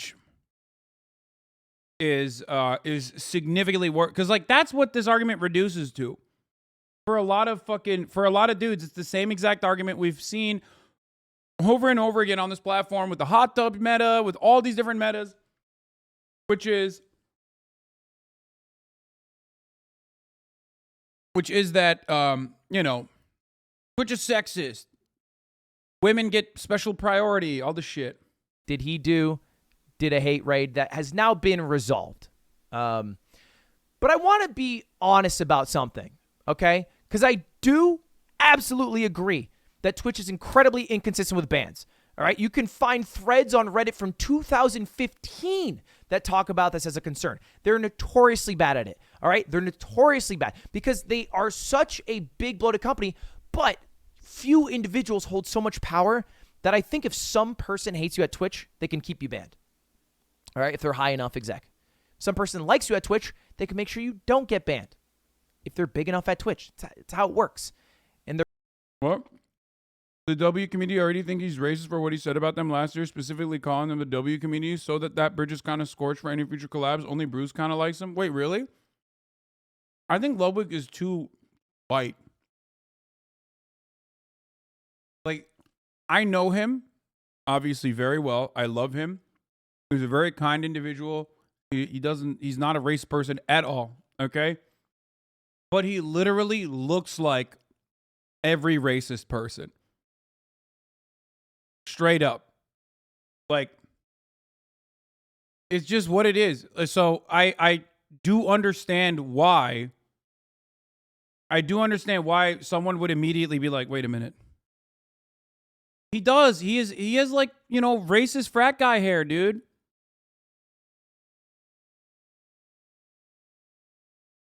Gideon likes Ludwig. I can't speak for anyone else. And it can't be the furthest from the truth. Like, I mean, this man is not. He is not at all. Like, not at all. Not even remotely.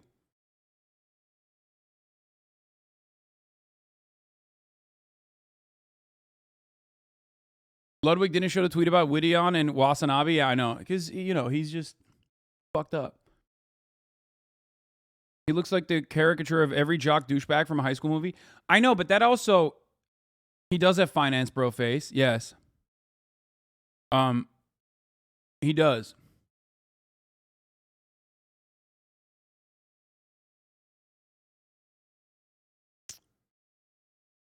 Bro, I'm sorry, but if you saw Ludwig in a fucking skin-tight polo tee holding up a tiki torch, you wouldn't be like, wow, that's out of place. Okay? Like, he looks like he'd be leading the motherfuckers. Okay?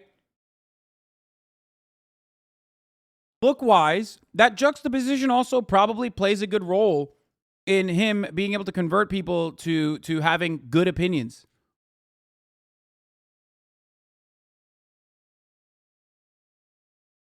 One of the kindest, nicest individuals I've ever met. Okay? Straight up. Love him. All right, even though he doesn't hang out with me all that much when I asked to, but it's fine. But he's named Ludwig, bro. His name is fucking Ludwig. He looks like a finance bro that played lacrosse in college. Okay? That's where it's coming from. It's like you have to avoid certain things as a bald guy. Okay? If you're a bald white guy, easy. Bald black guy, very cool. Bald white guy, is he racist? You have to avoid certain things. Ludwig can't be near tiki torches. Okay? You can't do it. Bald white guy, you can't wear Doc Martens. Sorry. It's out of the question for you. You can't do that. Ask Slime. I'm sure he would say it. He would admit it probably. There are certain things that are just off limits. You can't do it. Can't reach for the high shelf if you're a bald white guy. Can't do it. Who knows? Someone might see you. Can't get Nordic tattoos if you're a bald white guy. Absolutely not.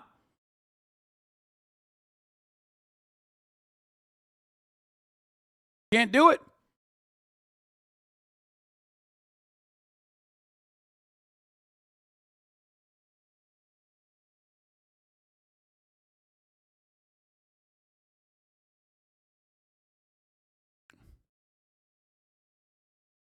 As a bald, I am excluded from Oakley's camo and combat boots. Yeah. Straight up. Are you saying bald white guys are more oppressed than bald black guys? Yeah, that's what I'm saying, Chatter. You got me.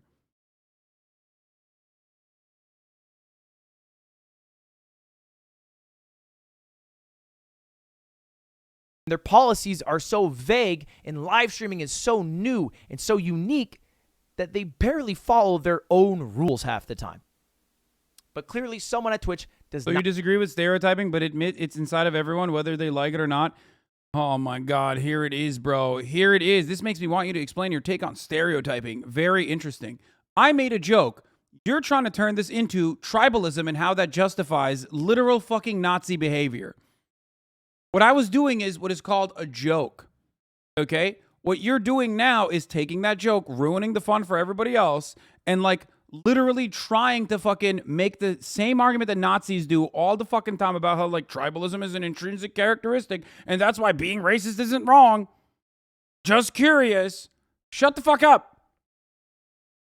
Not like Gideon, okay? So, and it's unfair that he's been banned for so long when so many bigger offenses have been banned for much shorter. Here's one thing I want to make a point of, though. I think Gideon is arguing in bad faith. I think he's very disingenuous about his effort to get unbanned. When he originally got banned, it's not like he was like, yo, my bad, I clearly broke terms of service. He went on rants on Twitter for weeks. He made fun of Pokemon on Twitter for weeks after. I had to hop on a call with him at some point. All right, I was off a gummy. He called me at like midnight, and I was like, bro, you're being crazy. Like, clearly what you did was wrong, and you are too upset. He said he was off a gummy. Yo, you can't. My man, I was off a gummy. That's awesome, dude. Yo, this vitamin gummy be hitting different, okay? Obsessed with trying to be right in your endeavor without admitting what you have done bad, right?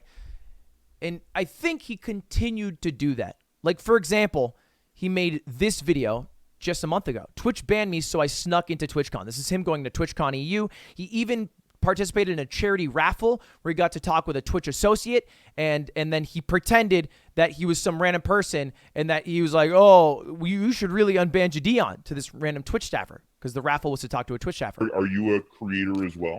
No. God, no. I'm just a viewer, man. I'm just a viewer. I was wondering, do you watch like a lot of streamers? I do. I mean, it's part of the job. Yeah. Someone I think that could get a lot of people interested in your service. Me personally, he was one of my favorites before he got sniped off the platform, but I don't know if you heard about Gideon Premium. Is that you? In this call where he was pretending to be a random fan who was saying, please unban Gideon, he had his username as Gideon Premium. Nah, man, I'm just a viewer, bro. Well, that's your name in the lower left-hand corner. Oh, nah. I'm just such a huge fan. You know what I mean?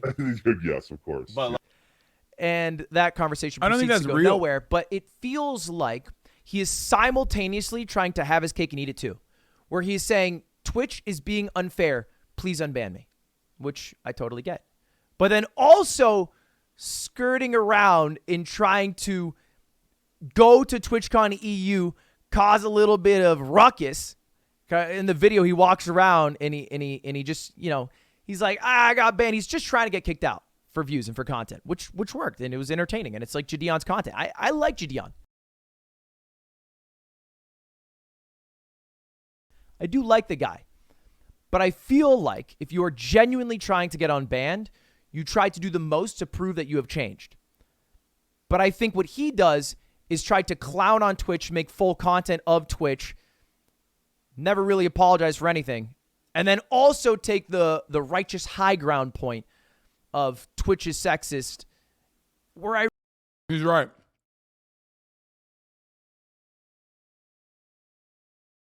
You won't make a video like this if you like the Really guy? just- No. You can be honest. I said similar things about Gideon. I said pretty much an exact same replica of this fucking argument that Ludwig came out a day later, for the record.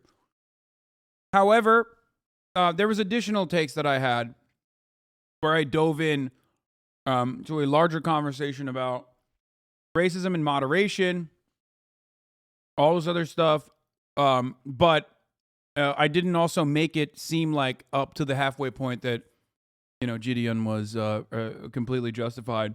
And I also addressed the sexism stuff more. I don't know if I don't know why he hasn't yet. I just think that they probably don't appreciate how he has treated them, because I think it's a bit disingenuous. Having said all that, I always side with the person versus the mega corporation. I don't give a fuck about the mega corporation, whether it's Twitch or YouTube or whoever. I always will side with the human, because humans have much less power. They have much less resources. All right? So even if he's arguing in bad faith, bullshit, I still think it's worth being on his side. Straight up. I don't think this is as analogous as Corey Kenshin and his ban from YouTube, because Corey is like one of the most brand safe creators on YouTube. Like really does absolutely nothing wrong except take breaks, and then for whatever reason gets in trouble. Gideon is a troublemaker. He just is. That's it, and that's his content. That's why people love him. It's because he's willing to be a troublemaker where everyone else is a little uptight, right? He's willing to get into a line for Tommy Innit, pretend to be a huge Tommy Innit fan, That's cap. Ludwig would 100% not be on the side, and this is not what Gideon did, but Ludwig would 100% not be on the side of someone who isn't just like a prankster, but like straight up racist. You know what I mean?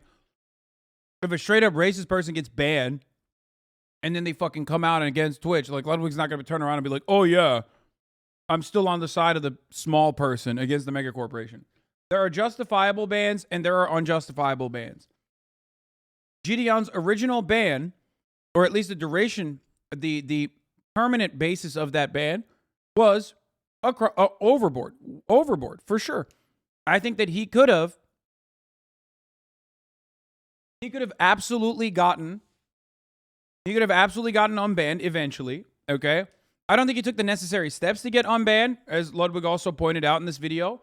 And I think that the TwitchCon EU move made it permanent that he's not going to get unbanned. Now, not only that, but also this video that he posted, the video that Gideon posted that I reacted to yesterday, which I'm surprised it hasn't been posted yet. The video that I reacted to yesterday from Gideon hyper-focuses for the most part on like Twitch being sexist against men, which is a laughable concept, and that men are fucked over by the Twitch terms of service because women are able to show titties, show pussy, and get unbanned. He even brought up a trans person, a trans woman that was that had like that insane fucking take about like, you know, shooting up the Twitch headquarters or whatever. And there was a lot of missing context in the arguments that he had cultivated. But not only was there a lot of missing context, but also on top of that, it's just a bad argument overall. I don't think that Twitch has sexist policies that help out women. Just like I also don't think that Twitch itself is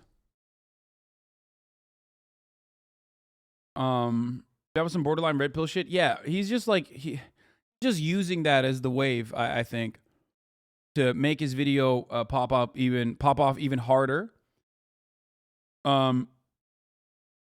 You know, Twitch sometimes was banning guys for taking shirts off. Really?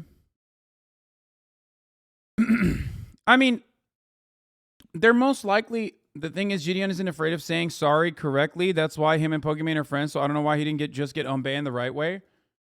That's what I'm saying, because I think he wanted to just make more content off of the ban instead. Maybe he didn't realize that like Twitch would 100% be like, yeah, fuck that. No, it's over. Then what would you say about the arguments he made for Kyle Rage? Well, that's different. We're talking about racism.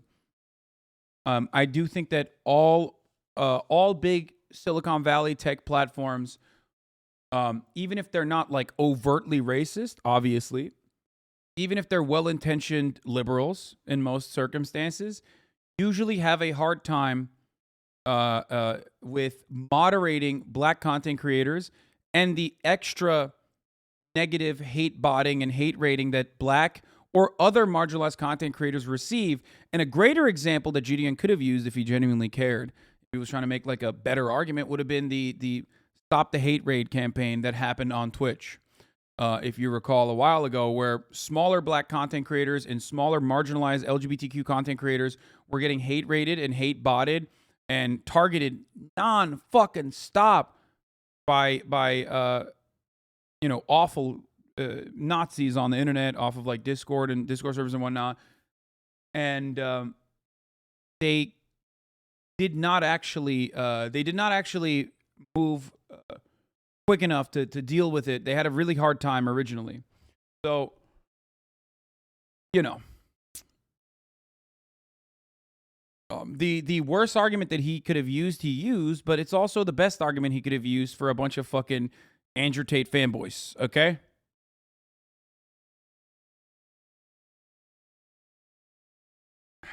You know?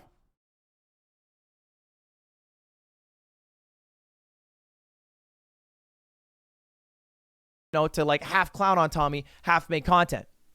But then he has to also own that that's what he's doing. It's not trying to be nice and trying to get along with everyone. It's never been his thing, even though he is pretty good at getting along with people. So anyway, it's trending all over Twitter, and it seems to not be slowing down at all. I think he even tweeted out yesterday. I can't find the tweet. I think he deleted it. That Twitch tried to remove the hashtag, which I fully believe they might have the power to do so. I could believe that. I will say on an ending anecdote, I remember one time on Twitch, I was watching media share videos, trying to make me laugh. Donate a video. If I laugh, I lose, whatever. And one of the videos came up, had like a bunch of cowboys slapping their ass bare nude, mimicking the sound of like a motorcycle engine revving up.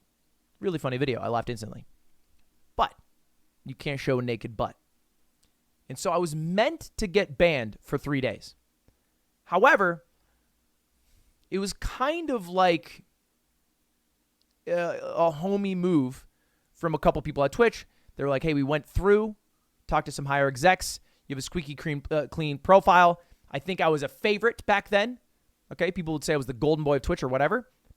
Dog, he was always the favorite. What the fuck do you mean, Lud? This motherfucker running off with I was not considered the favorite boy of Twitch when he was. And he even was when he left. Okay, calm down. And they didn't ban me. But I think, I know full well, a bunch of other creators who did the same thing probably would get banned. And I think a much bigger problem to talk about is how Twitch, it feels like, ignores this new side, this new whole circle of content creation that is taking over their platform. I'm talking about the WL community. People like Aiden Ross, Kai, I'm Dante, like these really awesome creators who are bringing a whole new audience to the website, but aren't what you would think of as like traditional Twitch creators. So people like Asmongold, XQC, and Mizkif. And people who also... Wow, no mention. I'm so washed, bro.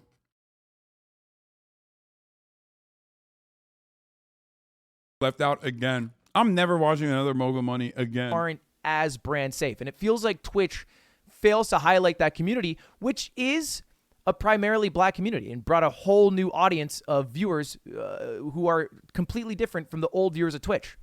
And to me, that's also a huge issue that probably should be talked about a bit more.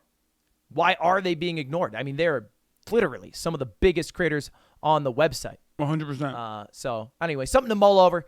I'm sure it'll be a hotter button issue in the next few months when those... I mean, this take is pretty... Does anyone have the fucking... does anyone have... My react on this popped off, you said?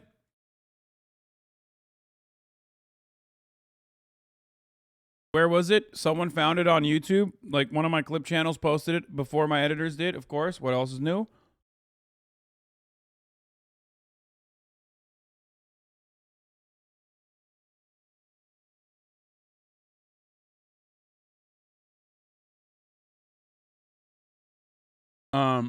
Hold on.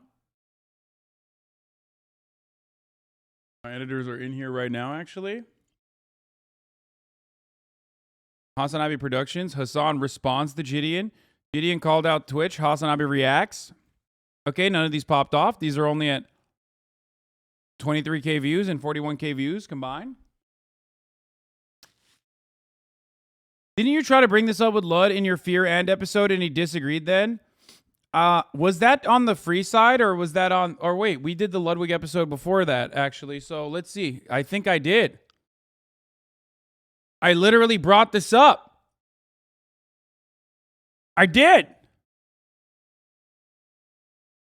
Fear and is almost at 100K, by the way, which is pretty cool. 100K. Where it's like, hey, this... Do we have a time code? No, we do not.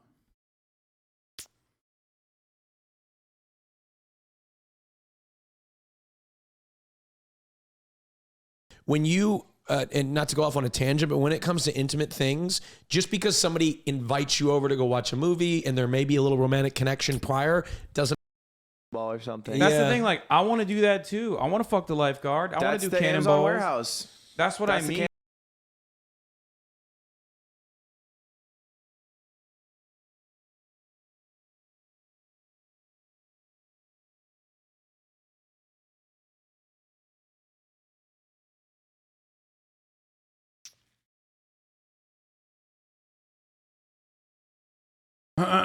Is that Austin's show? He said, I heard my voice. God damn. Only time this motherfucker pops in here nowadays is when voice is heard on the chat or on the show, on the stream. 11009. YouTuber or maybe just famous person gets very rich. They get power. And then it's like, I feel like getting a fucking hot, tight fit bod is, It comes with the territory, but that's not what I'm talking about. I'm talking about the amount of work and dedication that you have to put in to be able to actually like fight in the ring, even if it's like. Oh yeah, Jake Paul's a great fighter. Yeah, he's even probably, if like actually good now. Yeah, I agree with that. Even if it is like I have friends who are who you know fight train. I have friends who are actually. Are you sure this is the right time code? Let's talk about your depression real quick. My depression. Yeah, I'm not depressed. Tomorrow, yeah.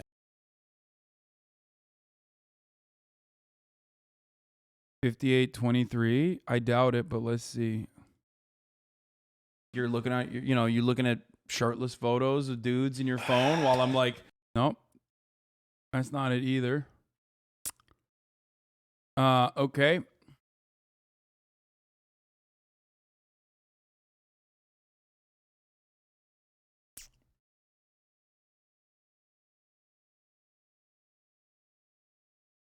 The time it's just like you're just spectating his stream. He'll go up on a tangent and it's like 23, not 43. 5823. What the fuck do you mean? Okay, everyone is just dropping random timestamps in the chat. It's a classic. Fucking classic.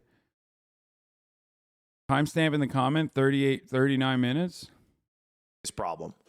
No, I don't think so. I think either. the big problem. I think is Andrew like Tate's like a bigger problem. 100%. I think Andrew Tate is definitely a bigger. I didn't even like that song. Look, There's timestamps in the comments. Yeah, I wish we did have the timestamps right here. How was gay sex? Lud's a dirty boy. How brophobic is Hasan? Moment of silence. Hasan doesn't get it. Then Lud finishes the story. Austin is a Karen. Austin's cock. Lud opens up. Bone picking. Hasan is a good host. Hasan is old. Gideon streaming content. Oh, this is it probably.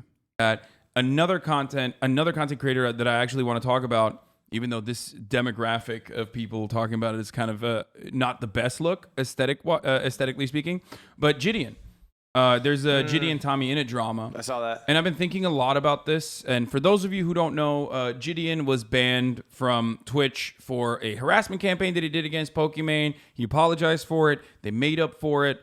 And you know, they became friends.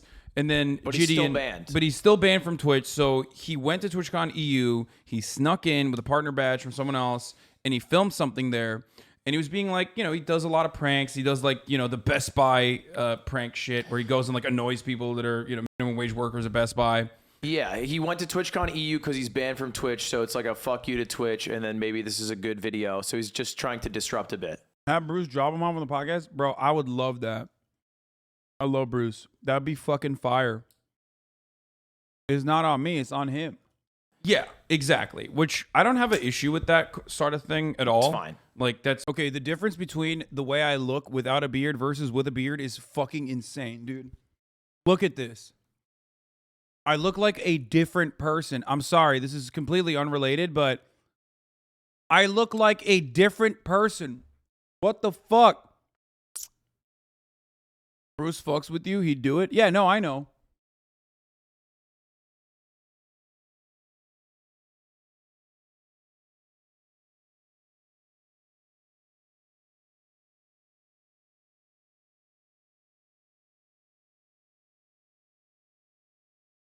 I didn't lose weight since then, chatter. I'm literally wearing this t-shirt last night. That's what you're doing. The part of which was like controversial is that he went to the Tommy Innit meetup, and there's a lot of Minecraft stands there, obviously, and he was like, yelling, and then they said that he was harassing them, like the Minecraft stands. There was a huge line for the meet and greet that was closed, and he clout cut through line because one of the guards was like, "I know you." He's like, "Get me in the line." So they like brought him to the front, and then he was like just overly excited, screaming for Tommy. He's like, "Tommy's the best. I love Tommy. He's so hot. I fucking love Tommy." Like pretending to be a fangirl of Tommy as like a joke, but like ran that bit for like 45 minutes into the ground. And then he got beef with girls around him who were just Tommy in it stands. Yeah. And then Tommy talked about it. He was like, there was Tommy a tried to guy- reach out to him after, and he was unable to reach out to him directly. I did make a point about like black content creators. I did sleep like right for a while, entire time.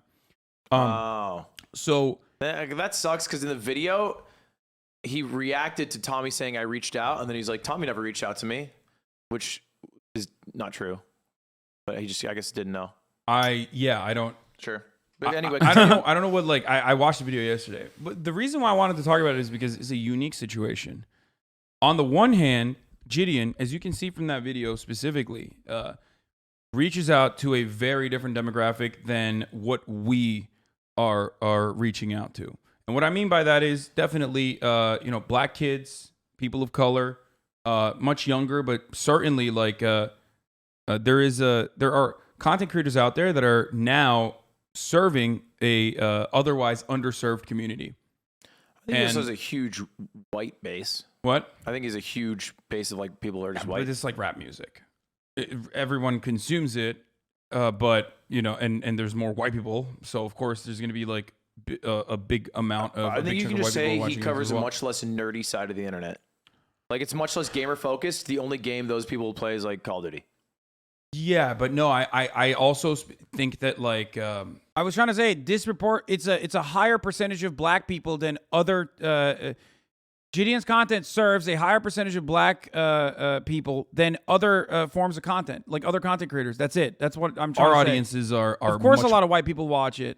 More white than percentage-wise than him. Ludwig is right. Just accept it. You are so fucking stupid, dude.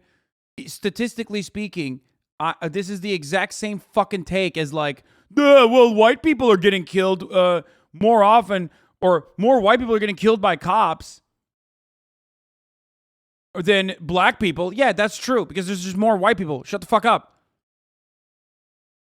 Okay? Yes, the W community serves an audience percentage that is significantly higher, comprised of black people than anything else. Doesn't stop Gideon from being a piece of shit and his content being awful. Fine. That's not what I'm even talking about. Yeah, but they're very nerdy. They're like on the spectrum of D&D to Call of Duty. We're on the D&D side. Yeah, they're the 100%. jocks. The Call of Duty, Madden, 2K players are the jocks of the game. If we played a football game and it was our viewers against their viewers, I think we'd probably lose. 100%. But if it's a chess actually, match, that's not true. I do have a lot of. I have Thomas Crabtree in my fan base. So is he like a? It's like saying this is not a trans-friendly community because only 14% of people in here are trans. Exactly. Thank you, Nina. That is exactly the point. It's like the percentage of trans content watchers is much smaller in other communities. 14% is an astronomical amount, right? That's a huge percentage for trans people. And the same would go for any community that has over like, here, I'll explain it to you in a way that you'll understand. A lot of places in the South, there are black people, okay, where the black population percentage reaches 25%. Those are usually known as black communities. Do you want to know why? Because that's double the fucking percentage of black people on average in the United States of America, okay? Because black people make up 13% of the population. Do you get it? It's never 100%.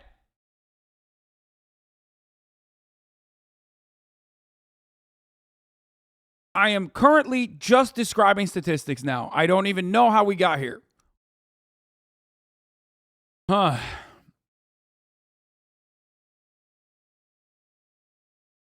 I was trying to bring up, Hasan is talking about how black content creators are looked at more sussily. A white creator who has done the same as GDN would not be treated in the same way. There are white content creators that film dead bodies, sexually harass people, and bounce back. For black people, it's way more draconic than punishment. Yes, and that is both partially a consequence of moderation being different, but also, more importantly, than even the moderation itself, it's also the audience reaction.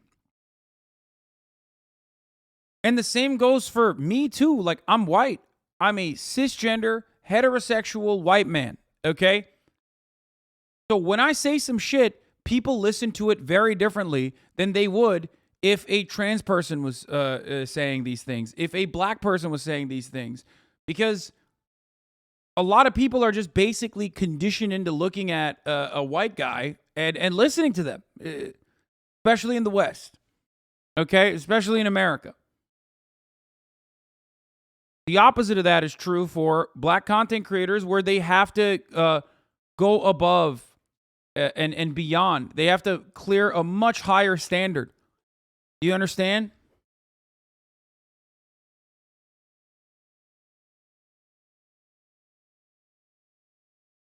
Also, my point as far as like redemption, or my point as far as like understanding and hoping that people become better people by learning, you know what I mean, by going through their experiences. The greatest example I can always use is someone like Miskiff. Okay, Miskiff was a shitter. He was a shithead.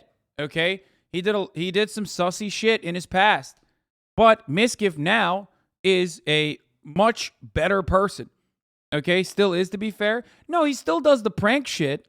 He still does kind of shitty stuff with respect to like pranking and things like that. But if you consider, like, you're not understanding what I'm trying to say. Miskiff, as a white prankster and like drama farmer, was allowed to fucking fail and continue on. And he learned from those lessons and is no longer doing the same kind of things he's doing. A similar standard could also be applied to someone like Gideon, but that opportunity was never given to someone like Gideon by Twitch. Okay? That's my point. And you might even feel this way without recognizing it, okay? You might feel this way without recognizing that you feel this way. And that's how fucking, having a little bit of just an underlying crumb of white-centric attitudes works, okay? Stop shit-talking? What?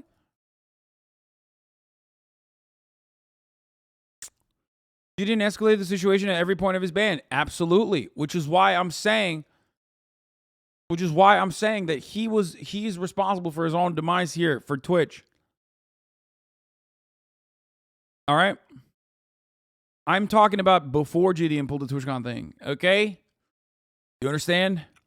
Before he did the TwitchCon shit.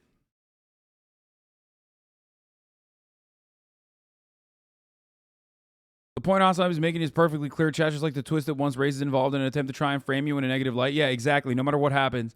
Goddamn homie, chat just takes everything as uncharitably as possible and also argues the whole fucking time. It's amazing you ever teach anyone anything. It's fine. I get my point across to like 20,000 people. Even if 10,000 people are like literally taking the wrong point here, it doesn't matter. Is that 0% of the clout Jid had when he was doing this stuff? That's not true.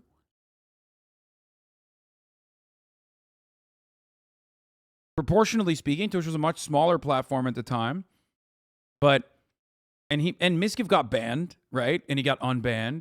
He did some things that didn't even meet the metric of like being ban worthy or whatever. And at no point did I say that Gideon did not deserve to be banned for the fucking harassment campaign. If a black content creator did what Jake Paul did with the Suicide Forest incident, no shot he goes on to work in the WWE. I think so. I agree. There are a lot of, or not Jake Paul, Logan Paul. Yeah, sorry. Logan Paul did that, not Jake.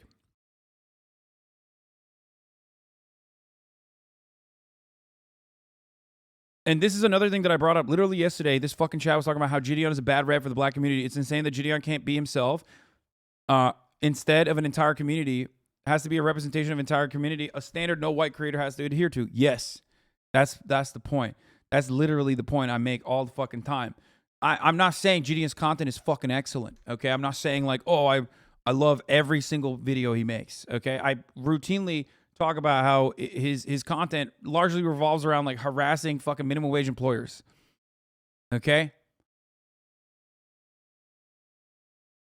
Like that's a big part of his content. That's the good stuff too. That's not the fucking stuff that's like you know, that's not even the stuff that got him banned, right? When I was talking about Gideon potentially getting unbanned, I was largely referencing the time frame between Gideon apologizing to Pokimane and making amends and the TwitchCon EU video. Okay?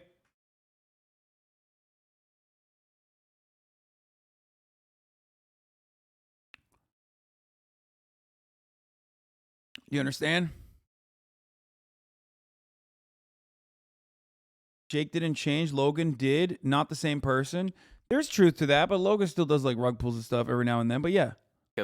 Is like Michael Crabtree's brother or something?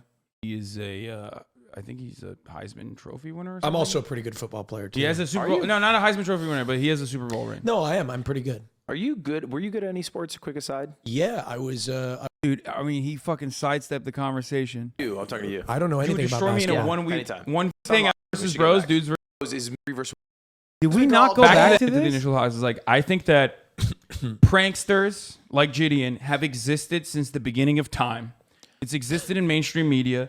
It's certainly existed on the YouTube space. Gideon, as far as like his impact and his content or the way he carries himself and what he does, is infinitely less problematic than a lot of white pranksters that popped off on YouTube and got clouded the fuck up and did horrifying shit both in their videos and also the way that they conducted themselves. But because, and this is the controversial part, because Gideon is black, same with iShowSpeed, I think that we do end up analyzing it from a different lens. Maybe, but I also think Aiden Ross receives the same flack because he does a bunch of dumb shit. I don't think to the same degree as Gideon does, though. Really? Yeah. I feel like it's possible. I think that is like people will get very mad at me because they'll bring up like examples of like white people being canceled or whatever the fuck, and that's true certainly. But if you look at the impact of someone like Gideon, like he's just being annoying. You know, that's his thing. Like, yeah, he's being fucking annoying. I personally am not a fan of that kind of content. I don't think it's not for me. I've never enjoyed it. But plenty of people do. But that is less impact. Come on, don't put Speed in the same box as Gideon. That's not fair to Gideon.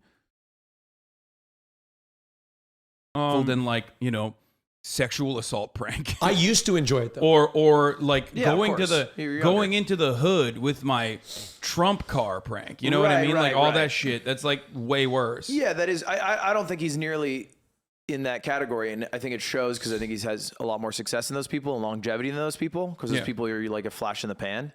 But I think for this specific example, like I think Tommy reacted in a way because of how his fans felt about it. Oh yeah, no, I wasn't saying the way that Tommy reacted. And then I think also Gideon was like super disingenuous about how he phrased it because he's almost been like, damn, they're trying to put a smear campaign against me. What if I was genuinely a Tommy fan? And it's like, well, yeah, that's the whole point. What if you were? You weren't. You were like a disingenuous fan yelling. Yeah. And it's, in a way, I think, pretty easy to perceive it if you're like a Tommy Innit fan in a lineup and then someone's like fake yelling, and it's pretty easy to tell when someone's like, yeah, Tommy! And then they don't actually care, that it devalues the thing you are caring about, and it just makes them feel bad. I don't think they have to fucking go out of their way to like try to kick him out, but yeah, he probably made everyone feel like a bit worse in the line. 100%. I agree with you on that. Absolutely. And I don't think he cares about that. I don't think he's ever considered that in his life. And I think that's the life of a guy who goes around and films YouTube videos in public, is you can't care about that. Yeah. Otherwise you're Gideon was permabanned so quick, but white people doing the same get a slap on the wrist? No. You're wrong. Any content creator, black or white, of Gideon's size goes after Pokimane in the same way that they do, okay, with like 10K, 15K fucking live viewers on Twitch. It's one of their first ever Twitch streams. They're getting banned immediately. You're wrong. The problem is, are they going to get unbanned? And I think that I can't say with a certainty, but looking at like past transgressions of white content creators versus black content creators doing similar shit, I do think that Gideon is viewed as someone who has far greater negative impact on a population of people than white pranksters are, because white pranksters are not seen as like the only singular representation when they're under a microscope. They're not seen as the only singular representation of all white people in the same way that all black people are. And that's the point. You get it?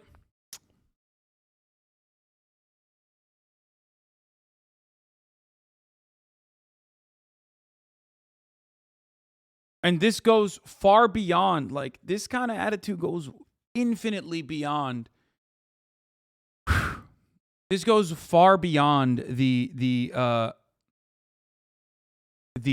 Twitch interaction with Gideon, okay? The insulated incident. It's just how black people fucking operate in corporate structures. It's how normie black people operate around white people. There's a concept called code switching for this reason. Okay?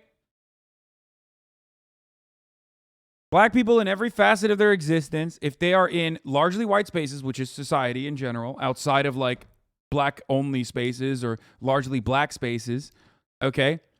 Most of society is white centered, okay? I'm talking about America, right? Black people behave a certain way usually, specifically so they are not falling into pre-established stereotypes. Okay? Racist stereotypes. Another reason why they do it is because they do not want to look like the, God forbid they do something that is seen with an additional microscope, an additional ounce of scrutiny that would then also cast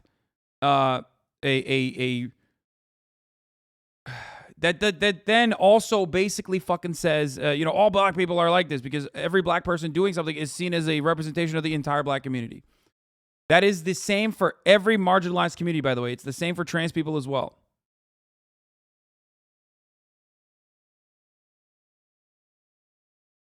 A perfect example of this movie, Sorry for Bothering You, it's a great movie, and would be right up your alley. Yes, Boots Riley is a fucking communist. I love him. Sorry to Bother You was a great movie. For the record.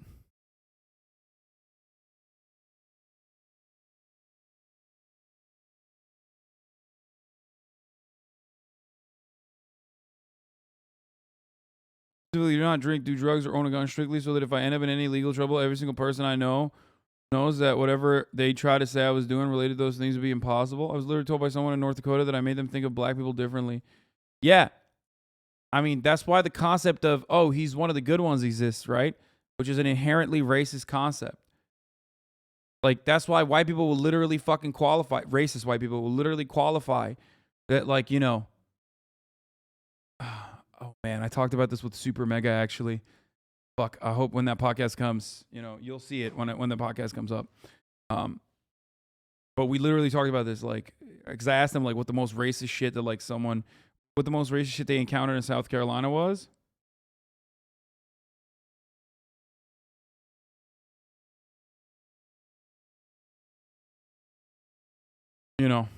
That's that was one of the things that they were telling me, is that, like, white people will oftentimes, like, literally qualify if they're talking about a black person. They'll be like, he's one of the good ones. Isn't like, the rest of them aren't good, but he's not like the rest of them. He's one of the good ones. Like, that's how they qualify.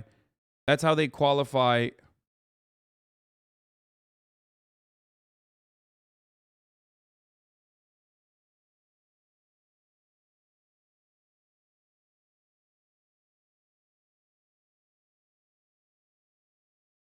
Anyway. Okay. Were you on Chapo or vice versa? I can't find the Chapo app. No, I was not on Chapo. Chapo was on my podcast. When the Will Smith Chris Rock thing happened, I had to explain to my white friends that black people are often made to be the spokesman of the entire black race. They were too thick to understand. Yeah.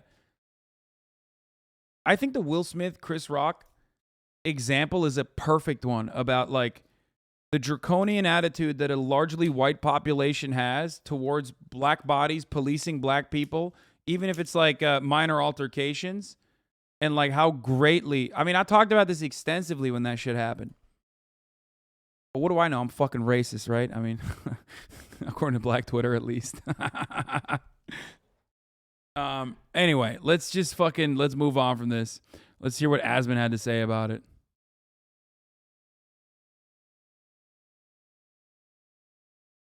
Down and when was the last time Twitch gave Have you noticed that every time you have comments about black content creators, it always turns into you defending Gideon or Speed from a leftist chat? We can never talk about the great things that Kai, Duke, and the AMP guys are doing, or Your Rage Gaming, or I'm Dante. It always turns into Gideon and he becomes a representation of all the black streamers. I mean, the reason why is because he's the tip of the iceberg.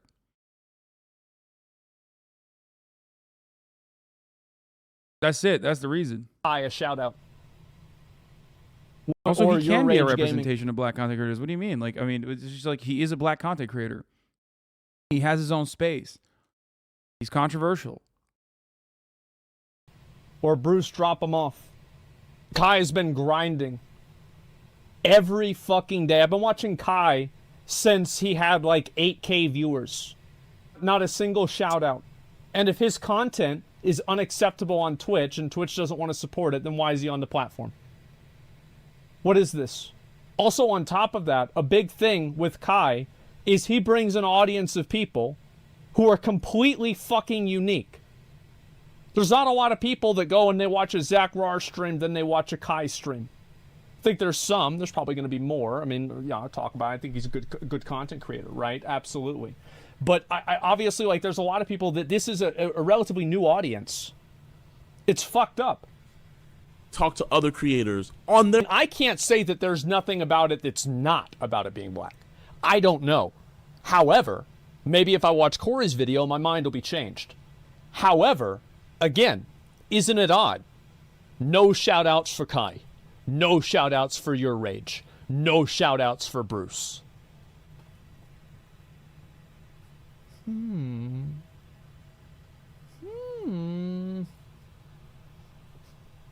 Maybe it's because they all stream at night and all the Twitch staff is asleep, and so they're always asleep and they never get to see the streams.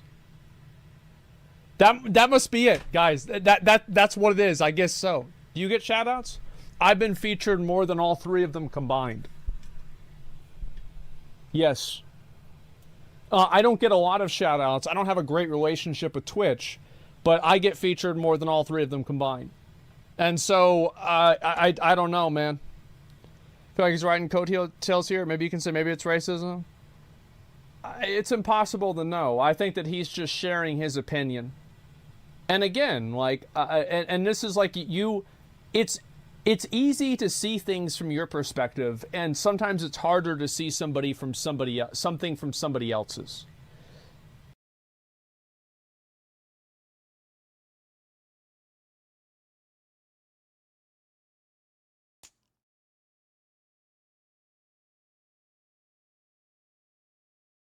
Chad is defending Twitch in the chat now.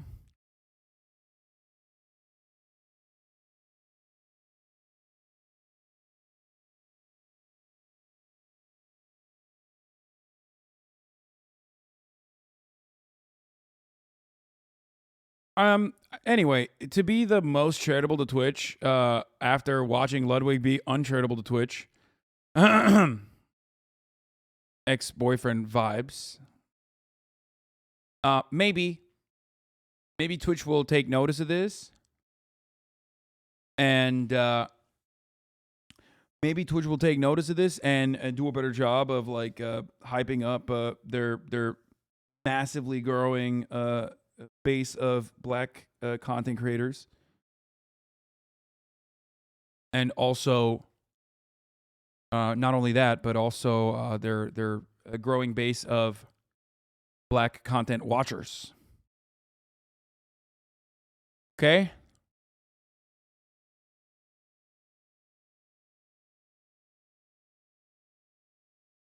You know damn well they won't. No, they might. Don't tell anybody.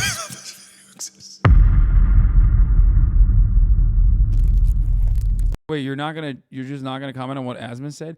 I don't know if I should watch this. I've never watched. I don't know what this is. This is gonna be TOS, I think. So I'm not gonna watch it. I'm not gonna watch the Markiplier video. We're gonna do good cop gets fired, bad cop. Good cop gets bad cop fired and arrested. Some propaganda. And what and the right and wrong of police interactions. This episode covers use of force, officer obstruction, and official misconduct, and is brought to us by Cameras Everywhere's channel. And we got a new box video too. And give them the credit that they deserve. On July 26th, 2021, Officer David Lance Dukes of the Orangeburg Department of Public Safety responded to a call regarding a man banging on a townhouse door, allegedly with a gun in his waistband. When he arrived on the scene, Officer Dukes immediately drew his gun and ordered 58-year-old disabled man Clarence Gaillard and his cousin Mario Julian, who were standing in the parking lot outside the townhouse, to the ground. Hey, let me see your hands. Berg, get on the ground. Get on the ground. Get on the ground right here. Get on the ground. You, Burgundy shirt, get on the ground. Over here. On the ground. On the ground.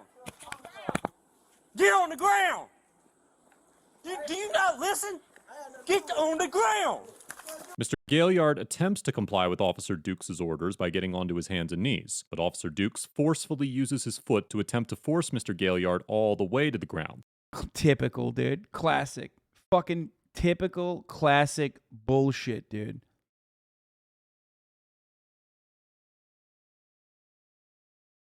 Classic.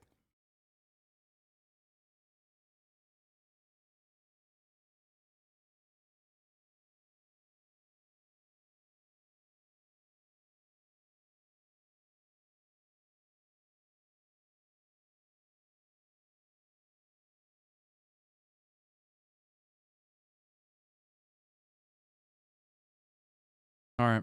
Causing his head to violently hit the pavement. In the 1989 case of Graham versus Connor, the Supreme Court explained that the Fourth Amendment requires a police officer's use of force to be quote-unquote reasonable under the circumstances, and identified 3 factors that courts should consider when determining whether an instance of force was reasonable. These factors include, quote, the severity of the crime at issue, whether the suspect poses an immediate threat to the safety of the officers or others, and whether he is actively resisting arrest or attempting to evade arrest by flight. More recently, in the 2016 case of Armstrong versus Village of Pinehurst, the Fourth Circuit, which includes South Carolina, held that, quote, non-compliance with lawful orders justifies some use of force, but the level of justified force varies based on the risks posed by the resistance. Even purely passive resistance can support the use of some force, but the level of force an individual's resistance will support is dependent on the factual circumstances underlying that resistance. In this situation, the severity of the crime at issue was limited at best, although Officer Dukes claimed to believe that Mr. Gaillard had a gun at the beginning of the interaction. However, at the time Officer Dukes used force against Mr. Gaillard, it was clear that he did not pose an immediate threat, as he had raised both of his empty hands above his head before getting on his hands and knees. Finally, Mr. Gaillard was not resisting arrest in any way. In fact, he was attempting to comply with Officer Dukes' commands when the force was employed. Under these circumstances, it is highly likely that a court would conclude that Officer Dukes' use of force against Mr. Gaillard was neither justified nor reasonable. Is there a gun back there? By that truck. Broad enough that any action could warrant any use of force by police? Of course, that is by design, for the record. For those of you who don't know, that is deliberate, that is by design. That's why the way that it is written that way. No gun. You're not listening, dude.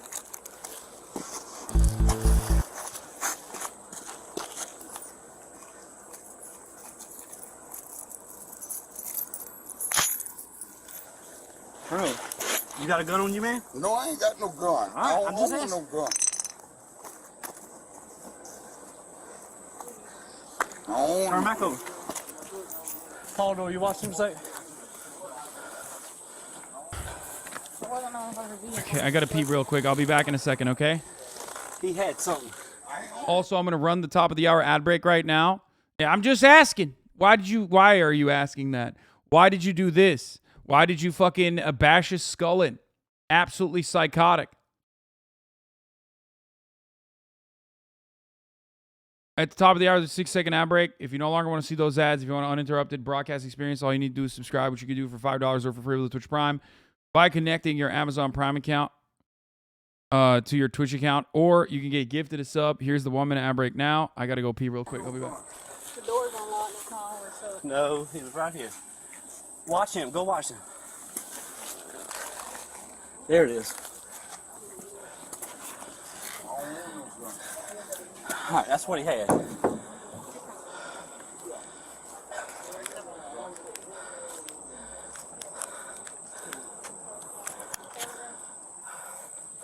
All right, who's the complainant? All right, get him up. Put your leg up. 25 cents, got one tank. All right. Put your leg that way so you can stand up. All right, listen, I'm about to help you. Hold on. All right, ready? 1, 2, 3. All right. Yep. Listen. Yep, they slammed my head down on the cement. Yep. Go back inside. Go back in the house. Go back in the house. Ain't nobody talking to you. I got head drummer. Go back in the house. Yep. Y'all bust my head down. Yeah, I've been in an accident. Yep. Y'all bust my head down. You throw me down. I sure did. You wasn't listening. Yep. No, it ain't. You ain't to throw me down like that. I'm disability. Okay. I got head problem. Yep. You throw me down. Yep. You throw me down. You throw me down. Yep. You bust my head down on the cement. Yep. You bust my head. All right, let me tell you what. His forehead. You bust my head down on the cement.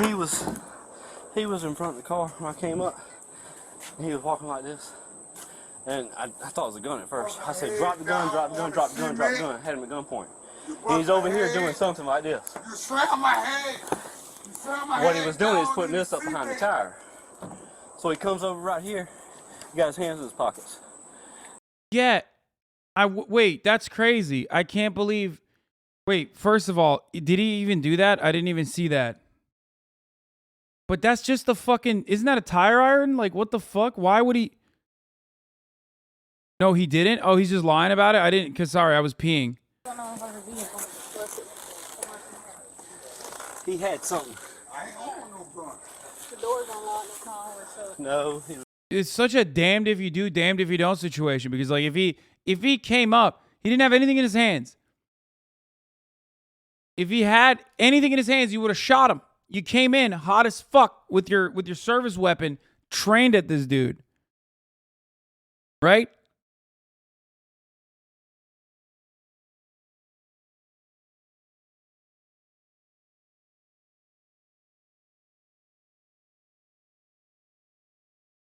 Like, you're ready to fucking shoot him. He's right here. Watch him. Go watch him. If it's just a tire iron. There it is. All right, that's what he had. What the fuck is that? That's nothing. I thought it was a tire iron. It's just a fucking stick. That's what he had. The fuck is that? That thing didn't even put a dent in the it's duct tape. I thought that was a tire iron. What the fuck? You can't even have like a stick with duct tape on it. The fuck is that?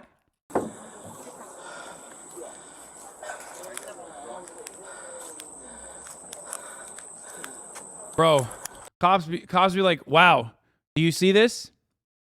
In the right hands, this is a weapon, okay? Like, for example, what if you put this in the freezer? Okay, what if you put this in the freezer for an extended period of time and then you just handed it off to me and I, unbeknownst to me, didn't realize this was in the freezer and I opened it and it exploded in my face. That's a weapon. That's a lethal fucking weapon, dude. That's fucked up. All right, who's the complainant? All right, get him up. Put your leg up. 25 cents, got one tank. All right. Put your leg that way so you can stand up. All right, listen, I'm about to help you. Hold on. All right, ready? 1, 2, 3. All right. Yep. Listen. Yep, they slammed my head Listen. down on the cement. Yep. Go back inside. Go back in the house. Go back in the house. Ain't nobody talking to you. I got head He said call EMS. trauma. Go back in the house. Yep. Y'all bust my head down. Yeah, I've been in an accident. Yep. Y'all bust my head down. You threw me down. I sure did. And You wasn't listening. Yep. No, it ain't. You had to throw me down like that. I'm disability. Okay. I got head problem. Yep. You threw me down. Yep. You threw me down. You threw me down. Yep. You bust my head down on the cement. That other person could absolutely stand out there, except the main reason why that fucking person walked back into his own house is not because, like, it's illegal for him to stand out there. It's outside his own goddamn house. He could totally fucking stand out there all he wants. It's out of fear. And very reasonable fear that he doesn't want to be the next guy that they bust the head of. Okay? That's the reason. Yep, you bust my head. All right, let me tell you what happened. His forehead. You bust my head down on the cement. He was in front of the car when I came up. And he was walking like this. And I thought it was a gun at first. I said, drop the gun, drop the gun, drop the gun, drop the gun. I had him at gunpoint. And he's over here doing something like this. You slammed my head. You slammed my What head he was doing is down putting on this the up behind the cement. tire. So he comes over right here. He got his hands in his pockets. I'm telling him, let me see your hands, let me see your hands, let me see your Why you hands. bust my head then? He wasn't listening.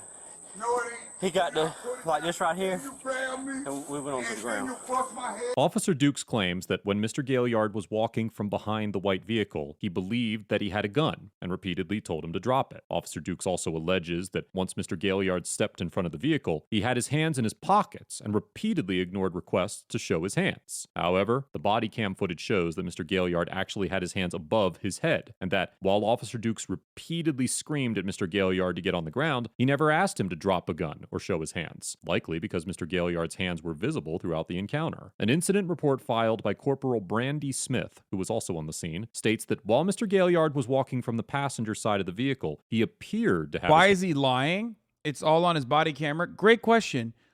Because cops lie all the fucking time because they can get away with it.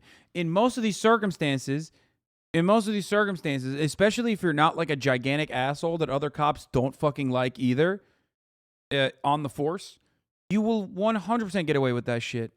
Who's going to check? Other cops are going to check. That is if they escalate this, okay? You understand? This kind of stuff rarely ever gets escalated to internal affairs. And if it gets to escalated to internal affairs, that's still literally other fucking... That's still literally other... God, Jank is like sending me the dumbest fucking text message right now in the middle of everything. It gets escalated to other cops who are, in more cases, and more often than not, are going to turn the other cheek. They're going to look the other way. Sorry. Okay? It's only when you're like a particularly annoying asshole that even other cops don't like. That's the only time when, they actually end up getting in trouble if someone does report it. But that once he reached the front of the vehicle, he took his hands out of his pockets. Corporal Smith's report also states that Officer Dukes was giving loud verbal commands for Mr. Gaillard to get on the ground, but makes no mention of a gun or any commands to drop a gun or show his hands. It's also important to note that when Officer Dukes was reporting what happened, he did not explain the method he used to take Mr. Gaillard down. Corporal Smith's report claimed that when Mr. Gaillard did not get completely on the ground, Officer Dukes pushed him to the ground by placing his right foot on the middle of Mr. Gaillard's back. However, the incident report filed by Sergeant Aquel Polidor states that Officer Dukes, quote, jumped up and stomped Mr. Gaillard on the back of his neck with his foot. Although it is unclear from the body camera footage whether Officer Dukes' foot landed on Mr. Gaillard's neck or upper back, it is certain that the version of events Officer Dukes explained to his commanding officer did not align with the body camera footage or the reports filed by his colleagues. That's what happened. Oh. Yeah, your head did hit the cement. Right, because you bust me down on the cement. Where's the complainant? You bust my head down on the cement. Right here? Do you think your viewers are mentally disabled when they say, hey, Cap? Sure, cops do things wrong. Saying ACAB is just pathetic in my opinion. Everybody probably knows someone that has gotten help from a police. Yeah, totally. Probably, dude. Yeah, definitely. My friend, people say all cops are bad or all cops are bastards. Not because like each individual that fucking puts on the badge is a bad person across the board in every facet of their lives. They say that because when you do put on the fucking badge, you have to do cop shit. And doing cop shit means upholding all fucking laws. Doing cop shit means protecting and serving the interests of capital rather than protecting and serving the interests of the people you are supposed to be protecting and serving. Okay? So a cop might be a good person when they're not a cop. You know, maybe. Someone might have even joined the force under positive assumptions, under the assumption that they're going to be like a nice person that ends up, changing the attitude of the force, or a nice person that just wants to help out his community, his or her community.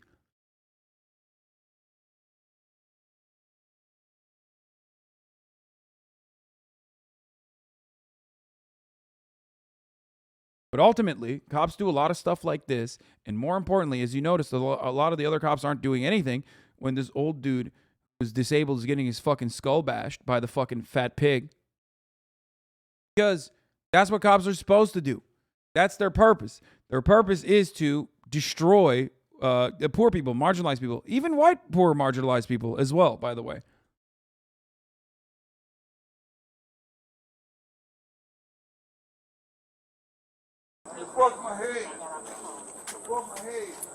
Where's the complaint? We're trying to get the name of the complainant. Brush my head. What are we doing? I guess Sam was going to check him out. There ain't nothing nobody here want to press charges on. Who called? I'm not sure. Take him out of cuffs right now. I mean, because that's what we got. You have to use your force. Yeah. No doubt. Yeah. Slam my head down. Dude, I didn't know what his intention was. Use the force. You need to look at the camera. All right. The officer did wrong. Slam my head down. Brush my forehead. Damn right. I'm gonna pay me for that shit. Mayor, I'm going to take that into evidence of what he had. What? Well, I mean, that's the reasons I did what I did. You know what I'm saying? That's where I'm coming from. How does marginalizing poor people protect capital? What do you mean? You're separating the poor from the rich. You don't want the fucking disgusting poors to come into your neighborhood and stink up the place. What the fuck are you talking about? You don't want the disgusting working poors to get together and organize and do a fucking protest outside of your work. You don't want the working poors to get together and organize in their workplace and, God forbid, do a work stoppage, a strike. Someone needs to bust their skulls in and teach them a fucking lesson. Who's done that historically? I'm sure you live in the hood, bro. No, of course I don't live in the hood. What the fuck do you mean? I'm in West Hollywood. What does me living in the hood or not have anything to do with this? I'm not saying I live in the hood either. I've never said that. You dumb bitch.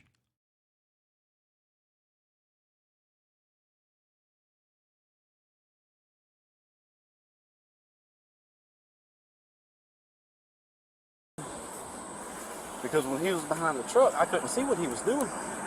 And I didn't know where ain't nothing there. Where that went. If it was still in his pockets when he come around that car with his hands in his pockets. His dogs on. No. On camera. Okay. Yeah, My dog that's stick. fine. A dog stick. So he can come out of cuffs? Yes. Take him out of handcuffs. Yeah, he can come out.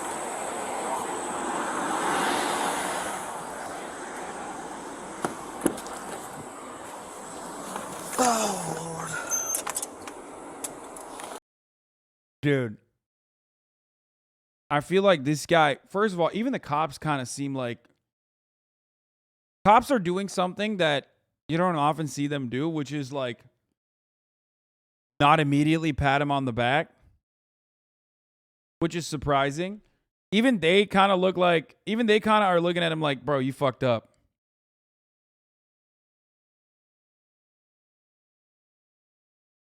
Like, which is surprising. Which is why I'm saying, like, this homie might not have been, like, well-liked in the force or something.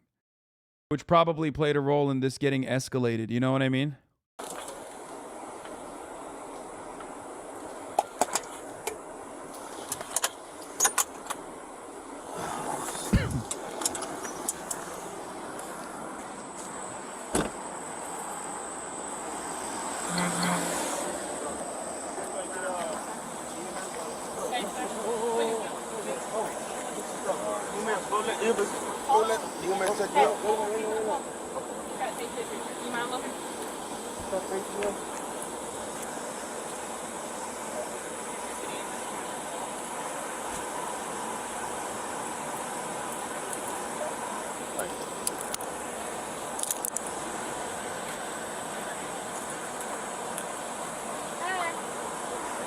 Good, how are you? What's going on? Officer slammed me before he down in the cement. Okay. In the wrong thing. Did you lose consciousness? Yeah. Listen. Can I get a card from you? I don't have one now. We don't have one. They don't give us cards. Okay, what's your badge number? 1059. Let me see if I can get my phone. Hold Hold on. on. We have cards. Okay. Thank you. When Mr. Julian asks Officer Dukes Oh for my a business God. card, Bro, look at her. Okay. Yeah. I see who corroborated the witness report in the fucking, you know. I can tell. I see who corroborated the report of the witnesses in when they internally filed for an internal affairs review of the misconduct that occurred here. Officer Dukes claims they are not issued cards by their department. However, Sergeant Polidor immediately corrects Officer Dukes, states that they do have cards, and provides Mr. Julian with the information he requested. If it was concluded that Officer Dukes intentionally lied to Mr. Julian in an attempt to avoid accountability for his actions, it is possible that he could be convicted of 2 common law crimes under South Carolina law: obstruction of justice and official misconduct. In the 1997 case of State versus Lyles Gray, a court of appeals in South Carolina upheld convictions for both of these offenses. Dude, getting in trouble as a fucking cop in the United States of America is like getting arrested for like straw donations to a political campaign. Like, the law is designed to protect you every step of the way. Also, shouts out to Dinesh D'Souza for going to jail specifically for that, by the way. Like how are you bribing politicians when it's legal to do so? Are you that fucking dumb that you couldn't, you know, go through a super PAC? Like, you had to do it illegally? And it's the same for cops. If you're getting into trouble as a cop, you really fucked up. Like, you are really, really just, it's crazy. Yeah, it's like insider trading for Congress people, okay? Which, of course, I don't think there's a singular example of insider trading. Like, congresspersons getting genuinely arrested for insider trading. So, you know.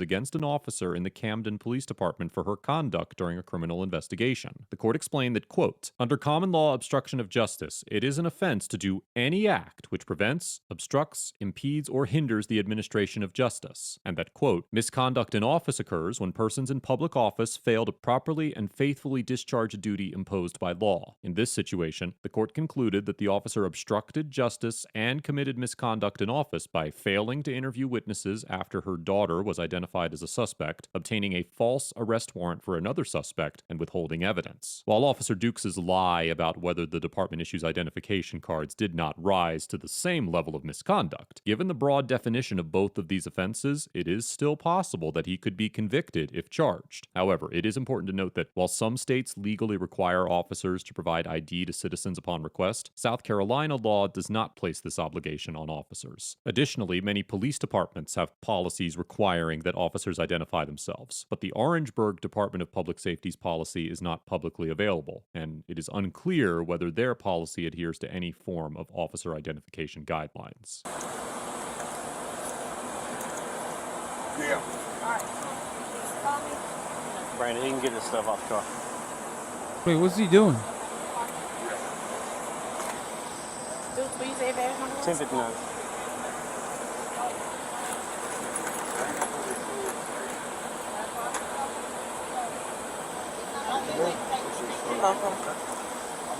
After It's a secret pig sign to other pigs. Mr. Gaillard was treated by EMS, he and Mr. Julian were allowed to leave. 2 days after the incident, Officer Dukes was fired from the Orangeburg Department of Public Safety for violating the department's use of force policies, which, as stated before, are not publicly available. On August 25th, 2021, former Officer Dukes was charged with first-degree assault and battery, which could carry a sentence of up to 10 years in prison. As of the date of this episode, Mr. Gaillard is represented by an attorney, but he has not yet taken any legal action against Officer Dukes or the department. Overall, former Orangeburg Officer Dukes gets an F for physically assaulting Mr. Gaillard for no apparent reason, blatantly lying about the nature of the interaction in his police report, and for making a concerted effort to avoid being held accountable for his ridiculous antics. At no point during this encounter was Mr. Dukes in any danger, and it is clear that his violent actions were motivated by his ego, not officer or civilian safety. There was absolutely no legitimate excuse for shoving Mr. Gaillard's face into the pavement when it was plainly obvious that he was attempting to surrender. And this is exactly the type of conduct that has sparked nationwide unrest regarding members of law enforcement. Mr. Dukes' feeble attempts to explain his actions and manipulate the facts of the encounter only add to his incredulous and insidious behavior, and his conduct was nothing short of unacceptable. I commend the Orangeburg Department of Public Safety for immediately firing Mr. Dukes and pursuing criminal charges against him. And if there were a lower grade than an F, he certainly deserves that. Sergeant Polidor gets an A+ for remaining truthful and objective throughout the encounter, ensuring that Mr. Julian was given the necessary information to follow up on the incident, and for maintaining a calm, collected, and professional attitude throughout the interaction. Although it cannot be proven with any degree of certainty, I suspect that Sergeant Polidor was highly involved in the Orangeburg Department's decision to fire and charge Mr. Dukes. And I mean, that face alone, like, it's just... That's the look of someone that's like, dude, what the fuck? What are you doing? Like, what the fuck are you even doing? I mean, the other cop too, even.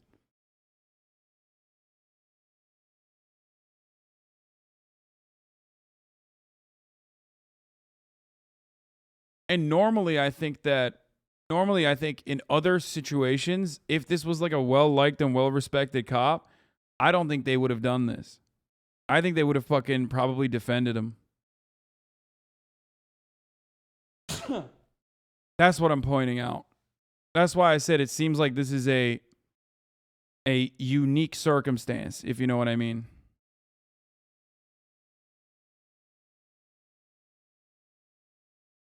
and the testimony that she offered in her incident report likely played a vital role in making certain that he was held accountable for his actions. Officers who witness acts of misconduct are often placed in a position where they must consider whether reporting that misconduct is worth the potential damage to their career that could arise from pursuing accountability for the actions of their colleagues. And it is all too common to see members of law enforcement justify the actions of their peers in any way they can to avoid facing the repercussions of speaking out against them. This notion was on full display in this very interaction when Sergeant Meyer fist-bumped Mr. Dukes for an appropriate use of force without knowing any of the details beyond what Mr. Dukes had told him. I commend Sergeant Polidor for having the courage and conviction to hold Mr. Dukes accountable for his actions, and I sincerely hope that her actions inspire other officers who witness misconduct to come forward and do the same within their department. As for Mr. Gaillard and Mr. Julian, I cannot rightfully issue a grade to individuals whose actions were purely dictated by the conduct of the officers on the scene. Nothing the pair did was uncivil, and the two obeyed all the commands of the officers to the best of their ability without knowing.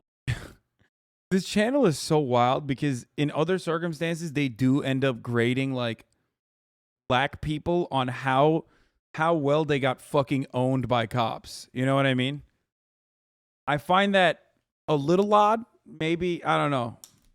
It is a little bizarre. You know what I mean? We're just like, hey, in this circumstance of police brutality, these black people behaved really well.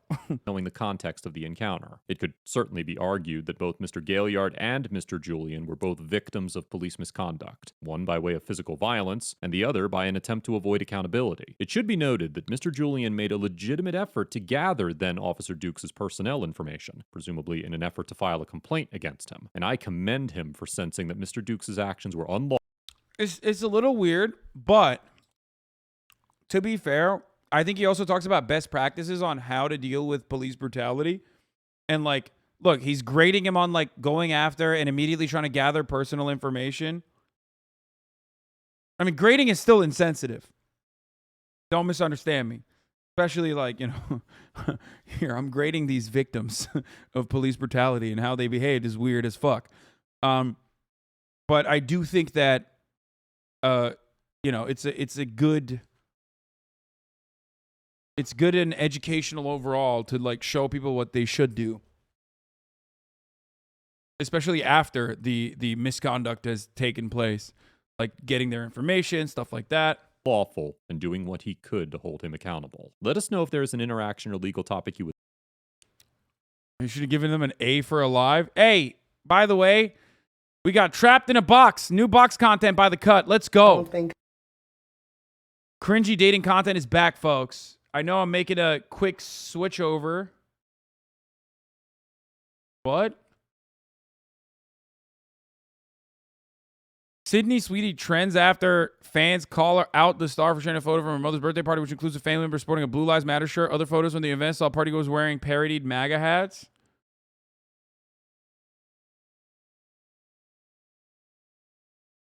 Oh my God. Wait. Oh my God. Oh, that's so ugly. I love that. Oh, fuck yes. Oh, fuck. Oh my God. Oh, fuck. Oh, fuck me. Oh, look at that shirt. I would wear a shirt like that. Oh, that's a particularly gross one. Oh, that's so good.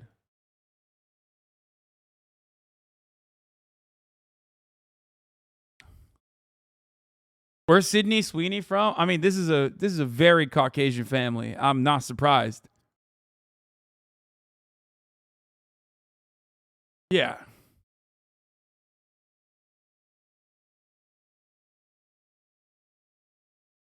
Cancel me too, my whole family wears that shit. Yeah, I was about to say, like, I was about to say, what is she supposed to do? Kill her fucking family members? Like, what the fuck?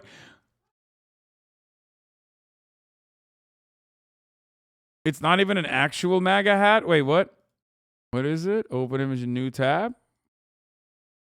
Make street great again? What?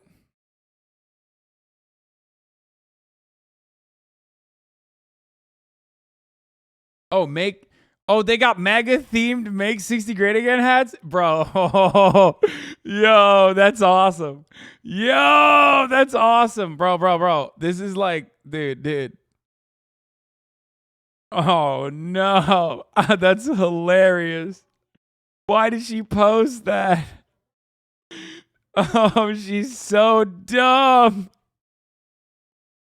You guys, this is wild. Innocent celebration for my mom's milestone 60th birthday party is turned into an absurd political statement, which is not the intention. Please stop making assumptions. Bush led to everyone. Happy birthday, Mom.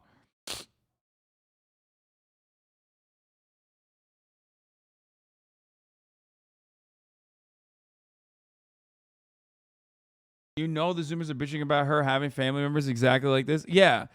I mean, it's like...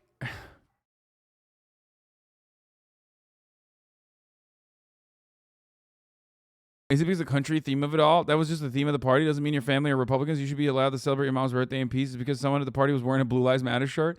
Yeah. Okay. I mean, your mom wanted to do a MAGA-themed 60th birthday party? That's kind of crazy. Like, are they on multiple levels of irony or what's going on? But also, by the way, I don't care. I literally don't care. I don't care. It's fine. Like, straight up, you should be fucking, you know, if you have horny conservative family members, yeah, you know, what are you gonna do? What are you gonna do about it? Just go to jail? Like, everybody calm the fuck down.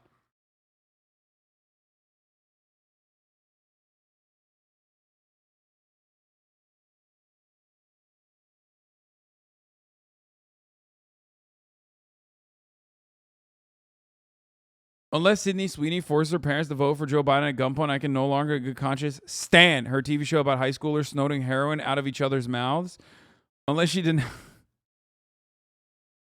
denounces her parents who are probably in the bottom 20th percentile of racist white people in America, I will be forced to boycott the episode where all 15-year-olds smoke meth. This guy didn't even understand it. Obama Joker time. This is kind of sick and parasocial. He's trying to control her family relationships. Oh, we're all so brain broken. Yeah, this is the take. This is the take that everybody brings up. Honestly, if you're a white person who says they're committed to racial justice and you're good standing with most of your family, I have questions for you, and they're definitely pointed. Yeah, how about you fucking point it on your own, man? Okay? Jesus Christ. Yeah, no, kill. Yeah, these people are like, yo, you should kill your family members if they fucking. If they're fucking conservative. Like, what the fuck?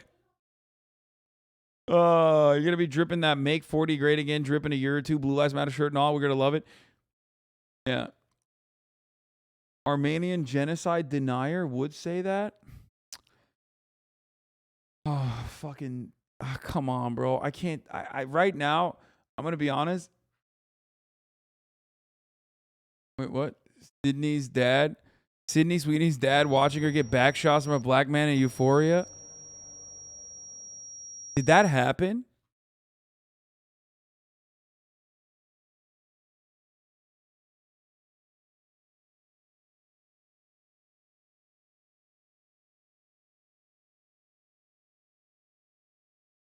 Not like the literal dad watching it. I'm saying, like, is that what happened in Euphoria? I'm 31. I never watched it. A couple of times, yeah.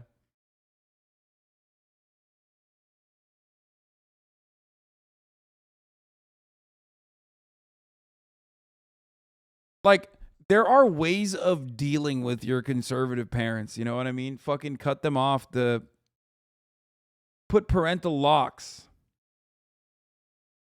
on Fox News. You know what I mean? Stop them from watching that shit. Change their Facebook account so they can't actually log on.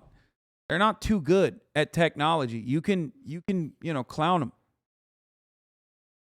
At first, they'll be like, oh, man, I can't log on Facebook. What's going on? It's like, it's fine.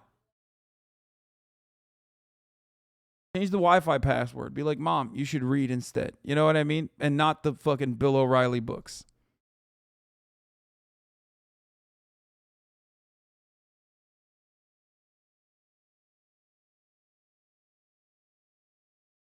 I'm trying what they call me a Nazi, get violent like a toddler.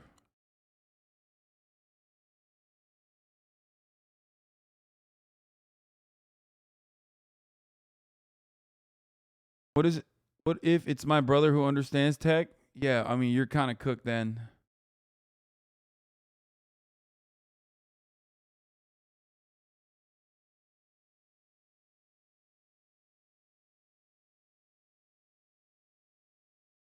Gave my dad a drone, but sadly he still has time for Fox News. Yo, parents always make up time for Fox News. You just got to take Fox News away from them. If they ask for Fox News, I'll link your Fox News reacts instead.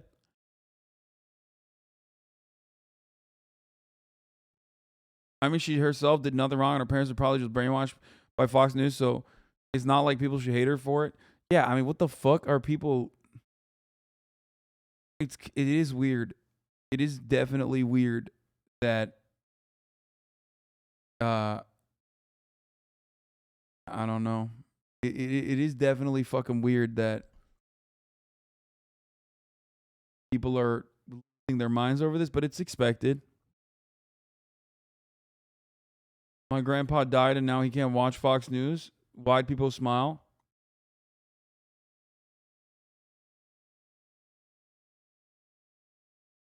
I just want to know if they were like multiple layers deep in irony and they were doing like this is a yeehaw themed birthday party, you know what I mean? Because that would be kind of sick.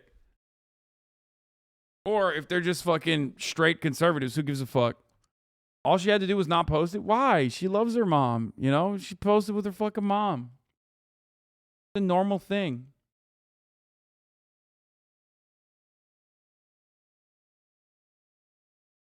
I want a MAGA theme party. I mean, I would do that. Yeah, her family's racist, but they aren't homophobic. I mean, they were having a blast. Wait, what the fuck?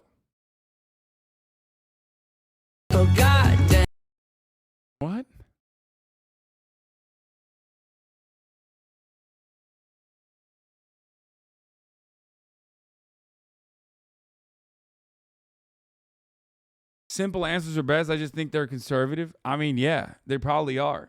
I mean, whatever the fuck Sydney Sweeney's from, it makes sense.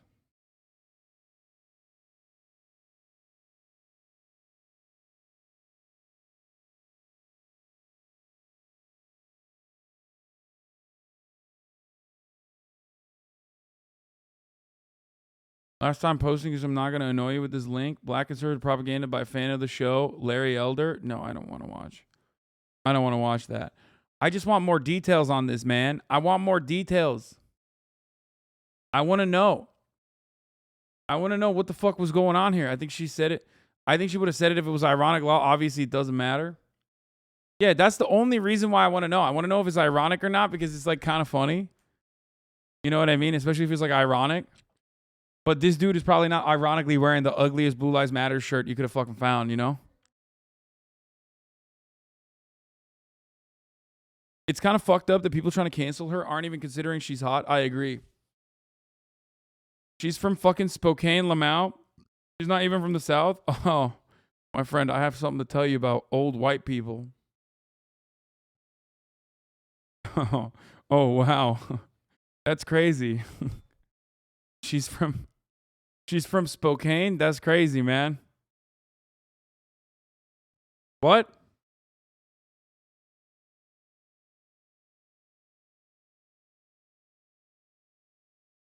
Old white people from the PNW are way worse. They're serial killer races? Not all.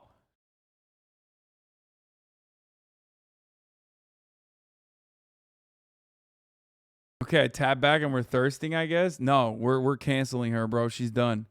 She's done for good.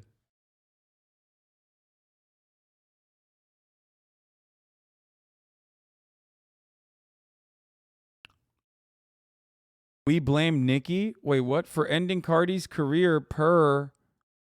What is happening here? You guys are so, and me as a fan of both Cardi and Nikki, I'd be like here defending Cardi and there to defend Nikki. What? I don't want to know. I don't want to know. I'm so sorry. I shouldn't have asked that question. I don't want to know. I don't want to know. Please don't tell me. Please don't tell me. Please don't tell me. I have no opinion on it. Please don't tell me. Please. Please. I do not want to know. I'm so sorry. I'm so sorry. I'm so sorry to the Barbs. I'm so sorry. She was always right.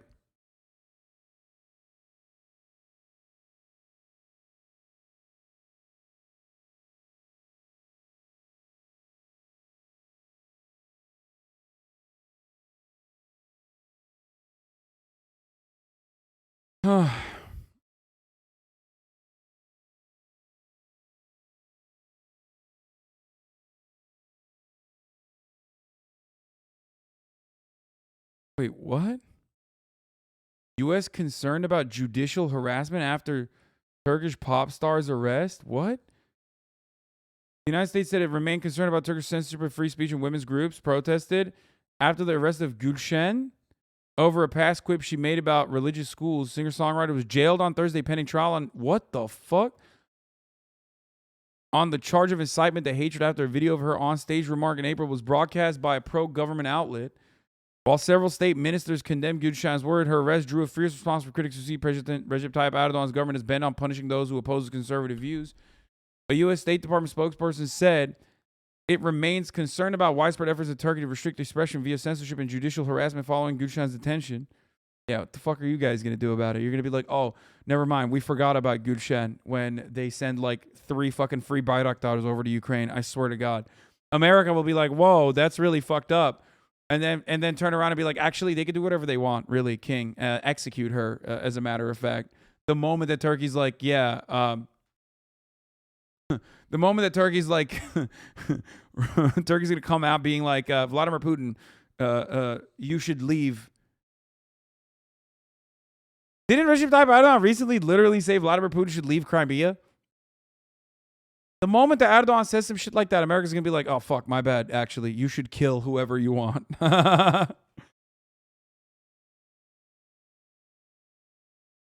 Protesters in Istanbul criticized what they call inconsistency between the judiciary inaction towards violence against women and the artist's speedy investigation and arrest. Many say Gülşen was targeted for her liberal views and support for LGBTQ rights. Hundreds of women would be alive today if men who assaulted other women were captured as fast as Gülşen was. Organizers of the Istanbul protesters told demonstrators through a loudspeaker, her arrest is the latest injustice against women who don't fit the mold or are not the type of woman the government wants. In the video of her performance in April, oh my God, Gülşen refers to a musician in her band and says in a lighthearted manner, he studied at an Imam Hatip school previously. That's where his perversion comes from. That's what she got arrested for? Are you fucking kidding me?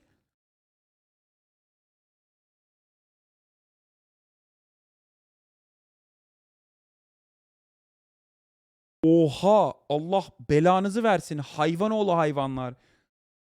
Yuh. Yuh. Yuh. Vay amına koyayım ya. İnanamıyorum yani. İnanamıyorum. Gerçekten inanamıyorum. Hayvanlığın ön seviyesi. Yuh. Bunun için hapse mi atılır amına koyayım birisi ya? Manyak mı lan bu insanlar? Ayı. Hepsi ayı amına koyayım. Yuh.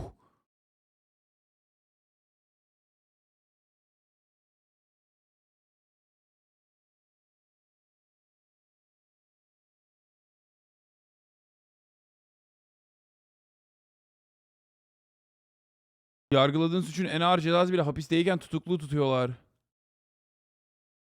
Amerika neden bu olay için yorum yapmış, ne sanıyorlar abi bunlar kendini? Amerika'nın niye bu işin laf ettiğini bilmiyorum. Belki yine Erdoğan bir şey yapmıştır, ona göre bunu kullanıyorlardır ona karşı da. Ne fark eder? Hayvanlığın önde gideni ya. Ayı oğlu ayılar, köpek oğlu köpekler. Böyle davranılır mı lan? İnsan böyle davranır mı? Hayvan. Erdoğan, whose Islamist rooted party first came to power 2 decades ago. Bir de İmam Hatip zaten Fethullah Gülen'in okulu değil mi ya?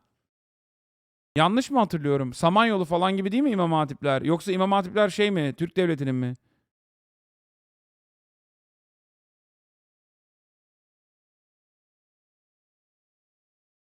Ha, devletin lisesi değil mi İmam Hatip?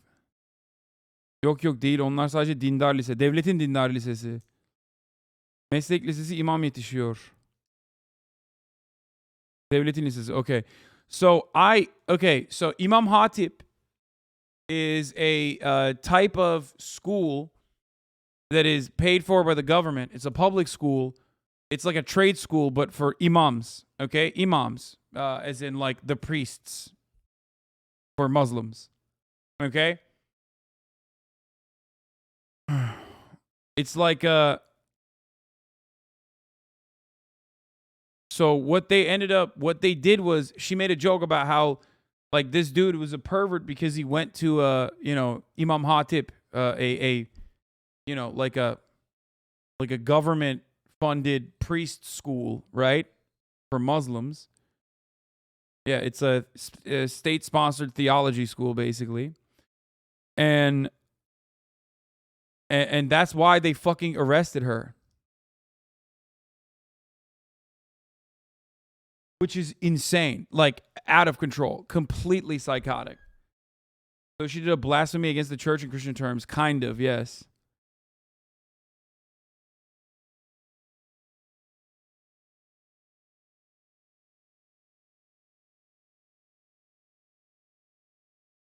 Anyway.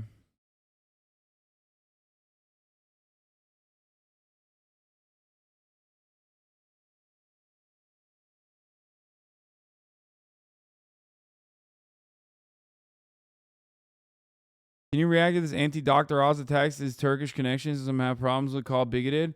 I don't know. I really need context for it. I already talked about it yesterday. It is bigoted. It is kind of fucked up.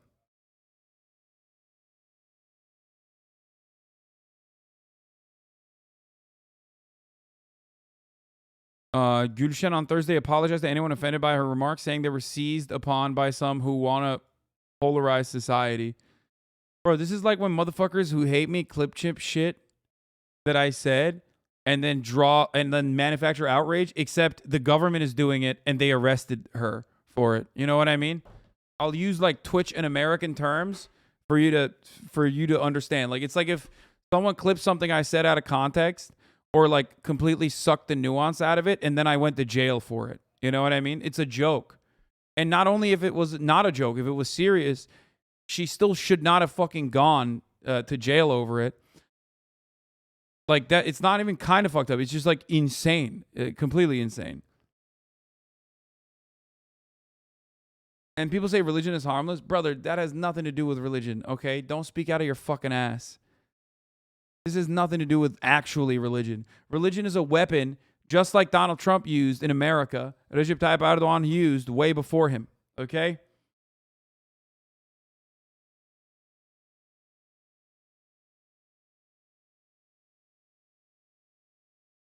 Will you cover the upcoming Swedish election and the rise of the far-right neo-Nazi Sweden Democrats? He isn't even wrong, though. I'm a Muslim, even though I know Imam Hatip's for the most part raised perverts and scum. It is basically a Catholic high school equivalent of Turkish Muslims.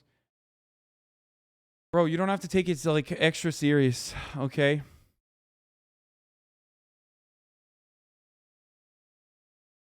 Religion is, in this circumstance and in many other instances, used as a tool. There are actually religious There are actually religious people who aren't like Recep Tayyip Erdogan, who just uses religion to justify his reactionary and incredibly fucking awful attitude. Erdogan's trying to bait seculars into rioting so he can postpone the upcoming elections. Yeah, I don't know what the fuck's happening here. She might be released on Monday or upcoming days. There might be other news they try to surpass. That's why this happens. It's crazy. You're also kind of like hyper focusing on religion when the element that is at play here is conservatism and like reactionary bullshit.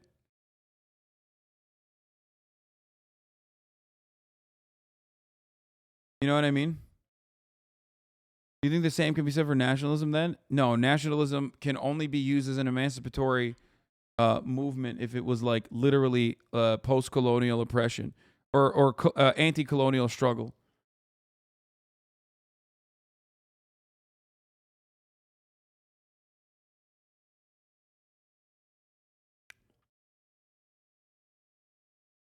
Kind of like here where our current president used Imam as his running mate for elections to get Islamic fundies to vote for him and it worked. Stop yelling fire in a theater? What? Bro, this is not the type of thing that anyone would ever normally, even though Turkey has no free speech. Okay? Turkey has no free speech. And I don't mean like fucking Germany where you get fined for saying like that you love Hitler or something. I'm talking straight up no free speech. So much so that Recep Tayyip Erdogan literally went to jail originally and could not even like run for office originally because of a fucking a poem that he read about Atatürk, the founding father of Turkey. Right? Am I wrong about that? Recep Tayyip Erdogan hapse girmedi mi amına koyayım ilk 90'larda?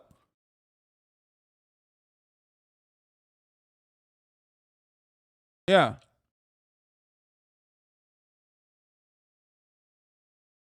Atatürk'le ilgili değil şiir. Ne okudu? Ne şiiri okudu? Atatürk'le ilgili değil miydi?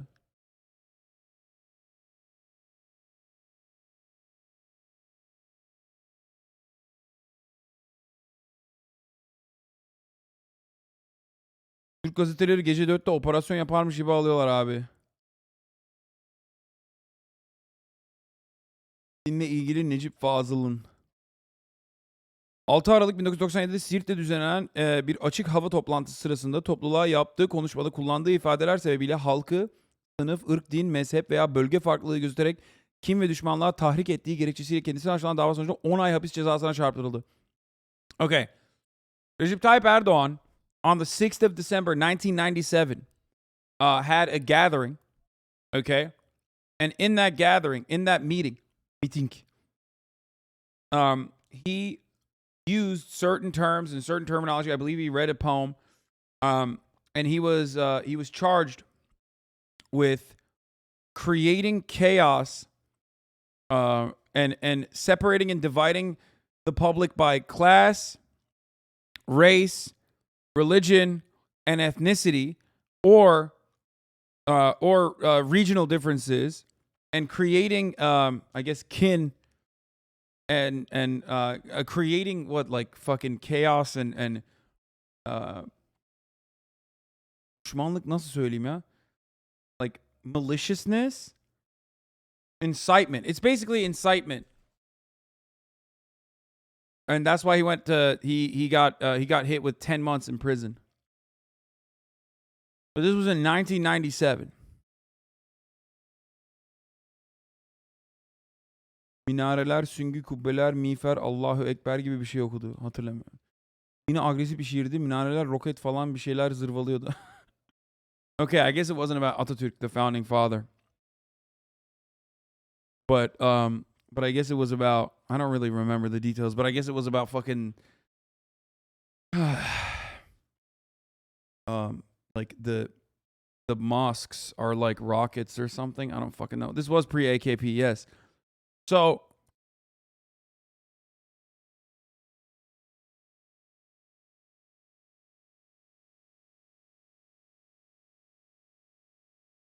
I mean, I don't know, man. This is insane.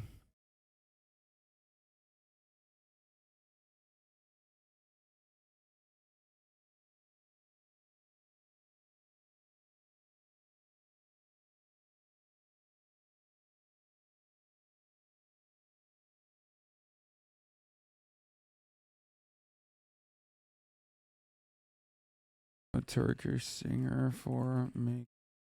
I'm gonna tweet about this. Neler çekiyoruz abi, Amerikalılar şükredin cap. Yeah, this is, I mean, Turkey is really bad with free speech. You already know this. I've talked about it a lot. So, I mean, it's the horrifying, the shit that they put people through. And jail journalists like regularly for investigating the Erdogan family, openly writing about corruption, which is like pretty much impossible to do now anyway because every newspaper is owned by fucking loyalists. Fucking disgusting. Hasan neden sık küfür ediyorsun? Oğlum küfür etmeyeyim de ne yapayım amına koyayım? Baksana duruma. Ülkenin anasını sikiyor Erdoğan son 30 senedir. Sen hala neden küfür ediyorsun diyorsun. O küfür etmezsen ne yapacaksın abi? Allah belasını versin bu hayvanoğlu hayvanların.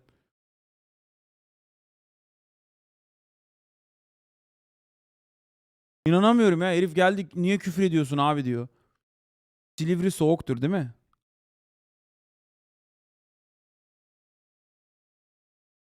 Türkiye'ye geri gelmezsen etme küfür. Abi Türkiye'ye geri gelemezsin etme küfür. Lan zaten gelmiyorum amına koyayım. Gelmiyorum. Erdoğan siktirsin gitsin ondan sonra gelirim. Erdoğan'dan önce gelmem ama. Kanka bu küfür de koyunlar için rica etsem saat gece 3.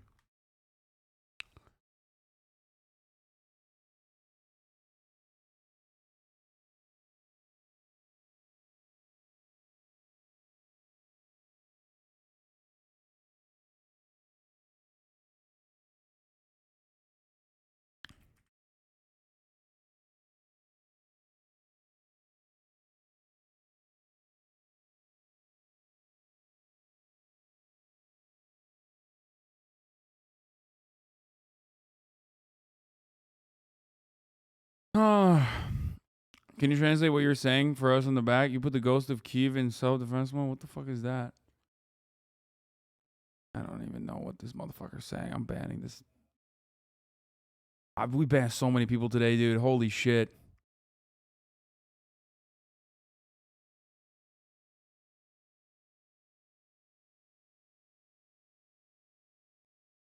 Anyway. Is your stream watchable in Turkey? Like, is it blocked at all? No, I don't think so. I don't think it's blocked. Can Erdogan be voted out? Yes. And he probably will, which is part of the reason why he's behaving this way in the lead up to an election. Then he knows he will lose. Once he lost Istanbul, it's done. I said it. No copium. No copium. To this day, You're I crazy. don't think... You're crazy. Unless Erdogan, and also same with Bolsonaro too, unless they do some fucked up shit, and it's even less likely to happen in Turkey, a coalition has already formed and will most likely overthrow the Erdogan regime after 30 fucking years. They've lost so much ground. The only thing that breathed life back into Erdogan's administration and its power, that even created a constitutional reform after a referendum took place, was the coup d'etat attempt made by the CIA asset Fethullah Gülen. If America hadn't fucking involved itself in Turkish affairs as one does so regularly and so routinely, thank you. Shouts out to the fucking CIA for that, by the way. Thank you for that, CIA. Recep Tayyip Erdogan was already... Recep Tayyip Erdogan was on his way out. His popularity was waning. And then it saw a massive uptick. because there was a common enemy again. Like the common enemy here at the top of the hour is the ad break. And if you no longer want to see those ads, all you need to do is subscribe, which you could do for $5 or for free with a Twitch Prime. All right? That's it. That's how it goes. Now, if you no longer want to see those ads, like I said, we're going to watch this Trapped in the Box cut video. If you no longer want to see ads, you can get gifted a sub as well. Here's the 1 minute ad break now. Let's continue. I've ever been that in love with anybody. So why'd you f it up and cheat on me?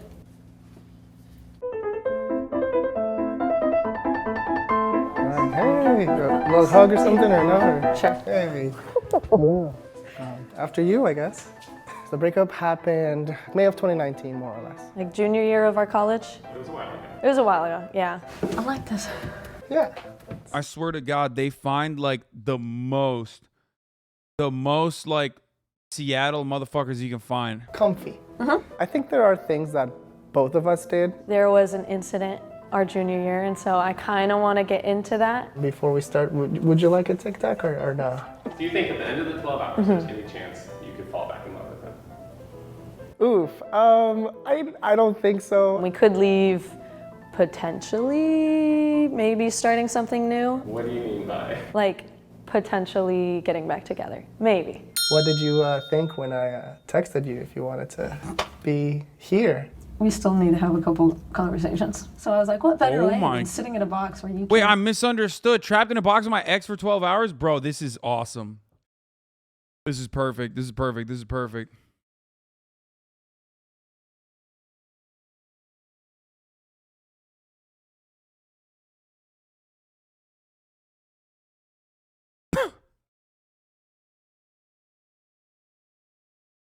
God damn it.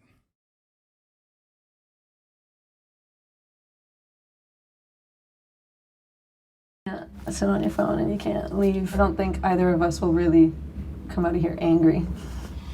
Well, I guess wait and see, I suppose. Who asked you that first? It was a long that's a process. that's we were friends for a long time. We were friends for a few months. We became like best friends, I would say. I knew that I liked you. You were and still are very attractive and beautiful and stylish and very fun to be around and stuff. And so we go to this little party, we all get really drunk. You started making out with everybody. It was a game. At this point it was like, what, 4 or 5 in the morning. And I was like, I should probably go because I have work tomorrow at like 10. Oh my God. Wait, hold up. What? Bro, what? Yo, ladies in the chat, be like, too many earrings. You're better off, sis. What are you, fucking crazy? Do you not hear what he just said? Am I crazy? Did I just misunderstand what he said? Didn't he just literally say she just made out with like everybody at the party? What? Around and were and still are very attractive and beautiful and stylish and very fun to be around and stuff. And so we go to this little party, we all get really drunk. You started making out with everybody. It's just a game, dude. Yeah, hide my penis in your vagina. Oh, that's the game we're doing. You know what I mean? Oh, before they were together. Okay. Before they were together. It was a game. At this point, it was like, what, 4 or 5 in the morning. And I was like, I should probably go because I have work tomorrow at like 10. So you walk me like out of the building. And as I'm leaving, we engage in copious amounts of making out. And then I think the next day is when we had the conversation of like, okay, are we officially boyfriend-girlfriend? And we were like, yes. And that was September 24th. Damn, they met at an orgy, bro. What the fuck? You know, we were together for a while, close to 2 years, I guess. In that time, before they dated, slough face is quite common in college. I made out like 5 guys in a night, not too proud. No, I don't give a shit about that. I thought they were dating. I misunderstood. I thought that they were dating and she did that. I was like, okay, that's wild. But if they met at a party when, she was hooking up with a bunch of people, like whatever, this fucking, who gives a shit? You know, there were mistakes that were made and stuff. I just wanted to apologize because I cheated on you when we were together. And that really hurt you a lot. It's one of those things that to this day I still think about like really often. It really wasn't fair, especially you. Damn, my man, what the fuck? She's like, you hit above your weight class and then you cheated on her? That's crazy. You know, being a kind person that you are and being the type of man, you fucked up, dude. What the fuck? Girlfriend that you were and the type of friend that you were and how important you were to me. I think I was just so like caught up in like the self-loathing of it. I wasn't even able to like see far enough to like You're see just you. imploding. And that made things worse, I think. But I think living together made it worse. yeah, I think so. After you broke up with me, you kind of acted like we were still dating without the label. Well, we never like did stuff after we broke up. No, we didn't. But like you would say like, "Hey, sugar tits," and I'm like, "What?" Yeah, you were like in a silly, goofy mood, and you smacked my butt too, and I'm like, "What?" Yeah, that was definitely stuff that was. It was not you were having a moment, and then we had the final. As you, I'm sure you're aware of where I'm going with this. We, I don't know, studied for an hour, and then I was getting sleepy, and I don't even know why you suggested I like sleep in your room. I was literally right next door. Yeah, well, I remember you were, because you were on my bed and you were like sort of sitting, but you were lying down. And you were like literally dozing off. So what I meant was like, if you want to like sleep for a minute, like you can. All of a sudden, like I had woken up and I had felt like a hand on my thigh. And I'm like, that's weird, I don't know what to do. I'm sure it'll stop. I kind of wanted to see your perspective. What was going through your head? I think one of the hardest parts for me when we first broke up, and we were, especially since we were still living together, when you're with somebody for a long time and you're used to having a certain... This is wild. What the fuck?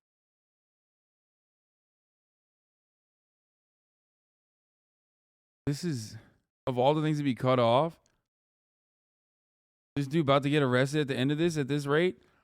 No, I mean, look.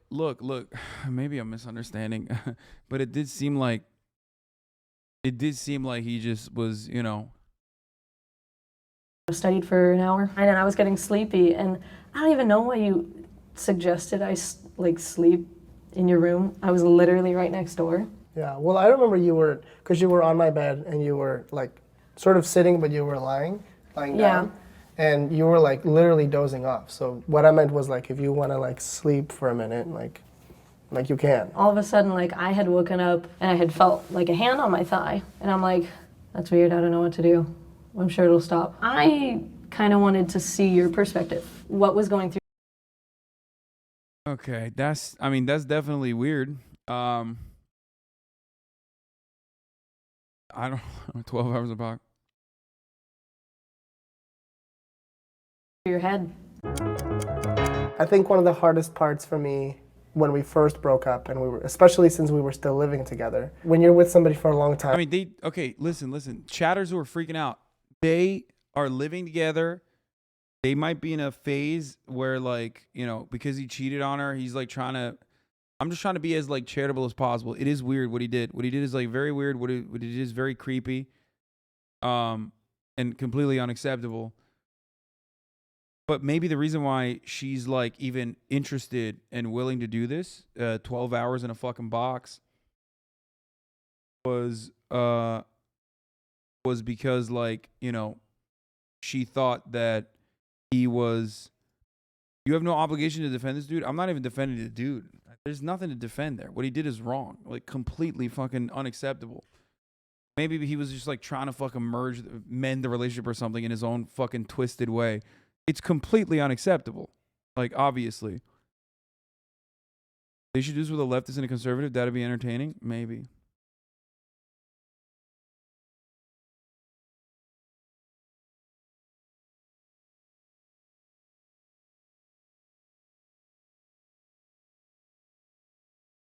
Chatters asked, why did they cut through? You know what I mean? Chatters asked why they cut through that part and like breeze past it.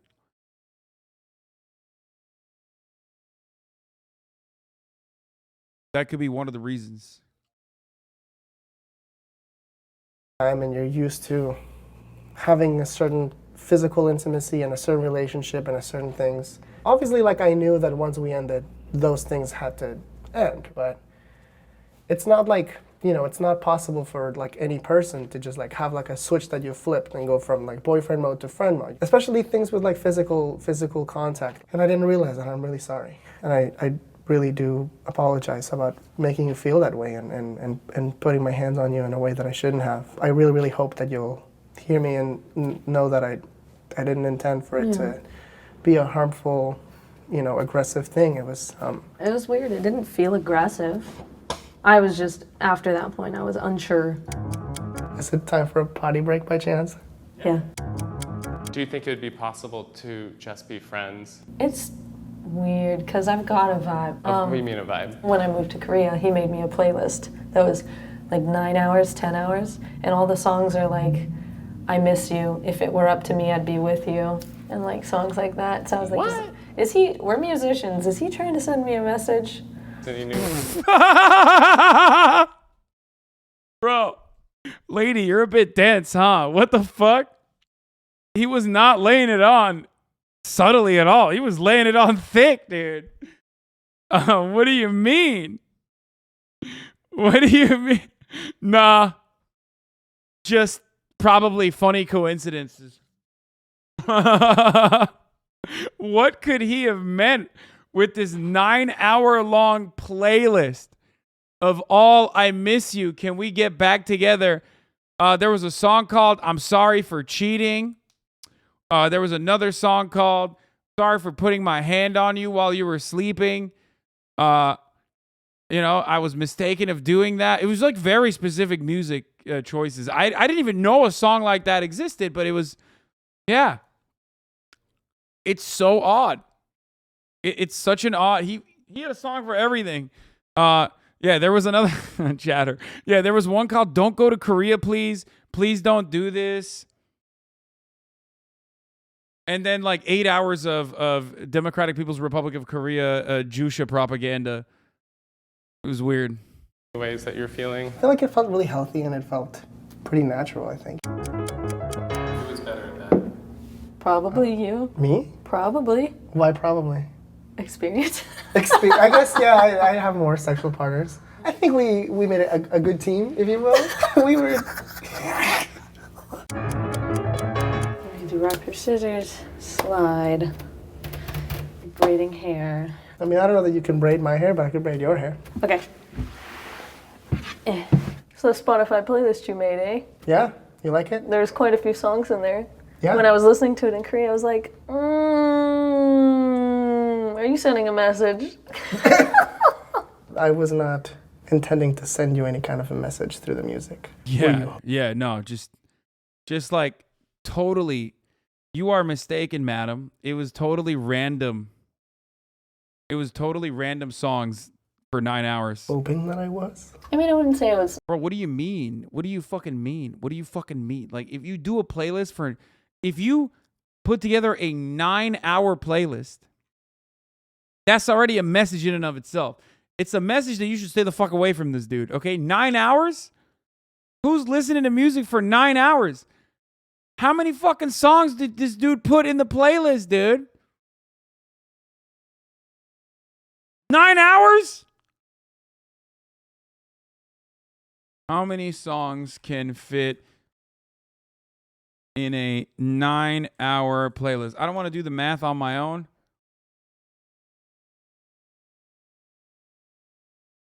For the average DJ set, DJs will play 60 songs. I mean, I guess 2 hours is like... 2 hours is like around what? Let's say 2 hours, 60 songs. Right?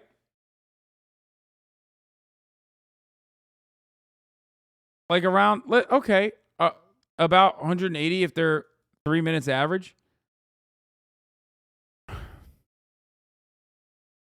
20 songs an hour. 9 is about 200.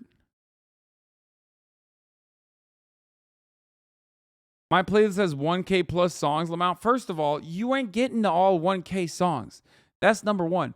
Number two, okay? Number two.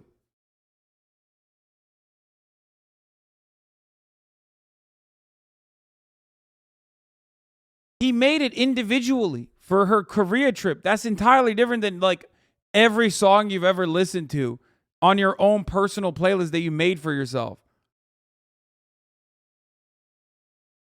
Motherfucker curated a playlist of 9 hours. 9 hours full of music, dude. Hoping, but it seemed a little too, like, I'm gonna pull that playlist up later and I'm gonna show you exactly what I mean. Honestly, a big piece of it was like, I know you're gonna be on a fucking flight for a long time, so like if you're absolutely bored and you get sick of your own music and you want some fresh tunes, then here you go, mate. Okay, that's not too bad. That ain't too bad. He said mate. How's it going? It's going good. Time's flying. You said maybe you would consider getting back together. Do you feel more strongly about that? It's still kind of coming along now that we're kind of getting into like deeper conversations and like talking about issues that were really just pushing our relationship. I think it's starting to get a little bit stronger. It's not ruled out. So what else do you want to explore? Definitely the pregnancy. What? Are you having any romantic feelings for her right now and being with her this long? Wow, okay. Yo, this video, dude, the cut is crazy. They're diabolical, dude.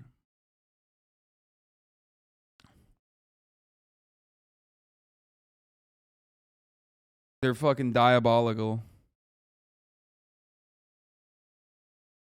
That's a fair question. You know, it's like as we're reminiscing and like talking about things and thinking about memories, there's definitely moments where like I just kind of look at her and remember those feelings and remember those moments and sort of think like, yeah, like it's a hard thing to not want back. Do a little yoga. You'll teach me some yoga? Me too? You're gonna bring that back. This Straight one? back. Straight back. Like lean down, lay down. I feel like a seal. That's more dolphin. Did you two talk about marriage? When we dated. Yeah, when we dated, for sure. Like briefly, not much. Like it came they up weren't. They several weren't. times. Yeah, but they weren't like in gross detail. I don't know if you remember this. We straight up had conversations about like, here goes, ready? About how we would raise our kids, like religiously speaking. We were like, if we have kids, you were like, I want to raise my kids Christian. And I was like, I'm not Christian, but if you want to raise them that way, like that's fine. Just know that I'm not necessarily in that belief. We talked about religion quite a bit. Throughout the relationship, like I would ask you to come, because it means a lot just for you to show up. Right. Just to come to my church. I think it was hitting a nerve with your experience with your dad. Stepdad and his pushiness. But going was something that was like upsetting you, and I didn't want to do anything to like make you upset, but I didn't want to say it's okay that you don't come. That point has always been a breaking point with me and guys and people I've been with. Yeah. To this day, I don't think I've ever like been that in love with anybody. So why'd you fuck it up and cheat on me? Because this isn't the first time you've told me, oh, I love you so much, or like, I'm so in love with you. Because I'm a fucking idiot, honestly. Because I'm fucking stupid, and Were you just not thinking? No. So why didn't you tell me immediately? I really thought I was doing better by you by not telling you. I couldn't think to myself like, I fucked it up so bad that she's gonna leave me, and I don't want to lose her. So just selfish? Yes. How were those quesadillas? They're good. They're really good. Mm-hmm. Do you think if we were to date now, where we are in our lives, we would be better for each other? I think so. We can't be worse than we were for each other. You seem a lot more like mentally healthy personally, because I think you.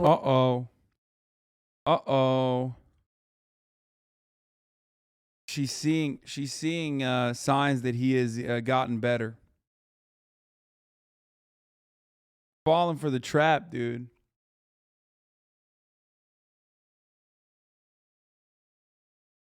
Were your worst enemy when we were dating. We definitely would be a lot better for each I other think now. there are still some challenges to get over. Sure. If we were to date. Yeah. Number one being that I'm pregnant. Can you give us some more context of how he knows already? I had moved What the fuck? Wait, what's happening, dude? moved to Korea to teach English, and I met a guide over there, and he was really kind to me, made me laugh. One night we had sex, and immediately after having sex, I was like, I'm pregnant. I'm gonna be pregnant. Before I got the actual pregnancy test, I broke up with him. And I had said, if I actually am pregnant, I'm going to move to America. My support system's there. And we had a long conversation, which ended in me being called childish. And so I flew back. I think you were one of the first friends I saw. You ask her, are you looking for someone to raise your child? Ooh. Are you looking for someone to raise your child with? Am I seeking somebody? No. It would be nice to have someone to help, because I don't want to meet someone and then say, hi, I'm pregnant, I'm going to have a child. Like, if you're with me, you have to take care of the kid. Narrows down the pool. Significantly. You've made a lot of hard choices, and I applaud you for everything you've done so far, honestly. How are you doing with it? It was a struggle. I was not happy when I found out I was pregnant. And I had kind of thought about abortion, but I did some praying and realized that you can't really make a plan in your life because it's not always going to go how you want it to. There's no point in a plan, and my life is led by God, so I guess I'm going back to America. That's where I'm needed. Do you believe that God intended, like planned for you to have a baby? Yeah, I think so. Cool. It's scary, but like it's literally showing me I have so many people that I can count on and that can help me, and that's what helped me move back here. Hypothetically, if we were to get back together today, what would that look like? I mean, there's so many unknowns and questions because I'm pregnant. I would like to think, because we've gone through the small talk portion of like, where are you from? Where are you from? We're already to the point where we know enough about each other. And we know that we click. I'd want you to go to church weekly because it is my identity. Again, it's literally just supporting me, not necessarily believing all of it. Another pro of hypothetically getting back together today. Having a stepdaddy. Having a stepdaddy. That's a pro for you. Oh my God. What do you miss most about me? Okay. What do I miss most about you? Yeah. Like one thing or like several things? I mean, you can give me a list. Even in our relationship, we really were like best friends first. Like we absolutely were. You really quite were my other half. You had a lot of love to give, and it was very beautiful to receive. I miss telling you all my little dramas, and like you're my little partner in crime, so I would just literally whatever I knew you knew. Also having someone that makes me laugh to the point I cackle. It's been a long time since I've heartily laughed. Like legitimately. You're a man of moody moods. Moody moods, what that means? Like songwriting. You wrote several songs about me. Well, I wrote songs about you before we were dating, and I wrote at least one song for you while we were dating. Do you remember that? For Christmas. Oh yes, the girl with yellow hair. And the Pop-Tarts. Back when you were blonde. It's probably somewhere still 6 on my phone months ago, because I I met this couldn't girl really. who told me she could draw real well, but she forgot to mention her real talent was stealing hearts. Is there a date gonna happen? There could be. We've been talking about going to the zoo. We have. The zoo! The otters! Would you consider it a date, or would it just be like, we're friends? I think I'm going to the zoo with someone on my own. It's a date. The zoo is my date spot. The zoo is your date spot. Zoo and then Dippin' Dots. Bro, do you want a date? Yeah, I mean, I wouldn't be opposed. That was it's either all in or like not at all. Yeah, that's true. I would say yes. But at the same time, I feel like maybe I would need a little bit of time to think about it. Now that the hypothetical is becoming more real, you know, it's like if it's you know, like if it's in, it's all in kind of thing, you know what I mean? And like there's history and there's people and there's families and there's baby and there's this and there's drama and there's these things. My initial response is to say yes.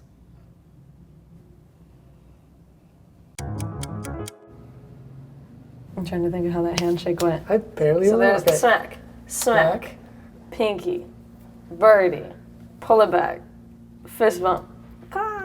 Come on. Did we shake on it? Is that our... We shook on it? One date. Dude, this is so... I'm not doing a react to this because I'm not looking at it because I'm actually bored by this content. And I'm actually going to end it right now. I was supposed to shoot a podcast later today, and now the podcast is canceled.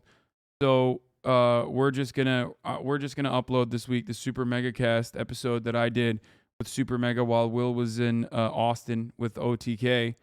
I'm not playing Valorant. I'm not playing a video game. I'm tired. I got to deal with some stuff here.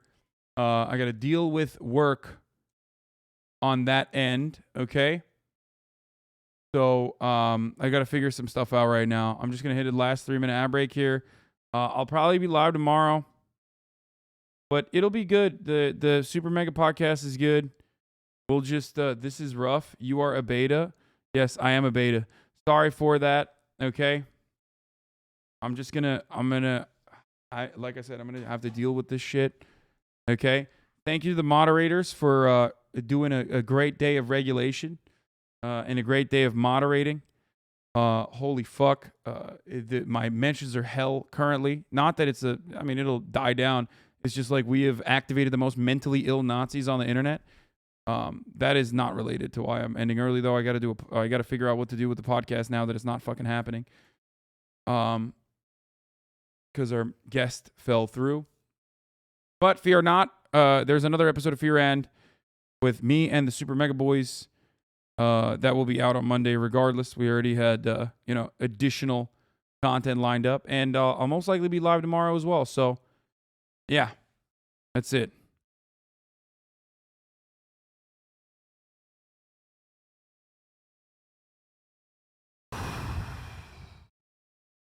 Okay.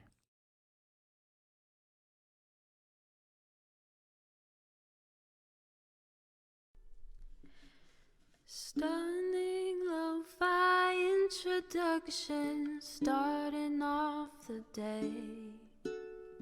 All right, love you guys. See you tomorrow. All the Bye. shadows trickling in has helped people hate. Sunny Los Angeles, California, says Hasan. The starlock to the starlock to the topic just begun. There he is again, Hasan is streaming. Hasan is streaming. There he is again. Hasan is streaming. Hasan is streaming. Reviewing the P.O. box, Uncle Uger's face. Sudden Discord agitprop, great names take embrace. Tiny Bernie Sanders, LGBTQ Air Force. The whole left at your fingertips, Ane at your door. The H3 crowded debate, the Young Turks online show. 3 full fucking years of this, plenty more to go. 90-day fiance talks of champagne bourgeoisie. A Trump rally live reaction, a mass riot at DC. There he is again, Hasan is streaming. Hasan is streaming. There he is again, Hasan is streaming. Hasan is streaming.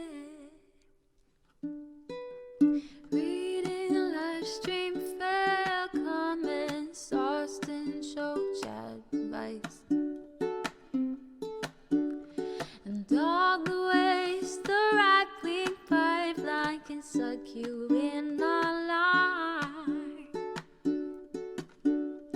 JCS react, Lord, frame gets broken, cover blown.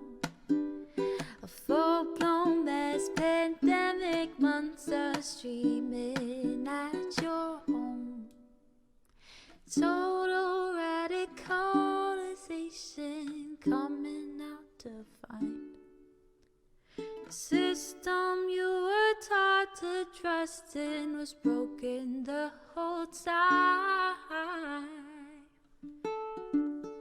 All these daily streams, whether big or whether small, have helped me and so many find the meaning through it all. There he is again, Hasan is streaming, Hasan is streaming. There he is again, Hasan is streaming.